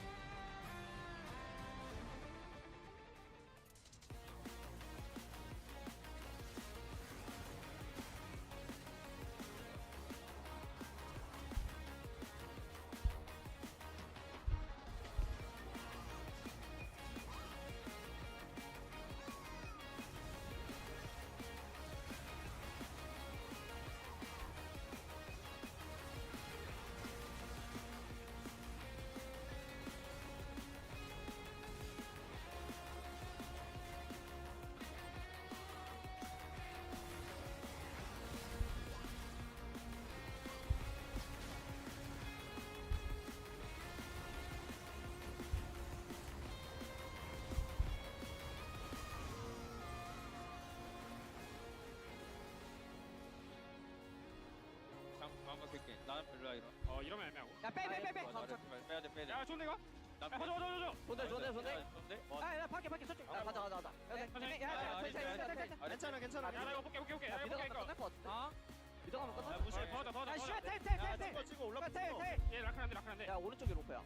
너 이거 정면해. 내가 타워칠게 얘들아. 무시하고 이리 와. 야 나를 내가 한번 밀어낼게. 내가 타워칠게. 야 박지마. 얘네가 들어와야 돼. 타워부터 라인 끌고 오지 말고. 야 천천히. 얘네가 들어와야 돼. 다음 라인 쓰면 돼. 야 다음 라인 나 천천히. 안 급해도 돼. 야 남자 이거 앞에서 좀 밀어내. 해줄게. 타워칠게. 맞지마. 프리 조심. 나를 밀어내. 야 좋다. 앞 라인. 괜찮아. 괜찮아. 나 로크 막할게. 나이스. 타워 좀 해봐. 타워. 나이스 컷. 타워. 내일 됐어. 타워요. 리신 그냥 끌려가 버리게. 타워요. 나이스요. 지지요. 우와 역시 우리네? 아 이게 뭐야?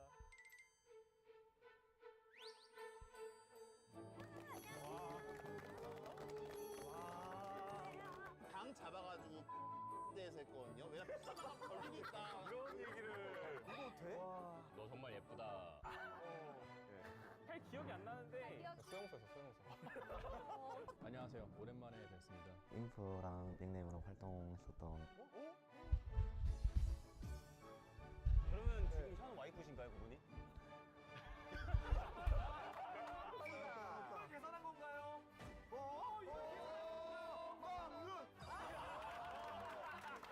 대단하다. 너 한국어 배워. 당연한 거예요. 영어랑.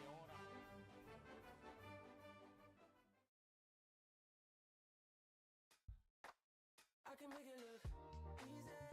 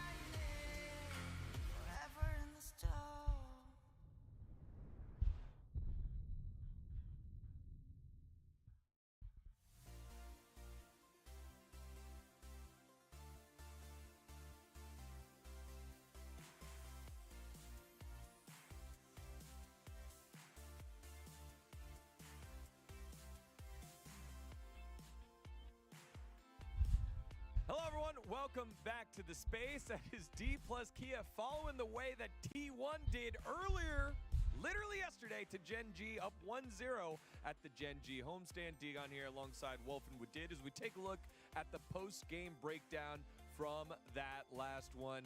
Again, a lot of damage going the way of Locke, but still not enough for Chovy and company to get over the hump here against D plus Kia, as Showmaker and Smash really getting off in a great way, and then Shiwu was self-sufficient on the top side of the map.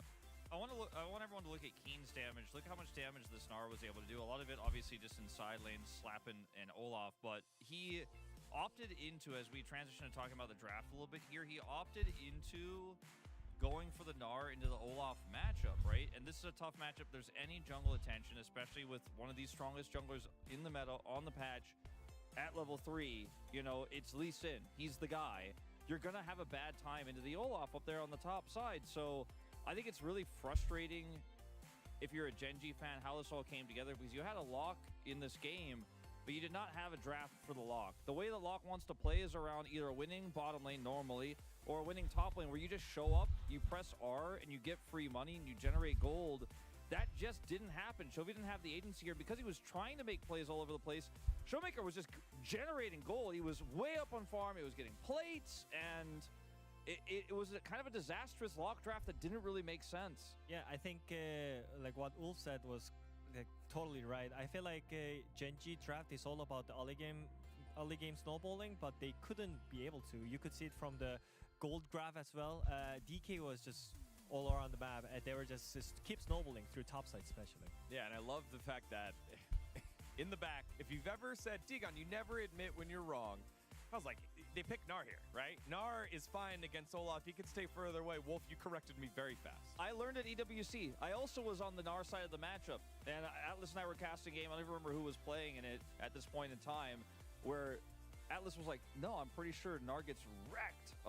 And he did. And this continues to happen. Now Olaf's a counterpick to the Gnar. At least it feels like in this meta. But with jungle attention, as we'll see here, my God, is it a tough time. And Shiu has got the wave in a bad spot here for Keen. He hops, but now he's got to dodge something he can't, which is a flashy E from Yeah, I think the wave management was kind of wrong for Keen. I think he should have just pushed the wave before he gets mini. Otherwise, you're just gonna get punished just like this. And after you die with using your summoners, I don't think there is like comeback for you. Even though your support is trying to help, but enemy support matching, and that didn't mean anything. And that the outcome is this. You know, we've seen this even before. Olaf having such an insane lead on the top side. They tried to one-shot Lee Sin, but it didn't work out. And your fat Olaf is here to help you out. And Chovy wants to make something of these scraps, right? He wants to be able to pick up gold. He wants to be able to drop his ult down. He got a double in that earlier dragon fight as well, where he's trying desperately to get anything he can. His team is constantly scrapping to try to get the lock into position to carry this game. But the lock is an assassin champion that can't necessarily cut through the Olaf. They have a Jhin that's not ahead, and it just wasn't coming together. And I think there wasn't really a way it could have either. Like, D+ played well, but GenG had so few win cons. Yeah, they were able to stall, were GenG. It did mean that D+ Kia were stacking up the Drakes, and then that led to two explosive fights that then dictated the rest of the game here at 26 minutes and 28 minutes. I mean, I think the issue with GenG is that they just don't have damage. They just don't have enough damage to keep the fight good for them, because here they started pretty good. They just got the Camille, but look at Lee Sin right now. He has GA, he's just frontlining, but like, it doesn't matter. They don't have damage, and compared to that, like DK has just so much damage, like killing the front line. And we mentioned about the Cassia, but this time around it was just Smash killing all the targets here. And Lucid is popping off this game, not to mention his early jungle, but in that team fight doing so much. He's so incredibly farmed up and just gets on top of Ruler there. This is ultimately the last fight of the game, right? Where you see the Olaf go in and get burst down, but then what happens next is... Eyes on Cassio. Massive here from Showmaker. His positioning incredible, and Lucid also gets on top of it and deletes the Jhin effectively here as well. And Showmaker just kites it back here. No one can kill this guy. They have consistent damage. They're farmed up, they're scaled up, and even though the Olaf died, effectively he still also did his job in the team fight. I mean, he forced everything, and there's where Showmaker can just kill them all, you know? It was 1 HP, but it doesn't matter. You don't deal damage. He's just healing up even faster. And don't forget the replay before. He TPs into 3, flashes out instead of getting stunned, and turns that fight around. Showmaker and Lucid have been such a tandem right now, whereas we can give the props to Chovy, but we haven't seen a lot out of Canyon and GenG. If they want to defend that house, they've got to figure it out. Currently 0-3 in game score, 0-2 against T1, currently down 1-0 here against D plus Kia. Let's see if they're able to turn their fortunes here in game number 2. Thank you very much, guys, as we are back here for game number 2. A lot of signs just begging for a GenG win. A lot of changed 2-0 signs into 2-1 signs, and you can feel the hope of the GenG fans waning a little bit. They've had to fight 2 very strong teams. T1 coming up big in that win yesterday, and now D plus Kia kind of crushing them here in game number 1. Yeah, not looking too hot right now. I think, you know, as the space talked about, there was definitely draft for the big impact, but also the gameplay has to be discussed. Lock losing the first game. Yeah. And I think Chovy struggled in lane, but definitely had some greater moments later on. But Jin, that's what it took to make Lock lose a game, Jin. Atlas would be so happy. I'm sure he is at home just watching like, oh, yes. Successful Jin hate watch. Yeah. I mean, it wasn't all about the Jin, but it certainly was at least a significant portion about it. And, I mean, big props to the DK members as well. Just as their space was saying, Showmaker and Lucid really on a tear nowadays, not to mention Smash. And all 3 of them have been huge. Shiu getting that lead early with the help of Lucid. Lucid's not a player who's been in the best form throughout the past like couple of years, but when he's in form, he really can just take over games completely. I've had performance from him on picks like the Xin Zhao, like the Vi, and I think the team looks so much better when Lucid is playing at this sort of level, which, I mean, it makes sense. Whenever anyone's got a player who's popping off, they're going to look better, but I think really this team has been a bit live or die on the back of Lucid at times. And this is the team he did it against very early on in his career in a playoff match. Just popping off on the Lee Sin. Just sitting GenG down. Yeah, and now he has Korea on his team. You said early on in his... Yeah, this is late in his career, I guess. Yeah. Anyway, moving on. Orianna going to get banned again. Poppy, Ezreal. We still have the Vi Jace open and available. So, first pick for GenG this time, so we'll see what they prioritize. Definitely feels like the solo laners were the ones last game who were trying to make more of an impact. So perhaps giving them some favorable picks could go a long way. Cassiopeia's already gone, so... I think Rise is... Rise priority can be really high, and that champion has been crazy. See if they want to prioritize that. Jace did get taken out on the Vi, so the only thing that was left open from last draft, you saw Ezreal and Galio trading bans, but I feel like the Galio was partially under consideration. I mean, I say that, they picked the Camille themselves, but maybe they didn't know they wanted to pick the Camille. Yeah. I don't know. Either way, Bard coming through. Bard without the Camille available. We've seen Camille often picked on a Bard, so that taken out makes a lot of sense. Lucid bringing out his Xin Zhao, I was just talking about. He's had phenomenal performances. Also, Bard into Jarvan often does quite well. When he goes in, you just turn everyone golden.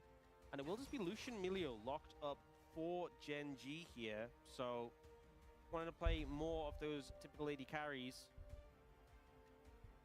Will D Plus take a solo laner here, or will they take an AD carry to pair up with the Bard? There's no Jim Bard, there's no Ezreal Bard, Kate Bard. It's now or never if you want to try and grab that, because I might just ban it away. Yeah. Looks like the choice here. Not a bad choice at that, so we're just going to have somewhat normal bottom lanes. Yeah, and in this situation, I think D Plus does have the edge coming out of the bans because they get first choice after the bans and then also get counterpick. So they're in a pretty comfortable position here. And really, it's GenG who need to figure out what they want to focus on. Because if they ban a role too heavily, then D+ can just snap away from it. So I feel like top lane bans probably make more sense to kind of eliminate some of these counter picks. There is still the existence of Vayne, which teams are very scared of. Yeah. Vayne is still there. Akali going to be the ban. Still have a lot of mages left. Ryze, Syndra, Victor. Yeah, a lot of options. So maybe you want to take that away. Go for something a little standard in mid. Still the Galio, which we know Chovy enjoys, with the Imperial Mandate Abyssal Mask build. Syndra are going to get banned away first. Then the Anivia, which Chovy has played a lot so far. We are picking Ryze, they said. Yeah, that does kind of mega telegraph that. So will they ban it themselves? Or are they willing to let it go and pick something into it? They will just ban the Ryze themselves. So, side here from Showmaker. Victor, still left open and available. And it will just be picked up by Showmaker. He loves Victor. I mean, this is good comfort for him nowadays. Does he love Victor? Does he just love Arcane? You know, I actually don't know if he's watched Arcane. We should ask him. They have 2 Arcane champions already, which is a lot more than GenG's 0 Arcane champions. Well, they're winning in that facet. Yeah. If that's what we're judging on, D+ have a phenomenal draft. I mean, they have Careers Bard, they have Lucid Shinjao. Like, this is just giga comfort. Tons of damage as well. You need a little bit of time to get online. Rumble was available, and they're just going to go ahead and blind pick that. I'm wondering what Chovy's going to pick here into the Victor. And he's looking at the Yone. Have Rumble as solo AP. A lot of dive threat to follow up with the Jarvan. And yeah, they will go for the Yone, a pick that Chovy's had spectacular results on in his career. On the other side, D+ considering the Cassante into the Rumble. We've seen often people pick tanks in the Rumble, just weather the storm. My concern here is that the enemy team is going to try and engage on you. They're going to dive into you. And you can circumvent that a little bit with like the stasis from the Bard. But if they kill one of your carries, you lose so much of your team's damage. Because you've got a tank in the top lane. If they kill Smash, it's just Showmaker. And I know Lucid does a good amount of damage on Xin Zhao, but you have that solo carry. And even if Showmaker, like if he gets Bard ulted and then he uses his Seekers afterwards, he's like not contributing cooldowns to the fight. I guess maybe if he drops his ult before he goes into it. Either way, I think there are some concerns for GenG's composition in terms of, especially on the bot side of the map, having pressure early. But I do think that when it comes to team fights, always these 2 carry compositions can feel pretty tough. We'll see what Lucid can do on this Xin Zhao though. Obviously a pick he's just managed to thrive on.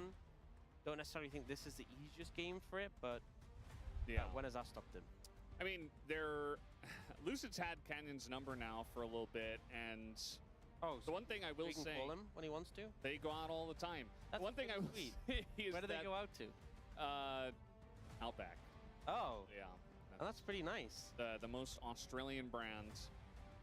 Just ask Atlas; he knows all. There's a lot of Outback steakhouses in Korea. Surprising. There are, yeah. It's kind of popular here. And I think I've pulled you far away enough from your point. Canyon can just press R and hope that Rumble Fiend does damage. And maybe that's enough. Maybe that's all they need. Because GenG need a win desperately right now. They need to get one at the home ground. Otherwise, it's 2-0-2s for them here at Kintex. But we are ready. Let's hop on the rift for game 2.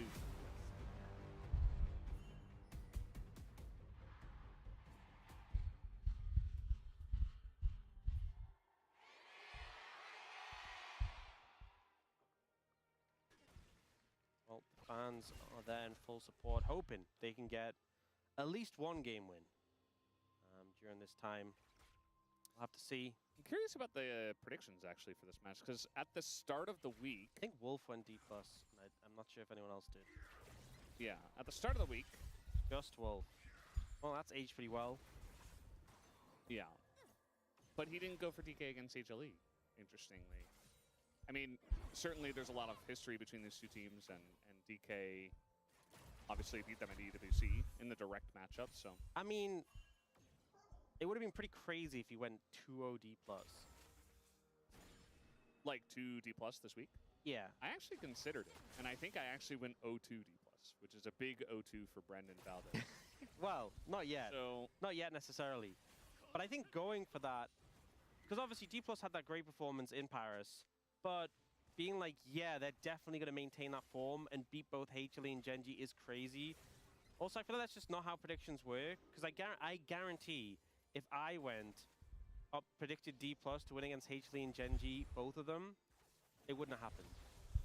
That's how my... Do you think you can affect the future? No, yes. Kind of like time traveler? I think whenever I predict something, Please explain. The opposite happens. It's very simple. I don't think that's the way it works. I'm pretty sure it is. Very interesting. Wow, Chovy, I've learned something about Ox today. Taking some rough trades. Yeah, I mean, this is going to happen. It's something I like to call a caster kiss. Certain former LCK casters would say it's not real. It doesn't exist. It's definitely real. Yeah. It's definitely a thing. Chovy, he'll be okay. He's on a dangerously low amount of health. Look at that regen, though. He's fine. Doran shield really just ain't balanced. He just has to miss some minions and Do you think fall a little bit behind. Do you think whenever he sustains HP up like that, he just says, thanks, Doran? Cannon's going towards mid. Can I just create some space? He's just going to the top scuttle, but... Him with a flag? Oh, and then missed the Q. But no! I like the energy. Walk in the lane, just get a bit of poke off. Now, they are looking to potentially threaten a dive here in the bot lane. And this was kind of my concern. The prio that D+ has in bot and mid, really allowing D+ to do what they want in the game. Career's just holding the wave, too.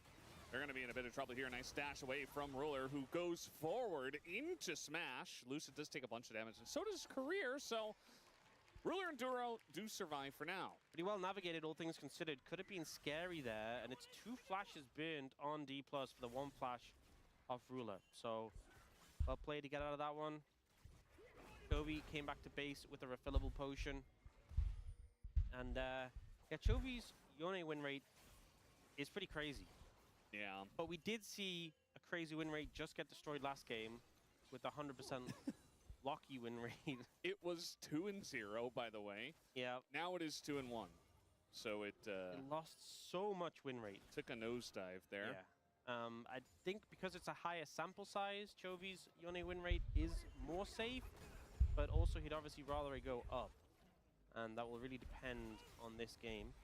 Yeah. He's started to get a bit more pressure now that he has recalled and picked up 2 whole daggers and a refillable potion. Got to build that Bork somehow. And, I mean... I don't know why, but when you said Bork there, it just sounded like you were making, like, the dog noise. Like, I don't think it normally sounds like that, but just the way you said it. Just the way I said it, maybe. Yeah. Yeah, maybe it's just my accent, I don't know. No, just the way you said it specifically. Just the manner in which I said the word. Yes. It's just something about me. Like, no, it's specifically just the way you said sounds it like a dog. You just made it sound like you were trying to do an impression of a dog going... I do say that sometimes. I do say Bork Bork. Yeah, well, it was pretty amusing. We still don't have the Nasus hot dog skin.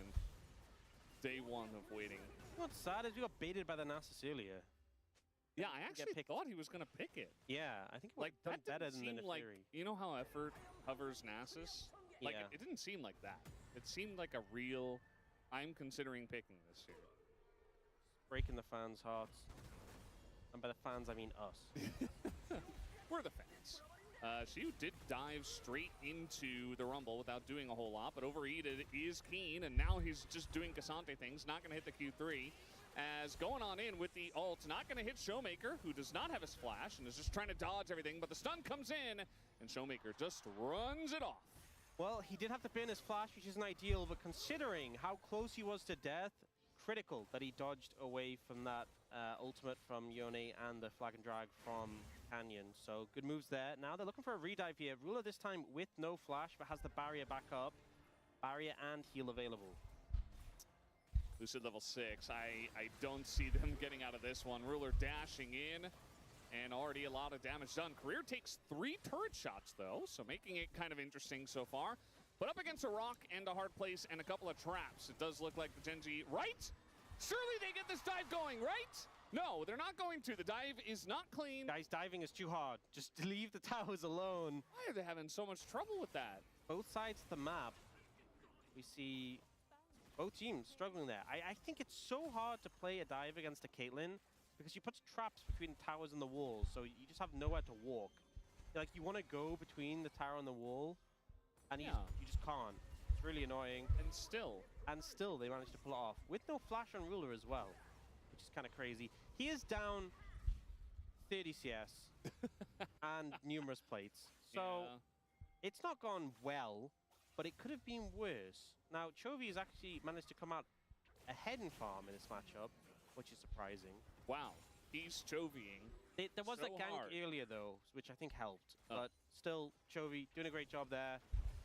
Ruler struggling, and will need a bit more time. Maybe Showmaker has spent a lot of time hitting Chovy rather than the minions. That can happen. Which doesn't feel great. Smash is doing that right now, but he did still hit the minion. He went back for it. Just ult him. No Melio, no barrier, nothing. No problem. Just throw your ult into him and say, deal with this. The quicker you use your ult, the quicker it's back up again. Yeah. Just felt like a good opportunity. Especially Ruler no level 6 to do anything about it. Rob's about to spawn, and GenG in position already. And Chovy getting damage on the tower. So, mid lane, going pretty great. How has the bot lane lead grown? Well, Ruler got pushed out by Smash, who didn't ult. And he went top. Yeah. We got a lane swap here. As now Keen going to be forced to flash away. Still gets hit, but the wind becomes lightning. And now, with the knock-up coming in, it's still not enough. But he's chunked out, and he can't farm. I guess he didn't know what everyone's position was, but Caitlyn was too far away to trap. I think if he ate the Tempered Fate, it would have been fine. It actually would have blocked the Caitlyn ult, funnily enough. But either way, gets out of it. It does just mean that Smash is getting further and further ahead on this Caitlyn, which honestly is what you want on the Caitlyn. And in the meantime, it's a Cassante up against a Lucian Melio, so he's just kind of fine. This is his domain, really. He's just lane swap meta again. Like, you know, there were top laners that were good in lane swaps, like Sion, like Cassante. I mean, Rumble was pretty good too, right? Just because you had the ult to defensively clear waves. But now he doesn't. It's on cooldown. Looks like Smash wants a back. Maybe gonna pick up that first item. Spend all his money. He is looking to collect. Ruler just walks away from Xiu. This 1v1 is not the most fun for the Cassante. Now Keen, no flash, no ults, and he is going to get knocked up by this one. This is pretty easy. First blood finally does come through at around 10 minutes. Does go over to the Caitlyn, putting Smash even farther ahead. Smash is so fed now. Honestly, kind of wouldn't be surprised if he just recalled and bought like 3 items. I know it's not going to be that, but it does feel like he's going to have a ton of gold in pocket. One thing with the Cassante into the Lucian is that you did build mostly magic resist. Doesn't exactly feel phenomenal.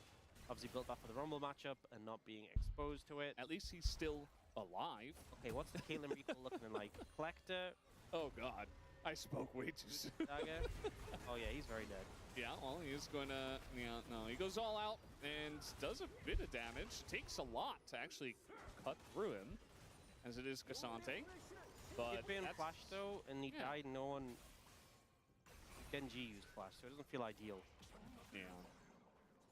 Just run away from the Yone. He can't hurt you.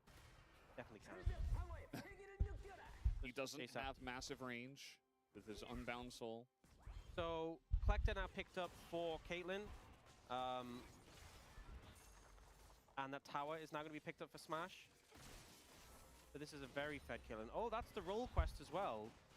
So he just recalled, bought, and now he's going to be able to go back to base and just do it again. Yeah. And have a ton of gold. What does he pick up this time? It's like 1,500 the lead. I wouldn't be surprised if even more than that is Caitlyn. I think he's like 2K ahead. Oh, a BF sword? No. Quick cloak. Okay. And they're going top. Oh, no, it's because he bought tier 2 boots. But we can't see them in this client. Yeah. I was like, how did you refund a BF sword and you only had enough for a quick cloak? I'm like, is this like a Vikwa situation? Oh, no. No, this was... Stepped out of the pool. He refunded the BF sword and got tier 2 boots. Yeah. But we can't see them. That makes more sense. Actually, we can! On the left of the screen, where his keystone used to be. Yeah. There's the boots. Okay. Huh. We're fine. Yeah, there they are. Very small all the way over there. Cannon goes in and then he goes out like the tide. Oh, Career on the flank? Yeah, they're just going to run straight into Canyon, who's just going to flag and drag away. We got a fight between our mid laners, but that is Yone. Meanwhile, Smash has decided that he is Ziggs, but actually he's Caitlyn. And he's just chomping away at these turrets. Yeah, Keen helps to put the wave in with Ruler there down on the bot side. He was still just playing that weak side role. And Caitlyn's getting more and more gold. Now is just going to have to flash away. Stun comes in. Now the Arcane Storm is there. And now a laser. Keen! He's out of moves and he's out of an ability to live. Although Chovy comes in and cuts him down. Keen utilizing the walk away very fast strategy. It's a good strategy. Survive. Did you see? Smash is 2,300 gold ahead in the matchup. Wow. That's quite a lot. And he has got the role quest completed and Ruler doesn't, so that definitely comes into it. But it's not a phenomenal feeling for the side of GenG. Chovy will have to get that kill, get a plate. Chovy's in a great spot. Yeah, Chovy is just winning. I think the main thing when I talked about 2 carries is that you really want your carries to be strong. And the fact that Caitlyn's fed feels very good. Showmaker nearly has enough damage here. Kind of feels like Keen just baiting it in. And then Chovy there to finish it off. Saw the flash ult to close the distance as fast as possible from Chovy. He knew that he had to get in and save the life of his top laner. Although, I don't know if Showmaker actually gets the kill, even with the laser. I think Keen would have just run that one off. But the kill is better. Flash helps. Yeah. Chovy now laning up against you, who's had to lane against pretty much everybody in the game. But he's bought a Kanik Rukin and he's not laning against Rumble. It feels really bad. I mean, Kanik Rukin against Bladed Rune King Yone, I think he's just can't really feel worse. Chovy did take a turret shot though, so Cassante wins again. And he'll just sustain back up. Darn those Cassante players. Yeah, that's true. Yone, even worse. They're trying to just get in there and take a bit of a chunk away from this mid turret. Roller's just trying to clear the wave. You can see that, you know, he's actually getting in there for a burst. And now here comes Keen trying to get in onto Showmaker. This time though, Showmaker actually has a health bar, unlike the last time around. And now we got a bit of a scuffle here in the jungle. And Chovy with the TP, we got like crisscrossing TPs with Showmaker TPing out. And so Chovy comes in, Showmaker goes out. And GenG trying to make something happen, it doesn't succeed. And now she will get some alone time bot lane. Push the wave in. And a resource expended there. Chovy. Now, we do see D+ starting to move in here as they are starting the Rift Herald. TP coming in now. Cassante on the flank. Oh, you got the Rift Herald just barely. And they're going to say thanks for the lead. DK, though, they want more. They don't just want the objective. They want the kills. Chovy trying to frontline and get away, and he will be able to do exactly that. As she was like, guys, guys, please, someone I'm just kill the Herald. the guy over here. The purple thing. Yeah, that's why we came over here, remember? Yeah, I picked up as well. Dragon in 25 seconds. They could go for an empowered recall and get back on the map, and they can use, potentially, the Combat Herald. Oh. Yeah, for a couple of stacking Heralds, too. Looks like GenG also going for the recall. Does Smash have a second item here? It would be crazy if he did, but he has 50 CS up. I think he does. No. Oh, not quite. Can you imagine if he just had IE right now, and you step on a trap, and you just get headshot and it crits? It's pretty close. I think your client should just close if that happens. Yeah. You take that much damage, it's like, nope, I'm out. I'm sure that many players felt like that. And speaking of which, Keen might be feeling like that here. He gets caught out in the side lane, and I think he just didn't expect them to be there that fast. But they get over the wall with the help of Bard, and he's just a little bit too far down the lane. You know what it is? D+ have a Cloud Dragon that gives out of combat movement speed. So maybe that's why he didn't expect it. He was greeting for that one last wave. Hey, Lucid, 2,000 assists. He was close at the start of the day. And guess who's ahead of him? Umti, who is casting today on the Korean side. I spoke to him in between the games. Yeah.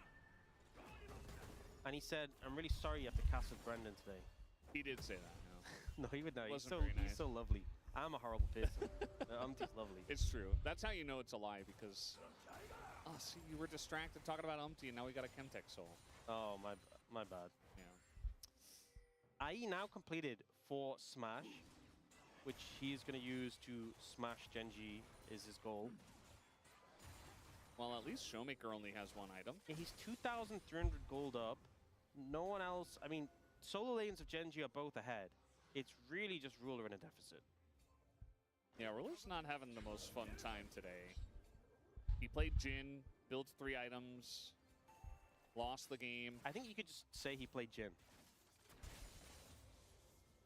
He did. It felt real bad. It was not a good time. Jin into Olaf. In game number 1. Yeah. Now he's playing Lucian that had to... He had to lane against 3 people. Like, Lucian was down there twice. And, you know, even though he didn't die, he lost so much farm. He swapped the top lane. It's just not a Lucian that's doing things. And the thing with Lucian Nami, Lucian Milio, it's a lot about being able to challenge for the mid-prio and trade for the enemy carry. And with Caitlyn this fed, you just cannot do that. You just cannot walk up, cannot step up, cannot dash forward. Speaking of stepping forward... Yeah, Lucid looks like a crazy person. Like, he was going in there by himself. And that is the int zone right there. We have labeled it the int zone. He just went in. Because he knew he had Bard and Caitlyn right behind him. Yeah. Rhea is playing very confident. But, you know, you can kind of get away with it. Yeah. I mean, the main issue, I guess, is that you're not really gaining a whole lot by doing this. They are going to put down the Rift Herald in the top lane, so that's essentially the plan. They didn't have to use it in mid, and they didn't have to use it for the Drake, so might as well just get some extra plates in top lane and maybe even just the one, as he's going to catch Smash, actually, but immediately Career's there with the nullifying ult. Oh, the stun as down. well. The stun catches 2 of them. Canyon has to go in immediately just to get headshot down to his grave. And the rest of GenG all coming up here. You know, you got a TP, a big committal to try to save them, but they just fall further behind. The follow-up just wasn't there, and the Tempered Fate was phenomenal for D+ there, shutting down the engage potential, forcing Chovy back, and then Canyon tries to go in on the back end and just gets exploded. This Caitlyn is doing a lot of damage. I mean, look at the... he's 2.5 items. Canyon still doesn't have a second item. Yeah. So we see the replay here. Chovy doing everything he can to reach Smash. Has a tornado stacked up. You can see Smash even sees it come in, so backs away. The Tempered Fate is great, though. Chovy snaps back. And then this stun here as well. Oh, the binding. To buy more time. Career just having a phenomenal game on this Bard. Career's a great Bard. He's also very flashy on it. Like, he had that one crazy highlight. I think that was against GenG. I do find it fun how that was against GenG. I find it fun how Career sounds like Carrier. It does. And Carrier's great at Bard. And then we have 2... How should I put this? One Bard aficionado. One British accent guy and one Australian accent guy. So when you guys are casting them, it gets a little confusing. For me, it's not that difficult, personally. Well, no, because they sound the same. In your language. In my language. What's my Because you're language? not speaking American, obviously. Oh, yes, Yeah, yes, yeah. of course, yes. Obviously. Yeah, I'm speaking some other language. Yeah. Honestly, credit to you, Brendan, for keeping up with me. There is sometimes... It's hard sometimes. There's sometimes I think you don't understand what I say. Sometimes I'm just playing along, you know? Yeah. I'm like, yeah, definitely. Anyway, it's Ocean Drake. Because of your accent. You know, I didn't want to mention it, but No, I knew. Don't now that worry. we're on topic, I knew the whole it's time. just Yeah. unavoidable. Okay, Chemtech Dragon in 35 seconds. TP coming in now from Showmaker. They're looking to push in mid here. Oh, DK are so aggressive about how they're controlling space. We'll get out of there, but they're kind of just forced towards the top side of the map, and D+ can push another tower here. Or at least get it low enough. We're trying to defend, but it's a pretty precarious situation. When our really strong LCK teams are ahead and on form, they're so scary. Like, Yeah. they just don't give you any ins. They don't make any mistakes. They control the whole map, all the vision, all the macro, the side lanes. And GenG, you're like, well, I guess let's try a 22-minute two-man Baron. There is on a vision. ward there, yeah. It pulls him away from the dragon briefly, of course, buys some time. But meanwhile, she was just hitting the bot lane tower. They'll just push another wave in mid. And it didn't really achieve too much altogether. It's a little bit of a gambit that did not pay off. Gambit like the X-Men dude who throws the cards. Tiger's Gambit. I thought you were going to reference Queen's Gambit, because that's the one that everybody always says. Oh, yeah. Or the King's Gambit, which also exists. Yeah, that's the actual opening. Queen's Gambit was the enjoyable show. Queen's Gambit is a... Is Queen's Gambit an opening? Yeah, it's an opening too. She does it in the show. Nah, I did not watch the show closely enough. Yeah. I was just saying they're both openings. Oh. Well, I guess you're more knowledgeable than me. Sorry for that. A little bit. Not all that much. What's your top 5 chess I think openings? my ELO is like 12. Top 5 chess openings off the top of your head now. I was thinking of one. I forgot the name. Great work there, Brendan. Really phenomenal stuff.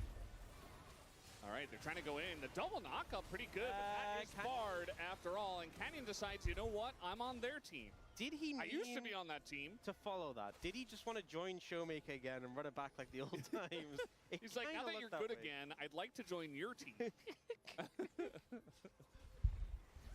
And D+ said no takebacks. Yeah, I mean, to be honest, Showmaker's form much better. Oh, no. Than his counterpart at the moment. And that is just a sad Melio who's trying to throw all of his buttons into the wind to survive. It's not going to happen, and Duro does go down. Baron up and ready for the taking. Yeah, no flashing Canyon now. It's going to be hard to get vision in without Duro. So they can just start it up. I believe they call this one a checkmate. Is that an opening or? That's a closing. Yeah. Okay.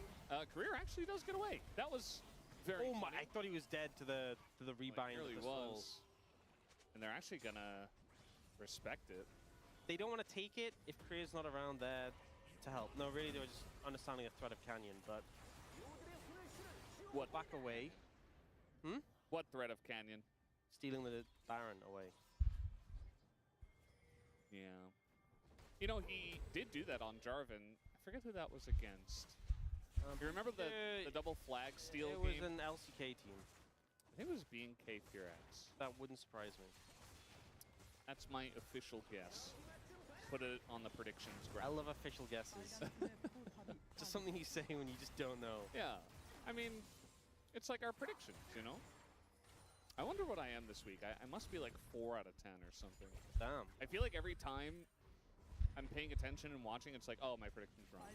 It's like just been that way the entire I swear, the more you think about it, the worse you're going to do. Yeah. You're like trying to analyze every single situation. You're like, this, that, this. It's better to just flip a coin, honestly. And then it's just like, I think D+ will feel happy. I will predict them. And you know what? It works. Oh, man. Yeah. Should have predicted that they were going to come right back from EWC and not miss a beat against 2 really strong teams, including HLE, who were kind of on top of everything. I can't dispute it. It was correct, right? And GenG, who are at their home stand. It can't be disputed. It is correct. So, therefore, it's right. Yeah. That's how it works, guys. I don't make the rules. Ruler makes the rules. He What's does. his name? Although I don't know if he does. I guess he does. He has ruled that you must play 80 carries bot lane again. You must blind Lucian and get kind of picked by Caitlyn. Yeah. That's the rules. When they have Bard already. Yeah. I mean, we've seen like a decent amount of Lucian bans and Lucian focus. I mean, Lucian can work. It's just, I think the fact that they didn't have mid prio or bot prio made it a little bit of a roughy toughy. Yeah. Good teams with prio will make you feel pain. Yeah. I think that's what Duro's feeling right now in this game. Like, how useless must you feel as Amelia in this game? That's just Enchanter life in general, honestly. This is why pro supports much prefer when they can play engaged champions. And then when you lose, it's because you jumped into 4 people and died instantly. And you know it was like your Raptor. Fault. He's not a support, but that did happen. This feels kind of bad if you're sitting back and pressing shield and stuff. Yeah. And everyone just dies. And that's exactly what he's doing. And also, he died that one time. That felt bad. Also, trying to get vision as an enchanter is a nightmare. Yeah. They are setting up for this Baron now. They have a good amount of DPS on it, but they are undoubtedly going to get spotted on this. It's that 8k HP. Lucid is there. Might as well just try to flip it. At this point, That equalizer just missed. Yeah, the equalizer did miss. Lucid, massive amount of health, brought back, and he's just jumping into the fire. He's going to go golden, but immediately Toby goes down, the first guy, the one Fed member, and this gigantic arcane storm is ripping into GenG. And so will this Baron. DK make them feel it on the Baron try. Well, I think that will just be the push to end the game. That kind of everything went wrong in that for GenG, but D+, they'd already done the hard work this game, in this series as well. And they will be claiming this 2-0. I don't think Duro and Keen can do anything to stop them. And unfortunately for GenG, it's looking like they will not get a game win in their homestand over this weekend. Yeah, just about the worst feeling for them. But for D+ Kia, 2-0 on the week, only dropping 1 game to HLE. You got to be feeling on top of the world. Their confidence is at an all-time high. And now they just got to hit the Nexus. That's all they got to do. But instead, they're going to go for the fight and then hit the Nexus. 2-0 to D+ Kia. As on these big stages, they just continue to rack up the wins. What a week for D+. I mean, Wolf was bold, and he predicted this 2-0. But to 2-0 both series, no one would have expected that. And D+ come on the back of their win in Paris, and they just keep delivering these huge results. Credit to them. Some phenomenal play for them right here. Yeah, absolutely. I mean, what can you say? They made GenG look pretty weak. They made them look weaker than T1 did. I mean, T1 gave them some ins, especially in that game too. But GenG, they challenged 2 strong teams to a fight in their house. Yeah. The house of GenG, and honestly, did not go well. Kind of feel for GenG right now. Things didn't look good, and honestly, the final Baron fight for that game, everything went wrong. You know, like the equalizer missed. You had Lucid jump on a Chovy and just solo him out, so he dived on a Showmaker and just died. And then Ruler got grabbed by Shiwu and then failed flash over the wall. It just felt like this was the culmination of everything going wrong this weekend in that one fight. And this team needs to reflect, to look back and come back stronger, because it's honestly the worst form we've seen them in maybe ever, this iteration of the roster. So bounce back definitely needed for them. But for D+, they just seem pretty unstoppable right now. You know, taking down 2 of the biggest names in the Legend group. And I said constantly, there's a lot of hard work ahead of D+, because they were low in the standings. They really have to put a lot of wins on the table to climb up the ladder. And right now, it looks like they're capable of doing that. I think T1 come to mind when I think of an opponent who I want to see how it goes, because that should be a fun matchup. It's Legend Group, so they're going to fight them next Thursday. Yeah. Right? So you're just going to be fighting these teams over and over. But right now, that's the question. Can a team stop D+? Because, you know, they took down GenG, they took down HLE. I think we're all predicting DK in that match against T1. Yeah. And KT. The form low-up has been insane. And Lucid's form, in particular, has been pretty crazy. Really got this game off to a very quick start. game one, the Lee Sin was pretty flawless. Korea also on the Bard had a pretty phenomenal one here. Getting these beautiful stuns in, peeling for Smash. Yeah, set up plays. This wasn't the fastest game, but it really just felt like D+ never lost control. It was 4-2 before the final fight. I'm And considering pretty sure. this is a team with a lot of young players, the control they have is just stellar. We'll see that final fight again. And hit the comms. A lot of things went wrong for GenG here. Like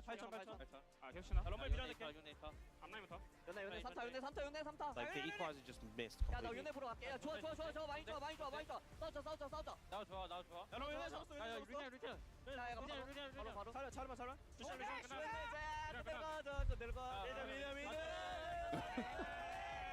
I mean, the comms sound very clean too.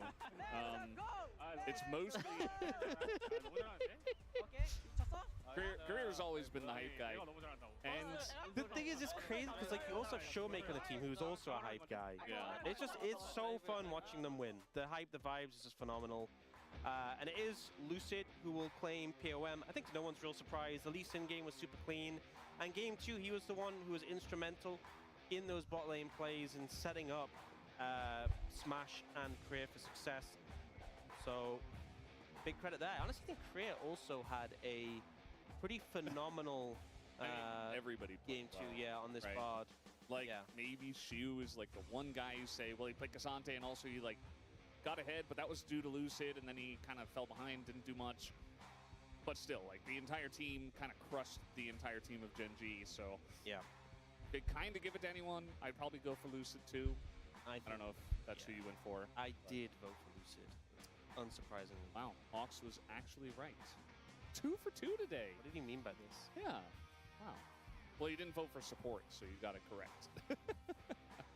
Because you're always like that, you know, justice for support guy. Yeah.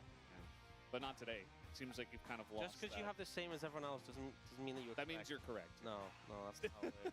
Unless it's mostly, you know, media or some of our other voters. So basically, you decide when it's correct or not correct. Well, I'm allowed to have an opinion about it. No, you actually not. That's why you don't have a vote in the POM. You're not allowed an opinion. I used to. Yeah, but you don't. On like the once every week Val They Analyst took, Day. they took your opinion away because of moments like Thoughts this. on this? Ooh, Ian Analyst wrong today.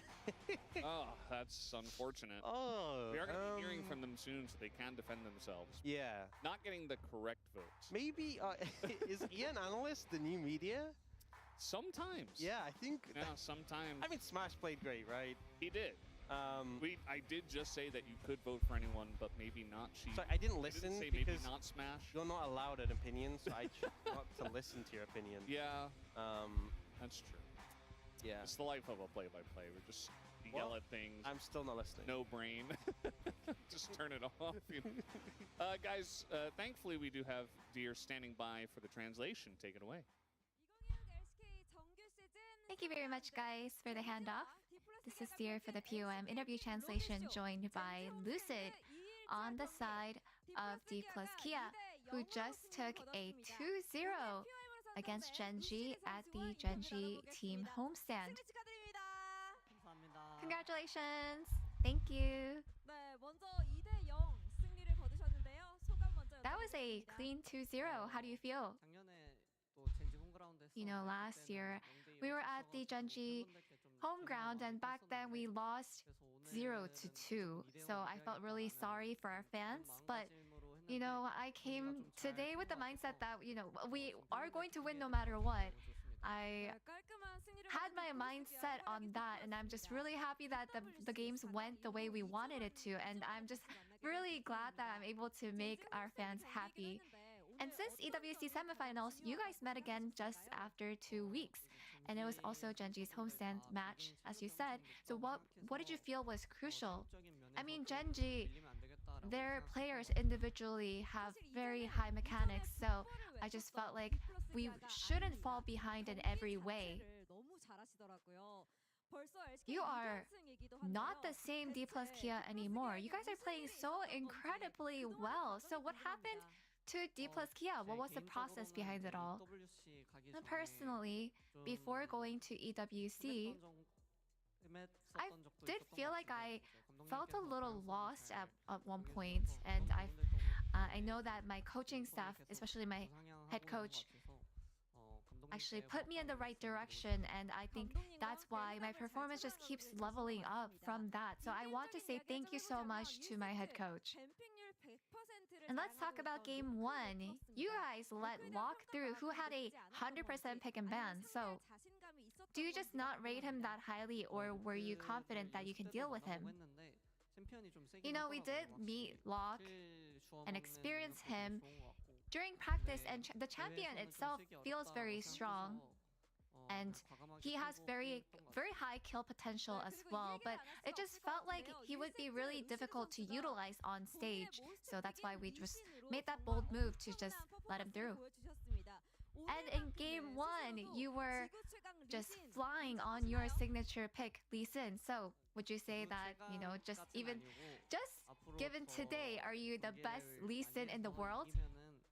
Well, no, not the best, the absolute best in the earth, but you know, as long as I stay cautious and you know, I just don't get any complacent, maybe I will actually reach that point where I can say that I am the best in the world. Yeah, and it looked like you just did not die. Your health was going up and down. Maybe Ocean Dragon played a part too, so what was your take on that? Yeah, I think the Drake buff, that was really all luck, so I feel like, yeah, Ocean Dragon buff is really, really good. So game 2 went really smoothly, so what actually let your Caitlyn get so fed? Yeah, I think we were able to play around bot. And I think my bot lane actually played really well in the early game. And whenever we had our opportunity, you know, we tried to make sure that the enemy can take the loss instead. And whenever we were crashing the lane and just, you know, being able to push into mid, we were able to snowball without any big incident or accident happening. So I think that's why. And you know, your head coach mentioned that the players are handling the chemistry and hyping each other up all the time. So is that true? Yeah, I think my mid laner and also AD carry, they have very high confidence and they are really good with the self-feedback. And whenever they do play the game, they're actually quite refreshing and they are so proactive in terms of communication and just playing out, and their performance is always at a very high level. And so whenever they notice anything going wrong in the game, there are direct feedback that come out very fast and immediately. So I think that's just something that actually helps us steer towards the right direction in the end as a team. And Lucid, you have reached 2,000 all-time LCK assists. Did you know that? You had debuted in 2024, so that is an incredible milestone. How do you feel? Well, 2,000 assists. You know, that's a lot. That kind of startled me. It just feels like I've been playing for a while now, and I just really want to be able to stay in the scene and play for a while longer, and I want to achieve even more milestones. You know, DK sits on 5th in Legend Group, but you guys are on a 6-match winning streak, so there's nowhere to go but up. What are your goals? You know, we're going to face T1 and KT next. And I just think that we're going to have a lot of fun in those matches. I'm very excited for those. I think all I have in my mind is just playing the game. Yeah, like you said, your next opponent will be T1. What are your expectations? Well, T1 also, individually, their players have high ceiling. So I believe that it's more important for us to not make any mistakes. And I think we just have to stay solid and, you know, play very safely so that we can actually be able to snowball when we can. And any word for your fans? You know, there are a lot of fans cheering us on online. And right now, there are a lot of our fans on the left side of the stage. I just want to say thank you so much for the continued support. I'll make sure to repay you by playing well in the next upcoming matches. And that is all from Lucid, and back to the desk. Congratulations once again. Thank you. Thank you very much, dear, and Unbin with the interview. As it is Lucid, it just feels like it was, you know, a couple of splits ago, one split ago, that he was Rookie of the Year. Now 2,000 assists and wants to play even longer. Again, this roster built around Showmaker, but Lucid now one of the veterans on this roster, the second most tenured. As we take a look at the predictions, it is Wolf's Day. Woo! Gets both of them correct. I feel like I should have predicted them against Hanwha as well, based on what we look. Obviously, we're looking back in time, hindsight, but I just saw some issues with how GenG were playing, and D+ just have this almost unbreakable, just iron mental right now, and they're all playing together like when in 2023, like KT had the same vibes where everyone's just on the same page. This is not to say that, as we've seen in the past, I know D+ often starts strong and then kind of falls apart later on. This is not spring. We're in the summer side of things. I don't think this energy lasts forever, right? I don't think this momentum lasts forever, but if they can continue to adapt, who knows what the ceiling is. They have a long ladder to climb because they're at the bottom of the Legend group right now. They're very far behind, but taking 2 wins against 2 of the tougher teams in the group in the same week gives you a lot of hope if you're a DK fan. I mean, they took down the big twos, right? So I think I'm expecting more from them at this point, but I'm not excited at all because whenever I start to trust them, like I jinx them, right? So I think it's not the time yet. I'm still holding. I'm gonna still wait. Yeah, you know, D+ Kia believers starting to show up even in the chat. Shoutouts to Cadril as we take a look at the POM votes. KEKW, EN analysts, yes? I got a little Guys, did we forget game one? I mean, plates. I got a little caught up in the Caitlyn plates. I did kind of forget about how insanely big the plays were on the Lee Sin in game one, but also Smash had an incredible Corki game, so yeah, I think we're justified. I was considering like between jungle support and AD carry, and I don't know. I just picked Smash just because of boom damage. You know, I think he was the one like consistently having the lead from the laning phase, and also in the team fight, I just really like the positioning by Smash. Like whenever you need to be aggressive, he goes in. Whenever you need to play passive and like play around the back line, he did. So I think maybe I'm just like bot lane biased, but yeah, I love Smash. Like justice for 80 carries. Exactly. Yeah, the boom damage vote there by for Smash. What you got here? Home crowd killer. More storyline here. Yeah? In Paris, did it now against GenG's crowd. We'll see what else he can do. Maybe a matchup against T1 where you're always the underdog in terms of the crowd. Later on in this Legend group, maybe he could do it again. This was the hope for Legend group last year, which it just didn't work that way. It was tier list. But now with D+ Key all of a sudden online, 5th place in the group, but taking heads, it's going to lead to a great second half of round number 3 for them next week. Here's Ox as the president of the Lucid Fan Club. I could not be more proud. And somewhere there is a former president who is a little sad that no longer the president. Got impeached at the wrong time. Yeah.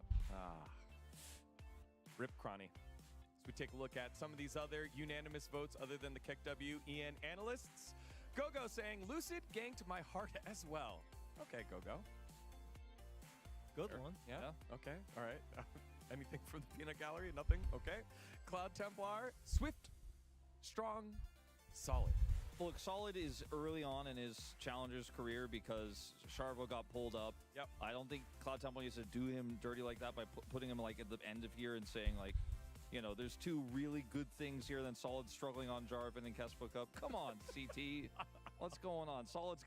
He's still young. He's only played a few professional games. Setups, skirmishes, Lucid was perfect, says Umpty, from one jungler to the next. Again, Lucid showing off his skills across the board. January 28th, 2005, the day that Yonghyuk Choi was born. The day that D+'s future leader... Oh, okay, G-Sun has said, do it with the voiceover voice. He's a narrator. January 28th, 2005. The day Yong Hyuk Choi was born. The day DK's future leader entered the world. This Saturday Showdown. All right, that was good. 21 years later. This summer, January 28th, 2000. He's got the voice. He can actually do it. All right, let's take a look at the standings now that we did this after the post-game breakdown, of course, because the road show was there. We take a look at some of the damages that were dealt. A low-kill game, but not many needed to see who was taking away this one. We didn't show the gold graph here because it's too brutal, you know? And I think the biggest difference, like for D plus Kia right now, is they don't really overhype. I feel like the last season, last split, they were like few games, there are several games that they were really ahead in the early game, but they just threw because they were just overstepping, just doing more plays at the same time, so they were not on the same page. But right now, I think they are experienced to how to deal with their advantage, and they're like also really good at the like coming over like all the like disadvantage that they have. So like I think overall they're doing really great. I mean, I think it's very telling that Ruler, despite being massively far behind, did more damage than Smash, because Ruler had to defend against the champions. He could hit them. Smash didn't need to. And that's the kind of oppressive, controlled game that D+ played. I think this series was a lot about Lucid's individual performances, Smash individual performances, right? But it was about draft, right? GenG just could not find angles from behind. They fell behind in the lanes. The lock draft was a complete wash. They played Nar into Olaf, and they just looked very lost. I don't want to take anything away from D+, but GenG, there's a lot of work that needs to be done as well. Nothing for GenG here, what did? Final thoughts? I don't know. I'm just completely lost as GenG right now. Like, you know, I think they need to reset what they have right now because it's not working out for them, you know. So I think it's time to reset all the ideas that they have and adapt on the new things that the D+ Kia current best team is doing right now. Yeah, a little tough here for GenG. Third place finisher at EWC, but now 2 losses in a row for GenG. Maybe that's my fact of the week. When's the last time they lost 2 series in a row in the LCK? Study up. Is D+ Kia, Cagel just tweeted that they are. Are they the best team in the LCK right now? What do you mean? In the world? Does that make them the best team in the world? Well, I mean, probably, but we don't have to go like that far. We gotta figure this part out first. Because they're not the best team in the LCK. They're not the best team on the planet or the galaxy or universe, but they haven't beaten T1 yet.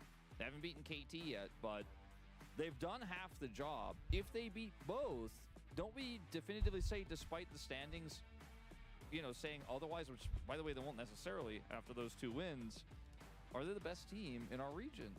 Also, what a great year it's been as we take a look at the full standings. It's so close between all the squads. When's the last time you had that in your LCK? It's been a little while. Just 2 series separating 1st through 5th, and then 1 series separating 1st through 4th in the Rise group. And then DNS are making records themselves, unfortunately. And they have an opportunity to extend that record tomorrow against Hanjin Brion. As we take a look at tomorrow's matchups, it is the DN Automotive Supers trying to find their first win in 18 goes against Hanjin Brion, who have the 2nd longest losing streak in the league. And then we close out Sunday with KT Rolster and Hanwha Life Esports. KT with that big upset earlier, and Hanwha Life Esports trying to bounce back after the loss against D+. Any chance of a GWU-verse new arc? Oh yeah, I forgot about that. Starting again. I'm not sure. For me, Fenrir also did his job. I want to see more Fenrir. No offense to GWU, but he needs more time. I'm curious what they're going to do about their 6-man roster for this current LCK. I think both AD carries are going to be a good option for KT, but yeah, as you said, I think I'm more into Fenrir at this point. Fenrir or GWU? You'll just have to find out tomorrow on more LCK Sunday. On behalf of everyone here, thank you so much for watching, and we'll see you tomorrow. Bye-bye.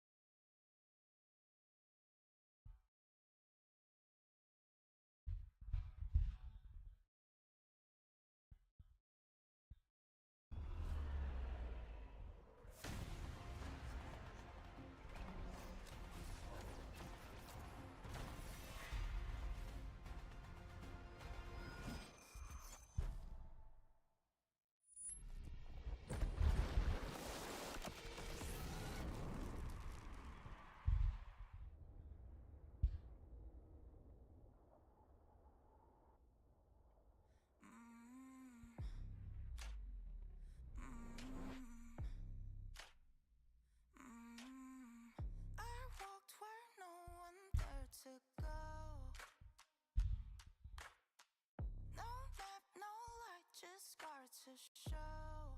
Each fall curves something deep.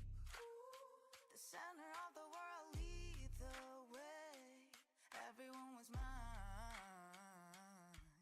to make.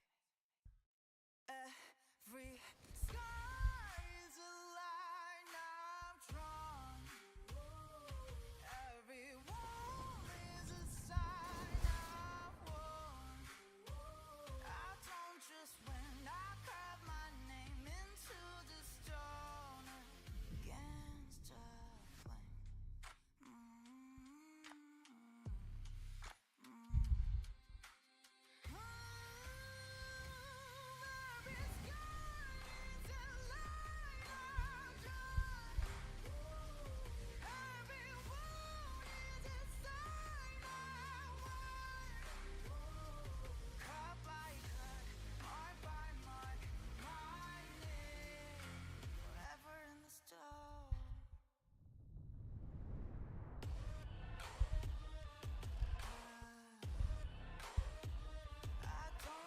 When I lift my mark into the stone.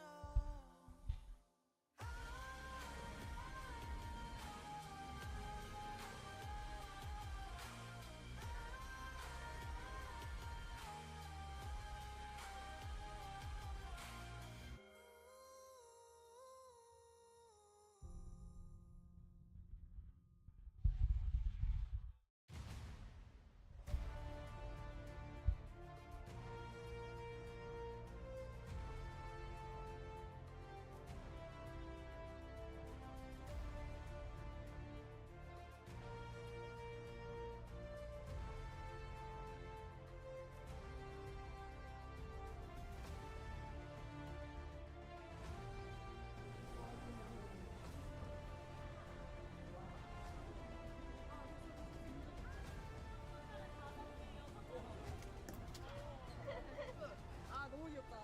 예. 젠지 파이팅. 수비 화이팅.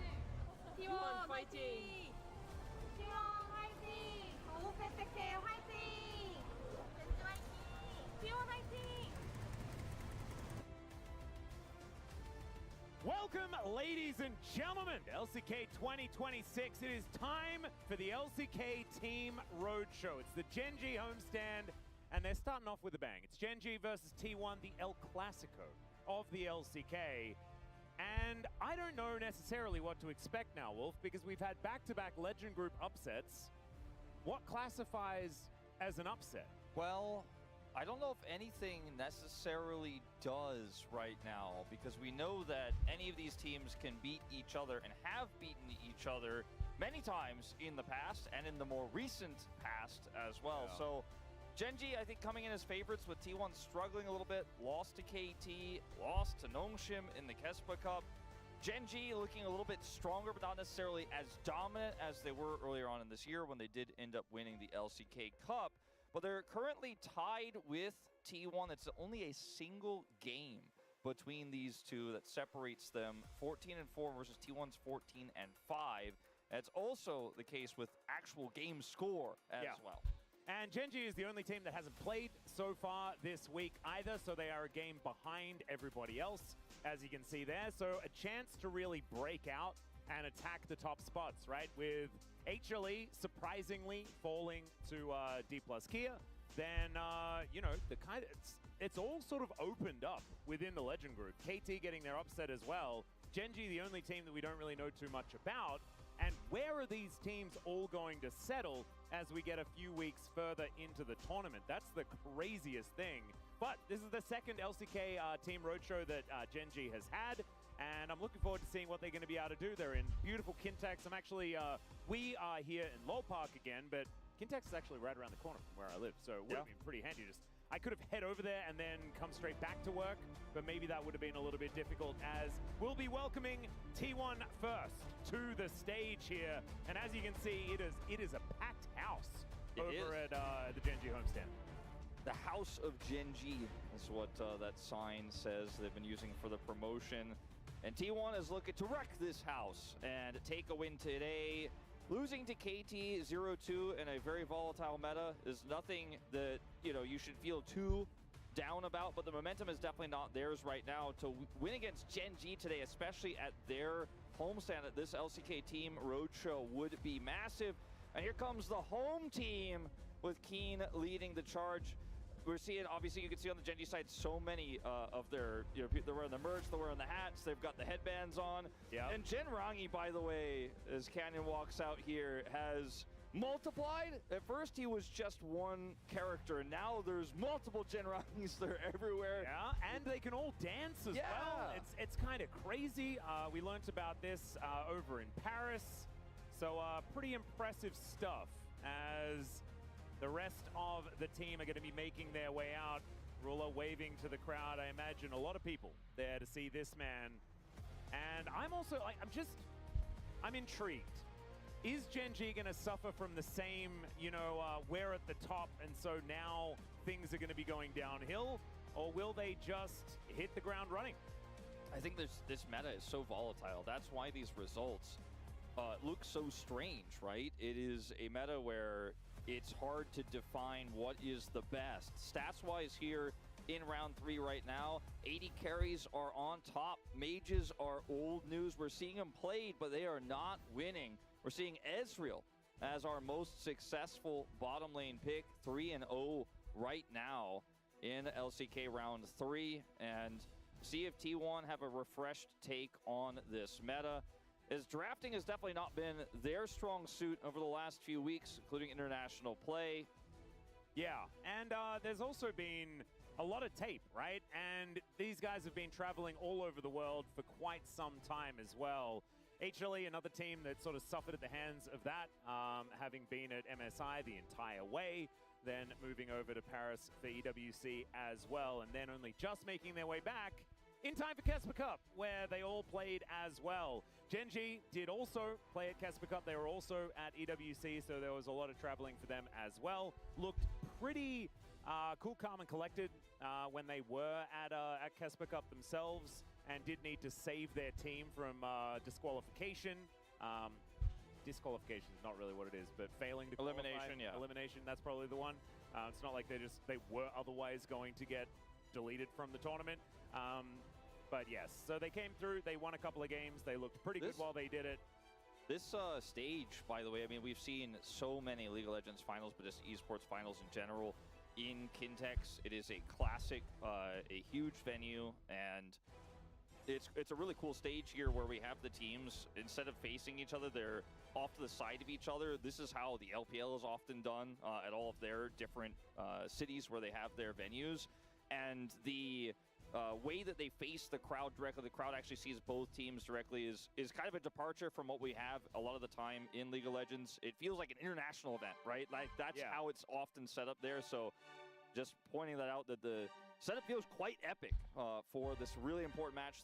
The biggest rivalry in League of Legends, GenG against T1 here in round 3. And here we are into Champion Select for game number 1. GenG will be on the blue side, T1 with first pick. And we'll see what they're going to be snagging for themselves. These bans going to be pretty important, though. The Vi, the Poppy, the Lock, the Orianna have been basically permabanned. We did see the Orianna get through. And that's a large reason why HLE lost to D+. So we'll see whether that is going to continue. The Bard going to be taken away from Keria. I believe that will not be changing either. And there is the Camille taken off the board as well. I think we'll probably see a lock ban for GenG right here. Yeah, I think that's my expectation. We haven't seen Faker play it yet, but the Poppy as well has been very, very strong. So is the power of destroying the draft, which I believe what just happened. A lot of draft resets as of late. I don't know what's going on with that. But we had a few issues in the Casper Cup, but that it was a lot of user error. Yeah, where a lot of people were just banning the wrong stuff. What was the champion? Was it locked in or was it banned and it was just weird? It was. And we were really excited about it, and then it just wasn't happening. I want to say it was like a fizz or something. It wasn't, though. It was something like that, though. That was like on the edge of the meta, but not necessarily meta. I cannot remember off the top of my head. Maybe someone will let us know. It was there like us, but has a better memory, as you and I have been commentating a lot recently. We try not to remember the pauses as much as the real things. At the end of the day, though, luckily this happened before we got into anything too serious here. We're still in the bans before this draft was remade.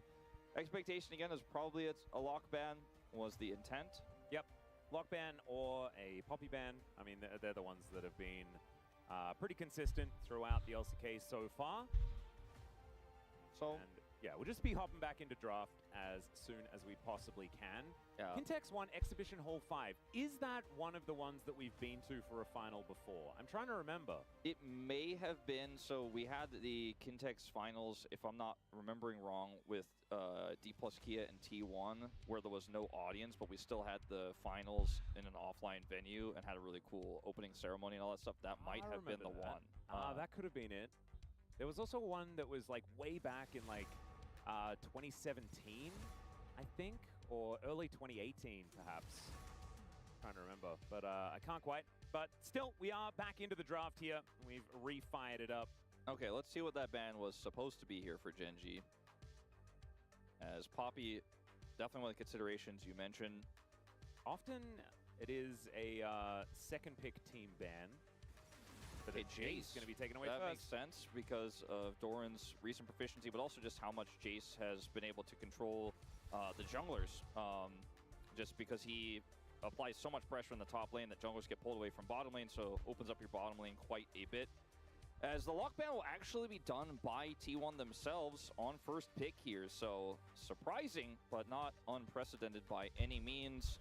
Yep. Starts to feel like maybe they're looking for a first pick Lee Sin or Cassiopeia in this draft. We'll see if GenG decide to let owner play Lee Sin.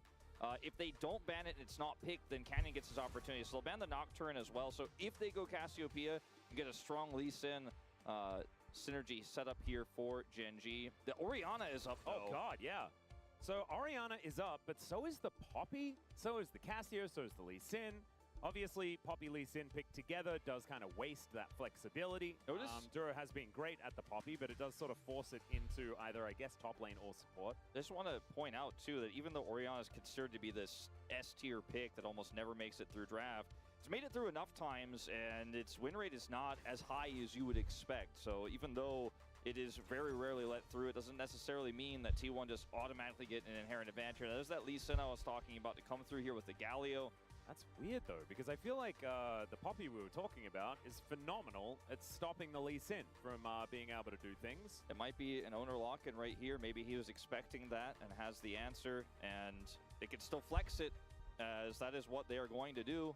Yeah, Carrier is a fantastic Poppy player. Or really good at it. This is a different take, though. Lucian going to be locked in for pays. I think you've got to go Milio here if you are going to play this. So, no Poppy. It's going to get banned by GenG now, so they won't have that response. This Lee Sin just got a lot more agency. Now the question becomes, do you want to have half of a bottom lane or a blind pick for Keen that you protect in the second phase? I mean, there's a lot of great picks here still available. I mean, the Ambessa, depending on what they want to play in the bottom lane, could absolutely fit the bill. Yeah. Gnar can be protected.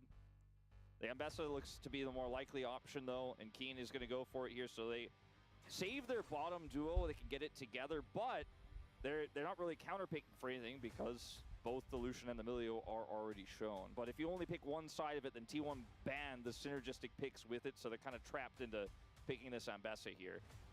So Renekton going to be taken away. The Poppy going to be taken away is probably what we're looking at on GenG's side for the bans. And then just get rid of some things that can fight against the Lucian Milio. Caitlyn probably the first cab off the rank. Would you rather play against a Renekton in this draft, or would you rather play against a Vayne if Doran wants to play that into the Ambessa? So it's a real question because, like, it's a low-range comp here for GenG. If Doran gets Vayne, might actually be able to get a lot done just outside of the lane. There isn't a lot of ball carrier potential, though, on T1 so far. I guess you can just grab yourself a Jarvan or something like that, but if it is going to be Nocturne, Poppy, Jarvan all taken away, then you kind of need that Renekton in order to get a ball into the right spot. Jarvan also feels like a really safe ban here, but it gives Doran whatever he wants in the top lane. They will ban the Renekton ultimately here. It was the first thought. It's been, I mean, no one gets to play Renekton in this meta. They just don't let it happen. Ambessa's always protected from that one, so you were on the money with it. Lulu banned away for the laning phase, and we'll see if they want to ban anything else. I mean, for the bottom 2v2, Caitlyn, not really, I think, without the Bard here, something you were necessarily planning on playing into Lucian Milio. And does Ruler want to play something weird, right? Ezreal is going to be taken away. You could theoretically Ziggs. You could throw something like that out there if you'd like to.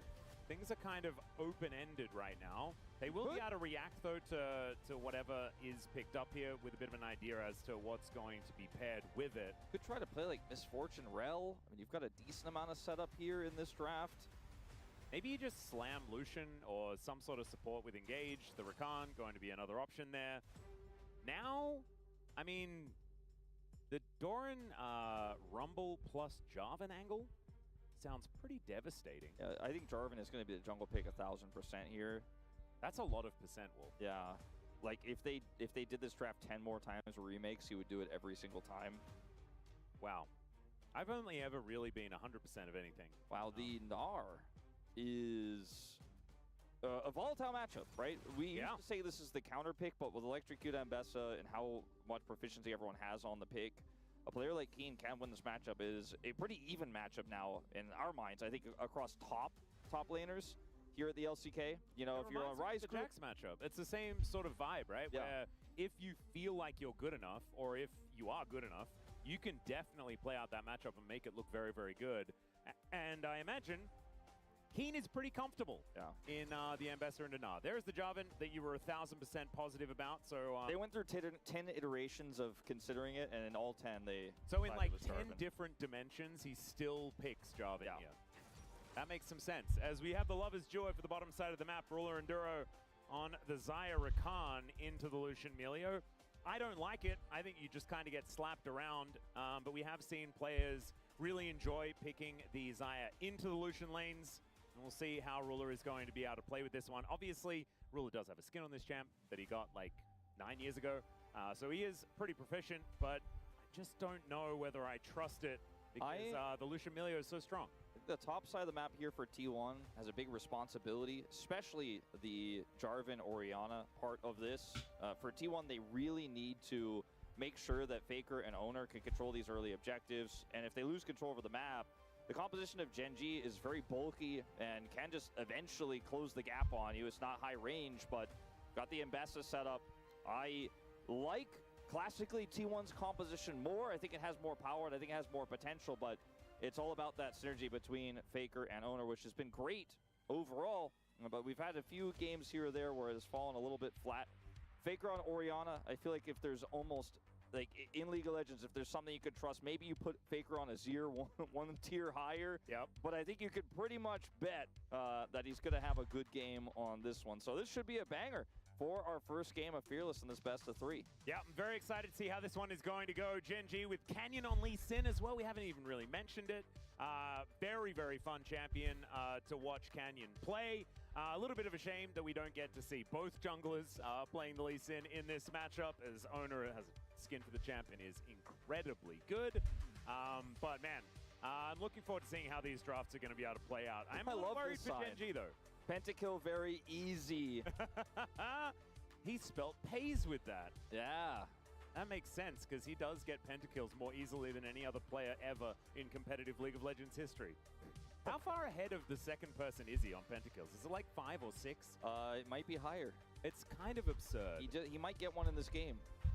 And it's so funny because he has by far the most, but Ruler by far wants them the most, more than any other player that has ever played the game. Upset. He does. And in fact, like if he gets a quadra kill and someone denies him the penta in game number 1, that will very really damage their chances in the rest of the series, whether they win or lose.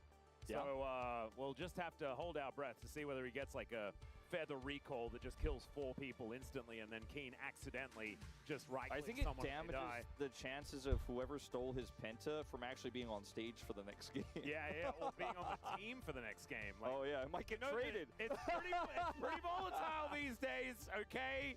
You know, you put one foot wrong, and you Sorry, can just Duro. find yourself waking up on KRX. Well, welcome to GenG Namkoon. This is more of a reference to our series that is going to be coming up after this one.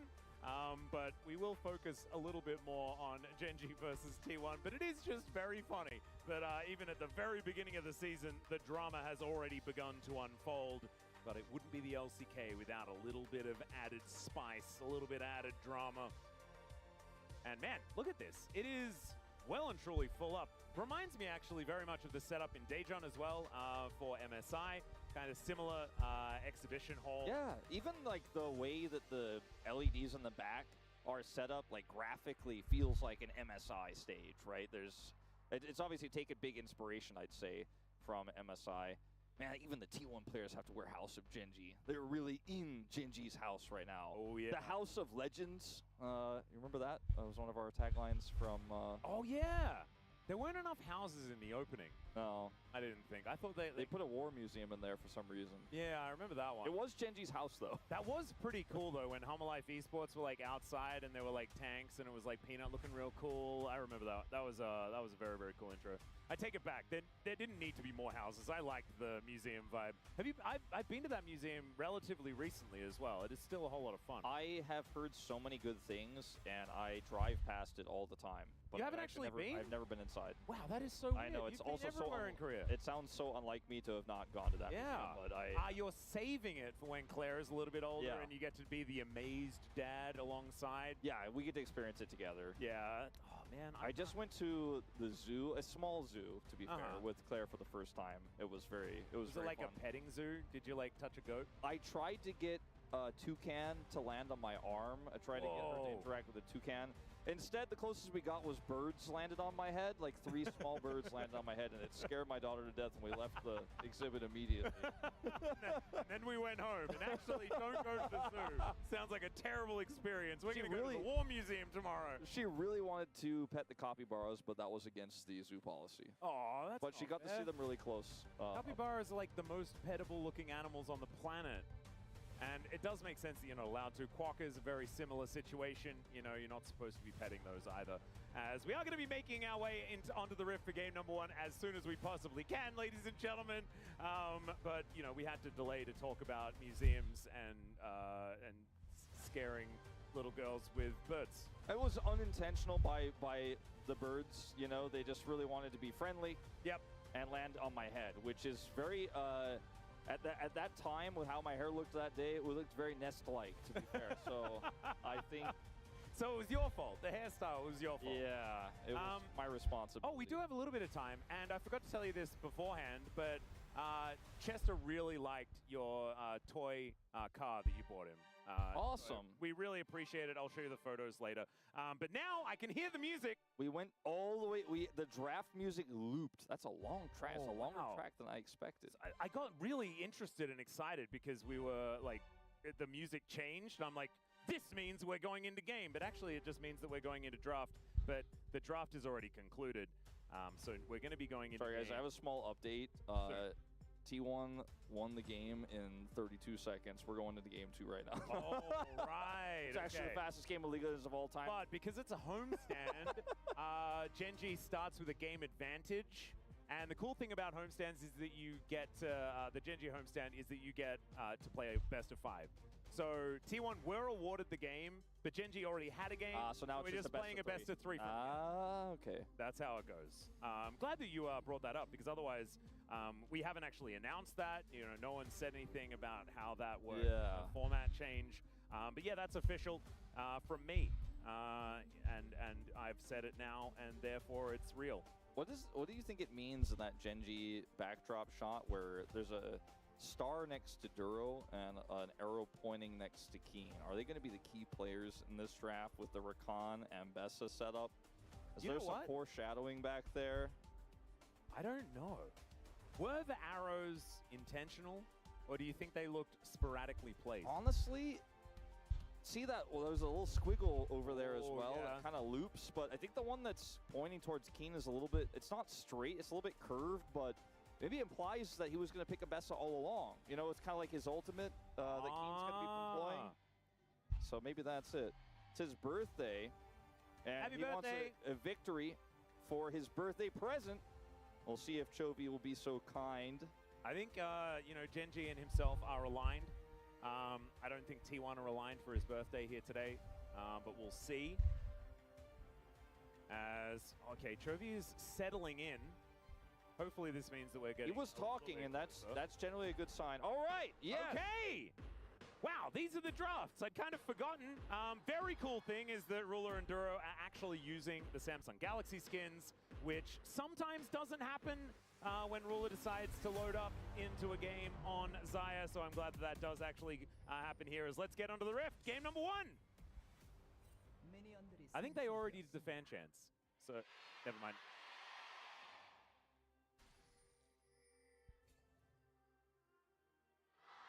There we go.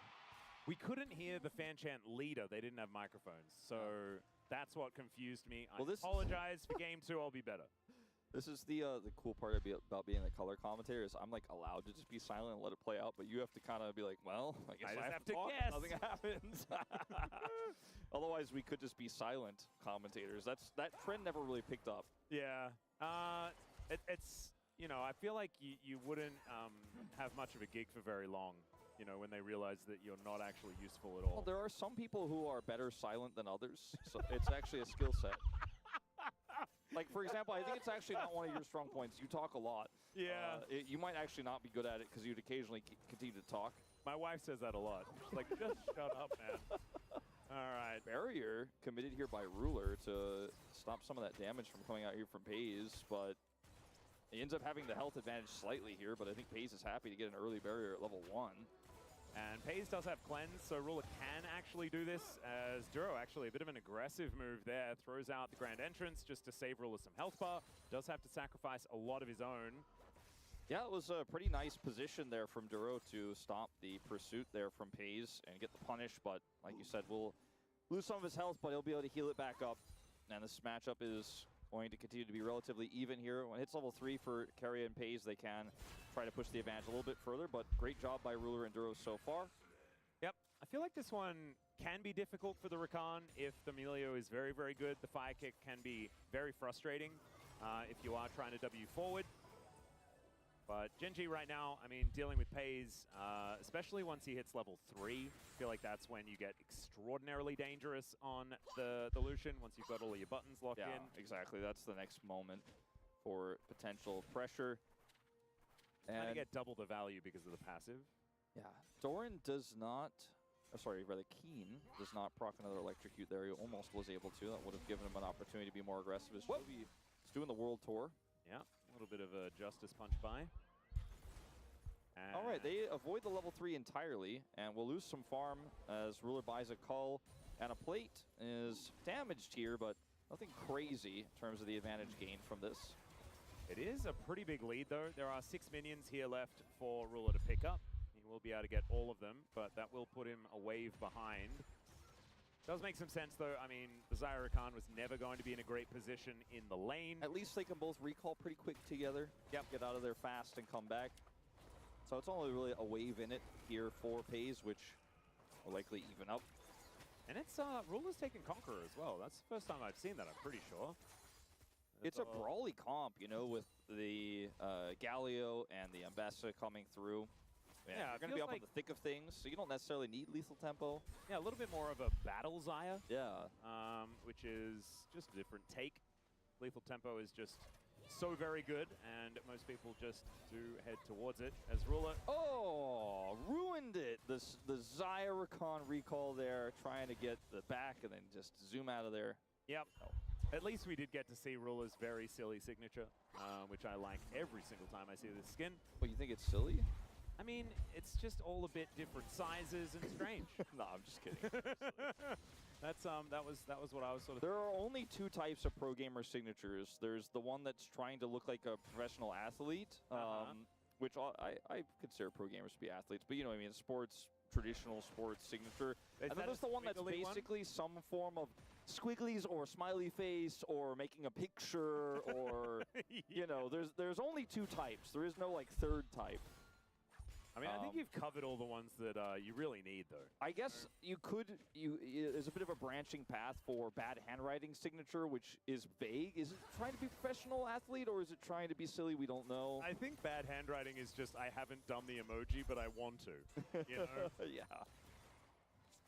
That's all right. Rule underneath this turret is now 11 CS behind. FaZe is really rocketing forward. Has a cull for himself as well, and is on the road to cashing that one in even sooner, despite the fact that Ruler picked his one up a little bit earlier on.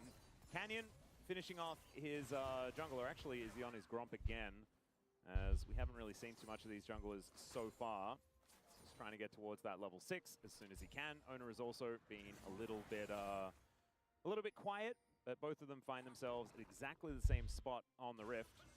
Canyon just going to be taking down his Gromp before he heads over to try and contest for this scuttle that has just spawned on Owner's side of the map. So I don't think the Lee Sin's going to get there. This is how I like my League of Legends, you know? Old school LCK, a little bit of jokes, a little bit of talk about signatures, a little bit of a pause. You know, even though this is not actually happening in the LCK arena, it is a homestand.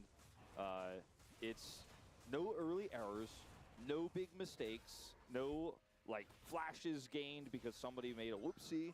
It's just classic, clean, slow early game into an early objective. And both teams respecting that. Canyon might go over here for a little bit of a pass on a potential steal. Doesn't have level 6. Yeah, that is not going to be the steal from Canyon. He's going to have to safeguard his way out. Does do so. But that's the kind of steal I'm talking about in this style, you know? You go in, you don't even have to use flash. You're Lee Sin, you take a little peek, and you ward hop your way out. Totally fine. That's right on theme with this game here from Canyon. Absolutely beautiful. Well, T1 going to be able to grab the first Cloud Drake. Next one up is going to be the Ocean. Does mean that we've got access to some pretty good souls so far this game. Chovy with a small CS lead. Which is kind of crazy as a Galio. That's what I was going to say. Like, Chovy just has a CS lead randomly, a melee versus range matchup. In this matchup, tough to generate that, but he's a whole wave ahead, even though he missed that punch earlier. Yep. And Chovy has always been very good at farming on the Galio. And having a look at this composition, it's not one of the greatest. Yes, Imperial Mandate will still be very good. The vulnerability applies to everything. But, you know, the Abyssal Mask that you would like to pick up doesn't have quite as much value because you're the only magic damage on the team. Probably still going to get it because of the tanky stats, but it doesn't feel as good. People think about Xayah as an anti-dive champion a lot of the time. You know, counterpicked into Kai'Sa, counterpicked into Vi, so to speak, not in the direct matchup in the jungle, obviously, but as a response to those types of aggressive comps. But the composition that GenG have built here with Ambessa, Galio, Lee Sin, Rakan is actually a dive comp itself. With Xayah having the ability to follow up with feathers and make it really difficult to actually engage onto the Xayah. If she's a little bit far back, right, and the rest of the engage comes through for GenG, she just follows up, and then her low range doesn't matter because everybody's in melee range, everybody's brawling. Yeah, there's not a lot of range on either side, really. Yeah, so the Xayah, in that sense, really works well, and because we haven't seen a massive lead for FaZe, right, he has 300 gold the advantage right now. It is a lead, but it's not like Ruler's out of the game. The Xayah pick doesn't necessarily have downsides outside of the matchup in the lane, which, again, has been effective by FaZe and Keria, but not the end of the world. So see how Ruler does when we get to some skirmishes coming up here, because that's when he's going to be able to get the shine. Yeah. Even in the mid-game with this comp. You know, Xayah often you're like, okay, we're going to need to see some items, but with this one, you know, I think there's a lot of setup here for Ruler to find success. Yeah, I think if he grabs a couple of items, he'll be very, very happy. Obviously, you do want to get towards that Infinity Edge, and that feels the best on 3. But still, I think, you know, Navori and the Essence Reaver should be pretty happy. Is now just facing off against FaZe. And yeah, like you were saying, I think this is like an acceptable amount of behind that he is coming out of the bottom lane laning phase. FaZe, like, he generates leads. That's just what he and Keria do. They're one of the most aggressive and most dominant bottom lanes we have. Not only in Korea, but in the world. So you give FaZe Lucian, you walk out 300 Wait, gold. someone might die. Nah. All right, Keen's just going to flash, but Ono with the flash follow. That's incredibly slick. Keen does manage to buffer the CC from the ultimate. Carrier comes on over, gets himself an assist, and that is Ono that picks up first blood on the Jarvan. The buffered drag from Owner on the flash play there. I did not expect him to commit because it's pretty hard to pull that one off, but he actually has the angle, has the timing there, gets the punish. The flash timing from Keen was also like really good. clean, right? Because it felt like, you know, Ono was given as little time as possible to go for it. If you mess that up by just a fraction of a second and you don't get that, you waste your flash and the play is a wash. Owner pulled it off brilliantly there on the Jarvan, and it is a successful play. It is first blood to him. Now Canyon looking for cross map here on the Pays. Bit risky to go in on that queue though between turrets. And this is giving Ruler a lot of extra time. Yeah, that gold lead is gone for Pays practically here. So they do manage to punish Keen, but as soon as Owner shows topside, GenG feel like they're unleashed on the other side of the map, able to get Ruler sort of a wave back in advantage. Canyon just hitting the Winds of War with his Q is not really the way to do it, as that's also not the way to do it. Ruler having to use his Feather Storm here in trade for the culling. That might be important if we were going to see a really big, 4v4, for example, on this upcoming Dragon. So keep an eye on that if he is going to commit to that fight. But otherwise, pretty big that he's forced out of the lane in general. Now, when you look at the commitment here, as it's a great play from Owner. Watch this. Flash is perfectly right on top of Keen to get the knock-up. That is very tricky. And again, great timing on the flash for Keen, but it is double flash employed on this play versus just one attempted there by Keen, so that's something to consider as well. Doran now flashless and could be a little bit more vulnerable. Also, Jarvan a little bit less engage range for a potential team fight that we might have on this Dragon. Tough for GenG because Ruler can't really get out of the lane to come over for a contest. Yeah, I do think that if T1 commit too much to this, though, they could lose a lot. There are 3 grubs on GenG right now. And so if Doran is teleporting down Keen without his teleport, he will be able to get a lot of work done towards this turret. Is Double Dragon worth it? That is the question. Faker can't get access right now, so they also have a great ward. It's about to time out to spot his approach. Yeah, Winds of War come on over. Carrier not able to find the fire kick as Faker, I think, going to have to move back towards this wave. Chovy is going to be able to push that one in. And the Dragon is kind of forgotten for the moment. Both teams jockeying for position. Ruler going to be catching this wave, and that might give T1 the tempo in order to be able to go for this. As in goes Owner. Grand Entrance is going to be used by Duro to get himself out of there, as Chovy is going to be the target. Shockwave comes down on top of him to interrupt the heroic entrance, and out he will go. All right, well, it's an ult for ult there, but the second one is the better one. Faker locks him in place. That was and down he goes. Strange ultimate from Chovy. I think he just, I think maybe realized he's in a really rough spot, likely dead, and just wanted to at least get something. Maybe Faker will ult this, and I will get at least a shockwave cooldown for it. But yeah, he was never really going to be able to get out of that one. And normally, if you're going to commit to a scrap like that, you want to Galio ult in. But he was kind of isolated and alone there. Doran also getting some alone time with his top turret, getting a lot of money. So big win for T1 all around on this play. Now the Double Dragon into Hextech Soul. It's a 1,300 gold lead here. Chovy's CS advantage effectively gone. So he will be able to make it back to lane. He'll continue farming things like this. Does have that Abyssal Mask that we were talking about, so that Imperial Mandate will be coming up next. That's when the Galio does get very, very strong. Ruler going for that Battle Zaya vibe. Does have the steel caps now completed. Pays and Doran going to be doing a fair bit less. Owner as well. We'll have to watch out for Faker when he gets a few items together. However, let's have a look at this one more time, see whether we can make some sense of it. The most important part of this fight is what you can't see on your screen right now. It's the Zaya and the Lee Sin that are on turret. It's just a huge miscommunication between the GenG members about what's going on here, and Chovy is trying to hold the line here and set something up, but also, the rest of his team was just not even committing at all.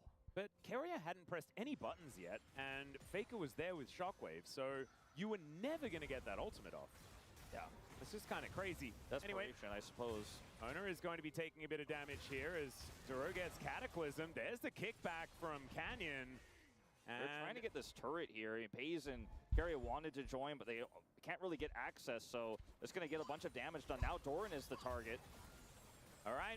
Doran taking a lot of damage here. Quickness comes down. There's the charm. Grand entrance there as well. Good Q. He's going to connect there from Canyon, and Duro was tanking up the turret. They should be able to get out too. Pays and Carry are coming over. All right, Q going to land there from Canyon. Remember, doesn't have the kick. Grand entrance comes down. It's a lot of damage, but onto Canyon first. They focus him down. Keen is here. Owner's flagging and dragging away, and will be able to help lock down the remaining kills here in this fight. Pays tanking up this turret a little bit too much as Keen very low.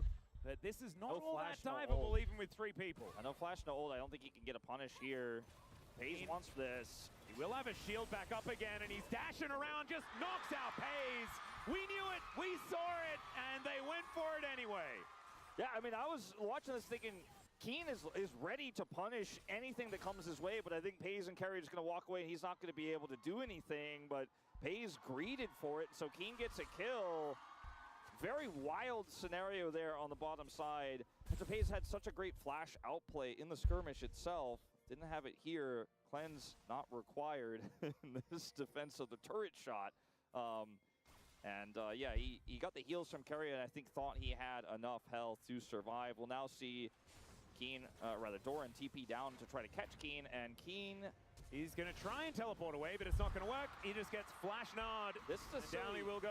It's a silly set of plays. Yeah, there's been a fair few things where it's like, aha, they will not be able to cancel this, and then it just gets canceled, and then they die. That one makes a little bit more sense. Was out of vision there, and sort of went for it. And the attempted teleport doesn't pay off, but it's worth a shot. Well, at the end of the day, as the dust settles, even though Pays died and for a fairly silly reason, they have so much control. They're pushing the mid turret. This Lucian has 2 items.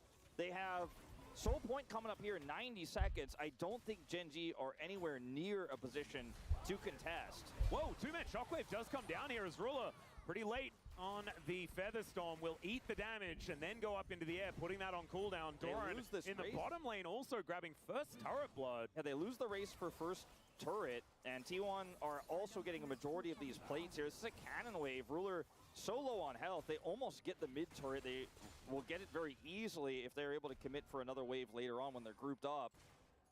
And it's 50 seconds until this dragon spawns. Herald is in the hands of Canyon. He got that top side before they tried to get the turret first. They failed, as we're going to go back to this. So Carrier gets the campfire up onto Pays, who does not have barrier because he went for the cleanse. And yeah, I mean, Keen is just like, no, I don't think so. Yeah, I don't know how else to explain it, but I just don't think that was realistic. Had Eclipse, therefore get shield, and shield VK. Shield is pretty good. He's like, I have a shield too, but yeah. All right, that was the replay we chose to show. I wanted to see Pays' flash outplay again, but ultimately we'll just have to go watch the VOD for that one. Like I said, T1 have full control over this dragon. The only thing that can disrupt that is a potential combat herald here for Canyon. He's holding it right now. He's got his kick, but no flash. So it is going to be really tricky to deny the soul point to T1 with a 2-item Lucian. And there's no Featherstorm either. I think it's looking a little bit dire. Soul Point's such a huge deal, though. Going to trade it for mid-turret, I guess? Shelly, yeah, exactly. That's looking like what they want to go for here. As the dragon has now spawned the orb, they do have to be careful about it, as Faker is making sure that it's always in a dangerous position. Will Canyon connect the Q? He does. Not able to steal away the Drake, though. There is a public execution. They get on top of Ona, and there's a heroic entrance onto 3 for Chovy, who gets into this backline. Doran able to peel for Pays quite nicely, and down will go the Galio. It is a trade, but Ona for Chovy, I think you'll take it as T1, especially as they get Soul Point at the same time. And now they might even be able to claim more. King gonna have to try and dash away from this, but I don't know whether it's quite going to be enough. Tries to utilize these Raptors, but the relentless pursuing of this Lucian. And the thought process to take the kill here must have been for GenG, like, this game is surely lost if we give Soul Point over. They have so much control, they have so much tempo. They got the turret in the mid lane, and that's really helpful for this composition. It's got an Ambassador that's got a Lee Sin, you know, to be able to look for flanks and stuff like that. But this fight was always going to be incredibly risky. Now, steal attempt, that's one thing. I can get behind that. It was incredibly low, 47 here. Canyon has to leave. I want to see the Ambessa ult. Okay, just not quite able to do anything with that because they just don't have any follow-up for Chovy going in. Chovy ends up getting a massive ult, but there's just no damage here. Ruler, like you said, didn't have his ultimate until just now, so cannot offer any damage. It's a 2-item Lucian. I don't know how many times we got to say it, but I think GenG just really wanted to throw a spanner into the works. The attempted steal, if you get that and only Canyon dies, or even he gets away, as he actually did in the attempted steal there, then I'm behind it, but actually committing further into the fight is just a bridge too far, I think. Ruler is the only one with a gold lead in this game. And kind of crazy that it's him with one as well. The call, I think, is really the main part of that. I mean, didn't Pays, he cashed in a cull as well, right? Oh yeah, you're right, actually. Yeah, so on some cull parity, might have been able to hit that quest a little bit earlier, perhaps, for Ruler. But still, we'll see whether that silver lining is going to work out here, because 1,200 gold is not exactly end of the world. Hextech Soul is, especially when it's on Illusion. He'll be able to just, electrocute people, and it's just going to not be a whole lot of fun.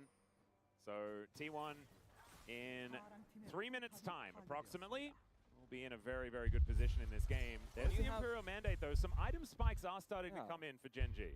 When you have this composition for GenG, you know, we talk about range a lot, especially when we talk about Hextech Soul. If you have any form of poke, it becomes so much easier to get value out of the Hextech Soul because you can proc the slow easily. But when you're trying to get into the thick of things with a low-range comp and you're kind of this brawly, relatively immobile, but is very like strong in a phalanx type set. The initial part of the engage will be mobile, right, with Ambessa with a Lee Sin, but when you're in that big death ball, if you get slowed, it really hurts your ability to continue to fight. And so Hextech Soul will be so, not strong necessarily for T1's comp, but strong into GenG's comp is what is so scary about it, and I think why they wanted to commit so hard to try to deny it. It's only 1,500 gold, the lead here for T1. And again, Ruler has a gold advantage right now and is getting closer to that IE, which is a big spike for him. But T1 hold a lot of the cards right now on the map, which is the bigger issue than the money. So yeah, all it takes is one big fight and maybe a catch on the Faker. Let's see. Faker often is caught in sides like this, but often they do get the cross-map plate. Nice two-man Shockwave is going to come in. And there is the Winds of War, so down will go the Orianna. I don't really see too much of an answering play here, though, for T1. Yeah, they don't have a cross map this time. There isn't a way to save Faker. And he just dies in sides. And just like that, the gold lead of T1, as small as it was, is halved. And Chovy picks up a second gold lead here for GenG. Yeah, pretty much shutdown as well, which is kind of crazy as he does pick up the wave at the same time. We'll just check this one out again. There's not only no vision here for Faker on the top side of his map to support this side lane play, there's no jungler to shadow him. He is just straight up alone. Wait, greedy. Speaking of a lone wolf, Owner is a loner. He's Owen Wilsoning behind enemy lines. That movie is getting older and older every time I make that reference. And now I imagine there's people who are younger than that movie that are watching here. Okay, teleport comes in from Doran. The grand entrance will knock him up. Chain CC is decent, but the Shockwave is fantastic as well. Public execution does nothing to get Keen out of that one. And Ruler's just going to have to run away. The kick to get Pays out of the fight as there's the flash from Canyon to try and keep him alive. 30 seconds until Hextech Soul and GenG are melting at the hands of T1. Very easy cleanup here for T1. GenG now on the back foot. Dragon spawns in 20 seconds. Chovy does not have teleport. Keen will have entrance, but like, and yeah, he does, but if T1 just goes straight to the Dragon and do it on spawn here, I mean, they might not even group for it. They can just have Owner solo it while they get more damage on this turret. There isn't a fight. There isn't anywhere to go to join. It is just checkmate on Hextech Soul at 23 minutes into the game. It's going to be around like 23-20 or 23-30. They're going to look for a TP flank here. This is crazy by GenG. See, maybe it's just so crazy it could work. Well, let's see. No Dragon Rage kick. Pays going to get over here is now Keen. Just trying to dance on in. It's going to be the Hextech Soul going over to T1. And now Keen not fully committed to that fight. But they will just lose the soul. And I just feel like we haven't seen GenG find the team play that we're used to from this squad, right? This is a composition that can team fight pretty well, but just all game. T1 have had the 5v5 advantage. They've had the tempo advantage, right? And it's a numbers game that GenG are losing. Now, in this case, Doran is the one they commit all their CC to, but he's a mega.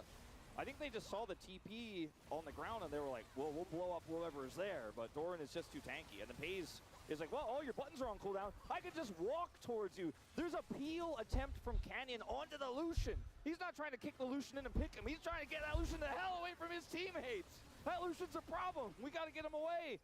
Pays ends up picking up a kill here onto Chovy. They get the Dragon for free. And this is the most, like, dominant small gold lead game we've seen in a while. It's only 2.5K, but it feels like the game is so donezo at this point. Yeah, it's like we're ahead by almost nothing. However, we have Hextech Soul. We've demanded control of absolutely everything. And you are feeling completely shut out of this game as if it's a 10K gold lead without that actually being the case. It's been a game of Canyon almost stealing dragons, but not being successful, and T1 winning every fight that GenG have otherwise opted into. And now the game is just so difficult to play out with those slows rolling through constantly so early on as well. 3 items for Pays. That IE is still not done for Ruler. Yeah, auto reminder is there as well, so it's going to deny a bunch of the healing here for GenG. As T1 still looking to try and siege out this inner turret. And they don't have Baron or anything like that. It has spawned 5 minutes ago. Shockwave comes in onto Chovy, who doesn't seem too bothered about it. He is Galio after all. Still, Faker is going to just push that wave in and now slink back into the fog of war, threatening this purple worm. And GenG might actually have to leave their base in order to go and contest it. GenG have all of their ultimates up, and they can still command a really aggressive engage on an attempted Baron. They will go over here and check. They have to be very cautious about how they do this, but they know there's no shockwave, so it's pretty easy for them to come over here carefully one by one and clear up this vision. Now trying to look for a turn. I think this is just desperation. It might work. I mean, T1 only have the Scuttle Crab and Vision around the top side of the Baron, but this is a greedy play from GenG, but they know they are in a tough spot. If they can get away with it, it can put them back in the game. Yeah, Faker is able to throw that orb over the wall. They do get the idea as to what's going on here. 5 seconds on that shockwave. Yeah, teleport coming in from Chovy, gets into heroic entrance range. There is that Hextech Soul doing a bunch of work, but the culling is not going to find the mark, and the Flag and Drag also goes wide. Fire kick, not hitting too much either. So T1, they will stop the Baron, but they will not punish GenG too much for it. As GenG are now finding themselves on a pretty awkward part of the map. Now Ruler's getting chased down by Faker. Shockwave gets the Feather Storm. Big win. Trade of ultis, but I think you're very happy as T1 to have that layer of safety removed from the Xayah. They've got so much control over these choke points as well as the slows to play through. Oh, there's a Gnar onto Keen as well. He's just cataclysmed. Dunked down by Ona, and they should now be able to move over towards this Baron once again. Keen up in 43 seconds. This Baron is going to be long gone. Yeah, that's just a brilliant play from T1. Faker walks up to 3 people and gets Ruler's ultimate. It looks like a low-value shockwave if you just watch that small instance, but when you look at the grander picture of the Hextech Soul, the lack of vision for GenG, the fact that they have to retreat into these choke points, there's no top turret. It was the Baron securing play. Just ulting and hitting it, nothing. Not getting a Xayah, getting the ultimate, and getting position. And like, T1 hold all the cards in this game. Faker is in a gold deficit and has a Blackfire Torch and a Rocket Bell. He's low damage Orianna, but he still made an incredibly impactful play because that's how much control T1 have here. That's why the gold matters so little in terms of how big the number is. It's a lot bigger now that they have the Baron, and this map that they already have controlled is really just, for them, a way to continue to control Prio on a very early Elder, pre-30 minutes here. They're not breaking open the base with this Baron right now, but the Elder was definitely going to be a different story. Yep. And the thing this is all making me think is, at the beginning of this game, I wanted to give GenG the benefit of the doubt, right? What I've been saying, and I even told this to Spawn when TL were going up against T1, I'm like, as long as you like ban Faker's Orianna, like you won't look silly, you know? Because that is the most important thing to do against T1. I thought that GenG might have a plan. And as it turns out, they didn't. Keen's gonna get shockwaved here. He went to try and find his ultimate, but Ambessa can't really do that very much anymore. As Canyon's gonna get locked down. There's the kickback onto Ona, but it's only to get them out with relative safety. Justice Punch is a great answer here, but Chovy's response is death, as Pays is gonna lock down that kill. And T1 should be just cruising towards the Nexus here to pick up their first win of this best of 3. GenG going for a last-ditch attempt here, but without Chovy, it's so difficult to defend against T1. A game that only really had that one blemish of Faker's getting picked in the top lane, otherwise just domination here. Yeah, and Ruler going to be taken down here. Featherstorm not even able to be used. Great chain CC out of T1. They shut GenG out of this from minute 1, it felt like. And with one Baron, they'll destroy the GenG Nexus and see whether they can pick up their first victory here on GenG home turf. T1, one of their biggest issues, especially in the loss against KC, right, which is the one everybody always brings up, is their haphazard control over objectives, their ability to think that they have control over a fight or that they can take any fight without positional control. There was not one dragon fight in this game where GenG had any ins. It was attempted steals from Canyon only, and that weird awkward play where Chovy was there by himself and got caught and punished. On the third dragon, they fully sent it, and T1 won the game in that moment. Again, on Baron, very decisive. Safe build from Faker. He got caught in the side lane once, but his rocket belt saved him against that final engage there on the bottom lane. T1 left nothing to chance. Very defensive, very oppressive playstyle here in this first game. A big departure, I think, of what we've seen from a lot of T1, where they've been a little bit fast and a little bit loose, getting punished by teams that we expect them to beat. But against one of their toughest opponents, they hunker down and get it done in this first game. They really did, and GenG absolutely didn't. So we'll hope that they show up in Kintex here for game number 2, because in that game really did feel like things were very muted. We know after they got back from Paris, they had a dominant day in the Casper Cup. We need to see more of that if we want this series to be competitive. It is time for us now to take a short break. When we get back, the Space gonna break down that game number 1, and then we'll be back for game number 2. We'll see you soon.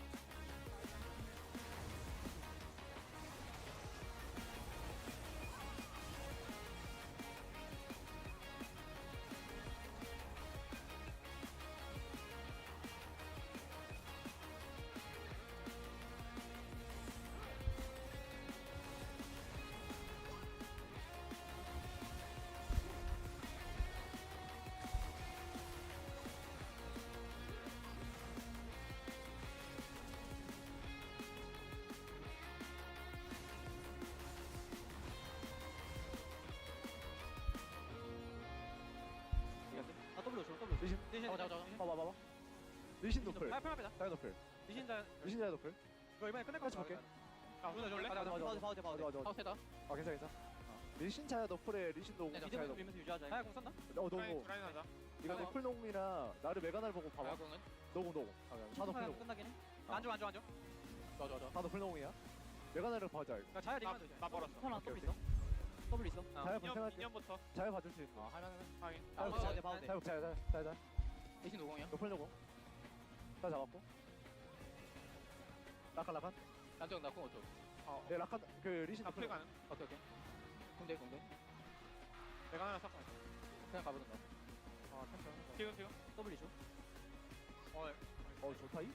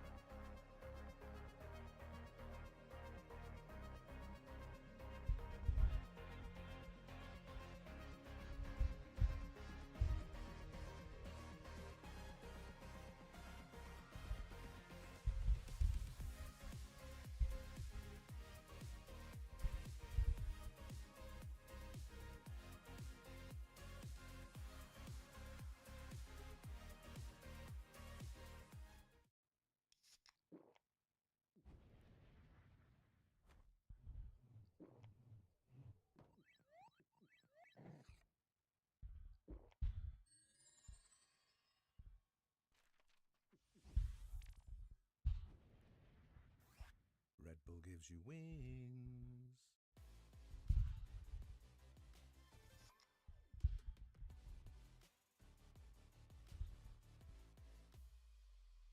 쓱싹 씻고 바르고 깎고 깎고 면도 쉽게 가자 부드럽게 쓱 매끈하게 싹 면도 쓱싹 해치웠다 질레트 랩 스팁 클렌징 바 쓱싹 씻고 바르고 깎고 깎고 면도 쉽게 가자 부드럽게 쓱 매끈하게 싹 면도 쓱싹 해치웠다 질레트 랩 스팁 클렌징 바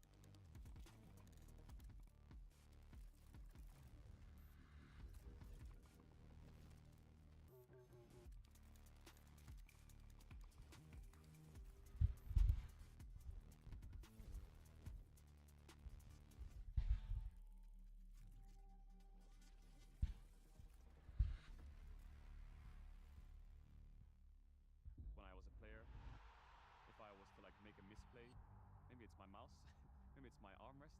Something feels wrong. If you were at home, you wouldn't do that.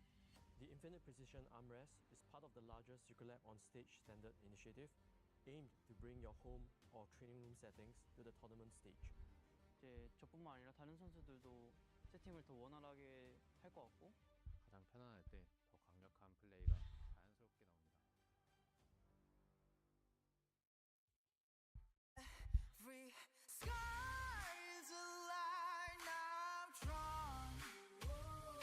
Cut by cut, mark by mark, my name forever in the stone.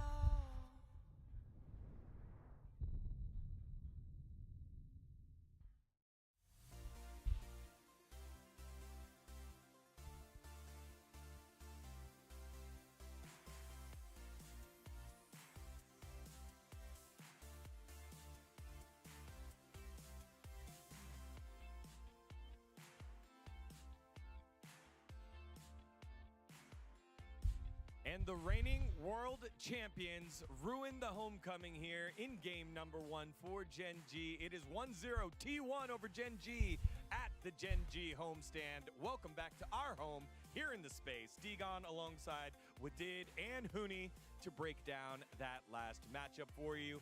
And y'all, I think there was a pretty clear theme from the draft into the first almost like 15 minutes of the game.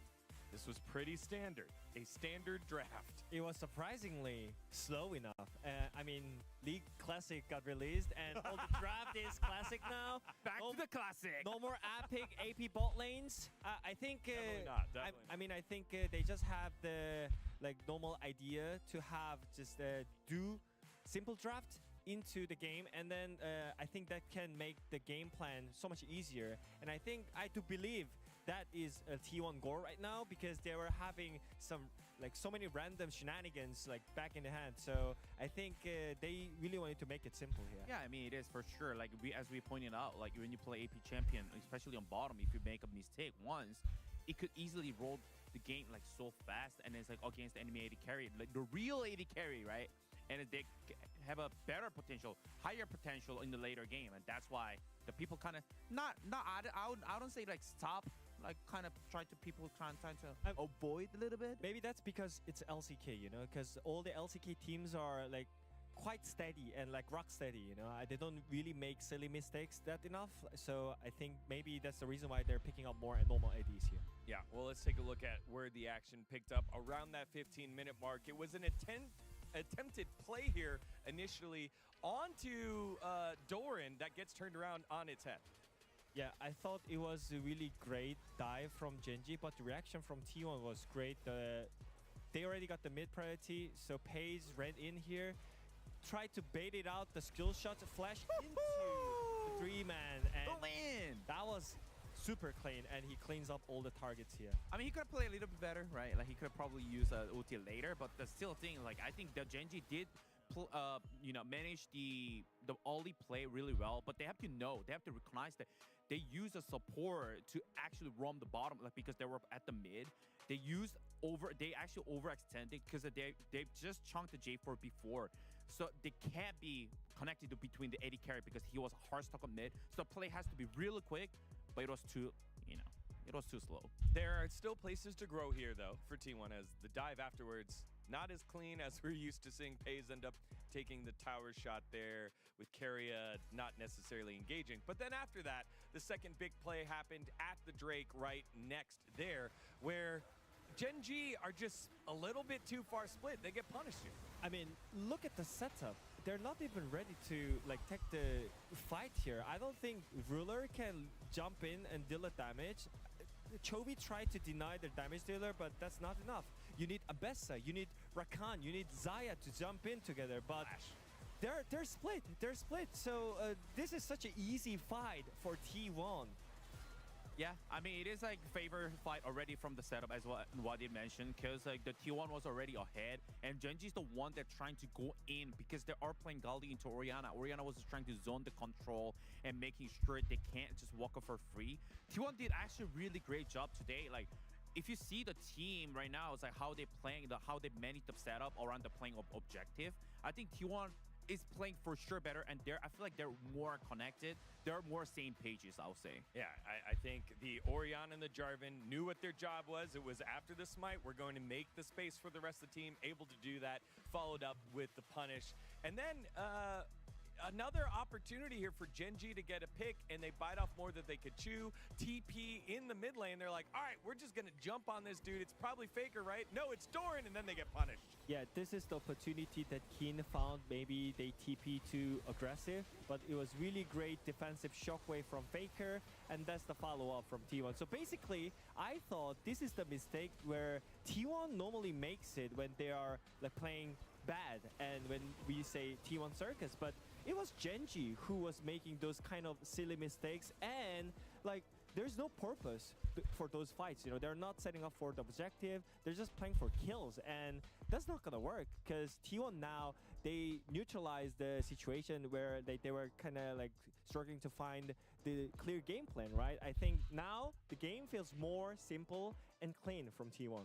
Yeah, I mean, at that moment, I think that since there's no AP burst damage from the GenG, even though it was a Mininar, maybe they could have burned the Mininar if they have a real AP carries, it's kind of blows. Yeah, well, GenG will need to bounce back here if they want to make that home crowd growing all gold, but it is the red that take first blood. T1 1-0 over GenG. Let's send it back on over to Atlas and Wolf for game number 2. Thank you so much, gentlemen, for that breakdown of game number 1, and hopefully we get GenG waking up here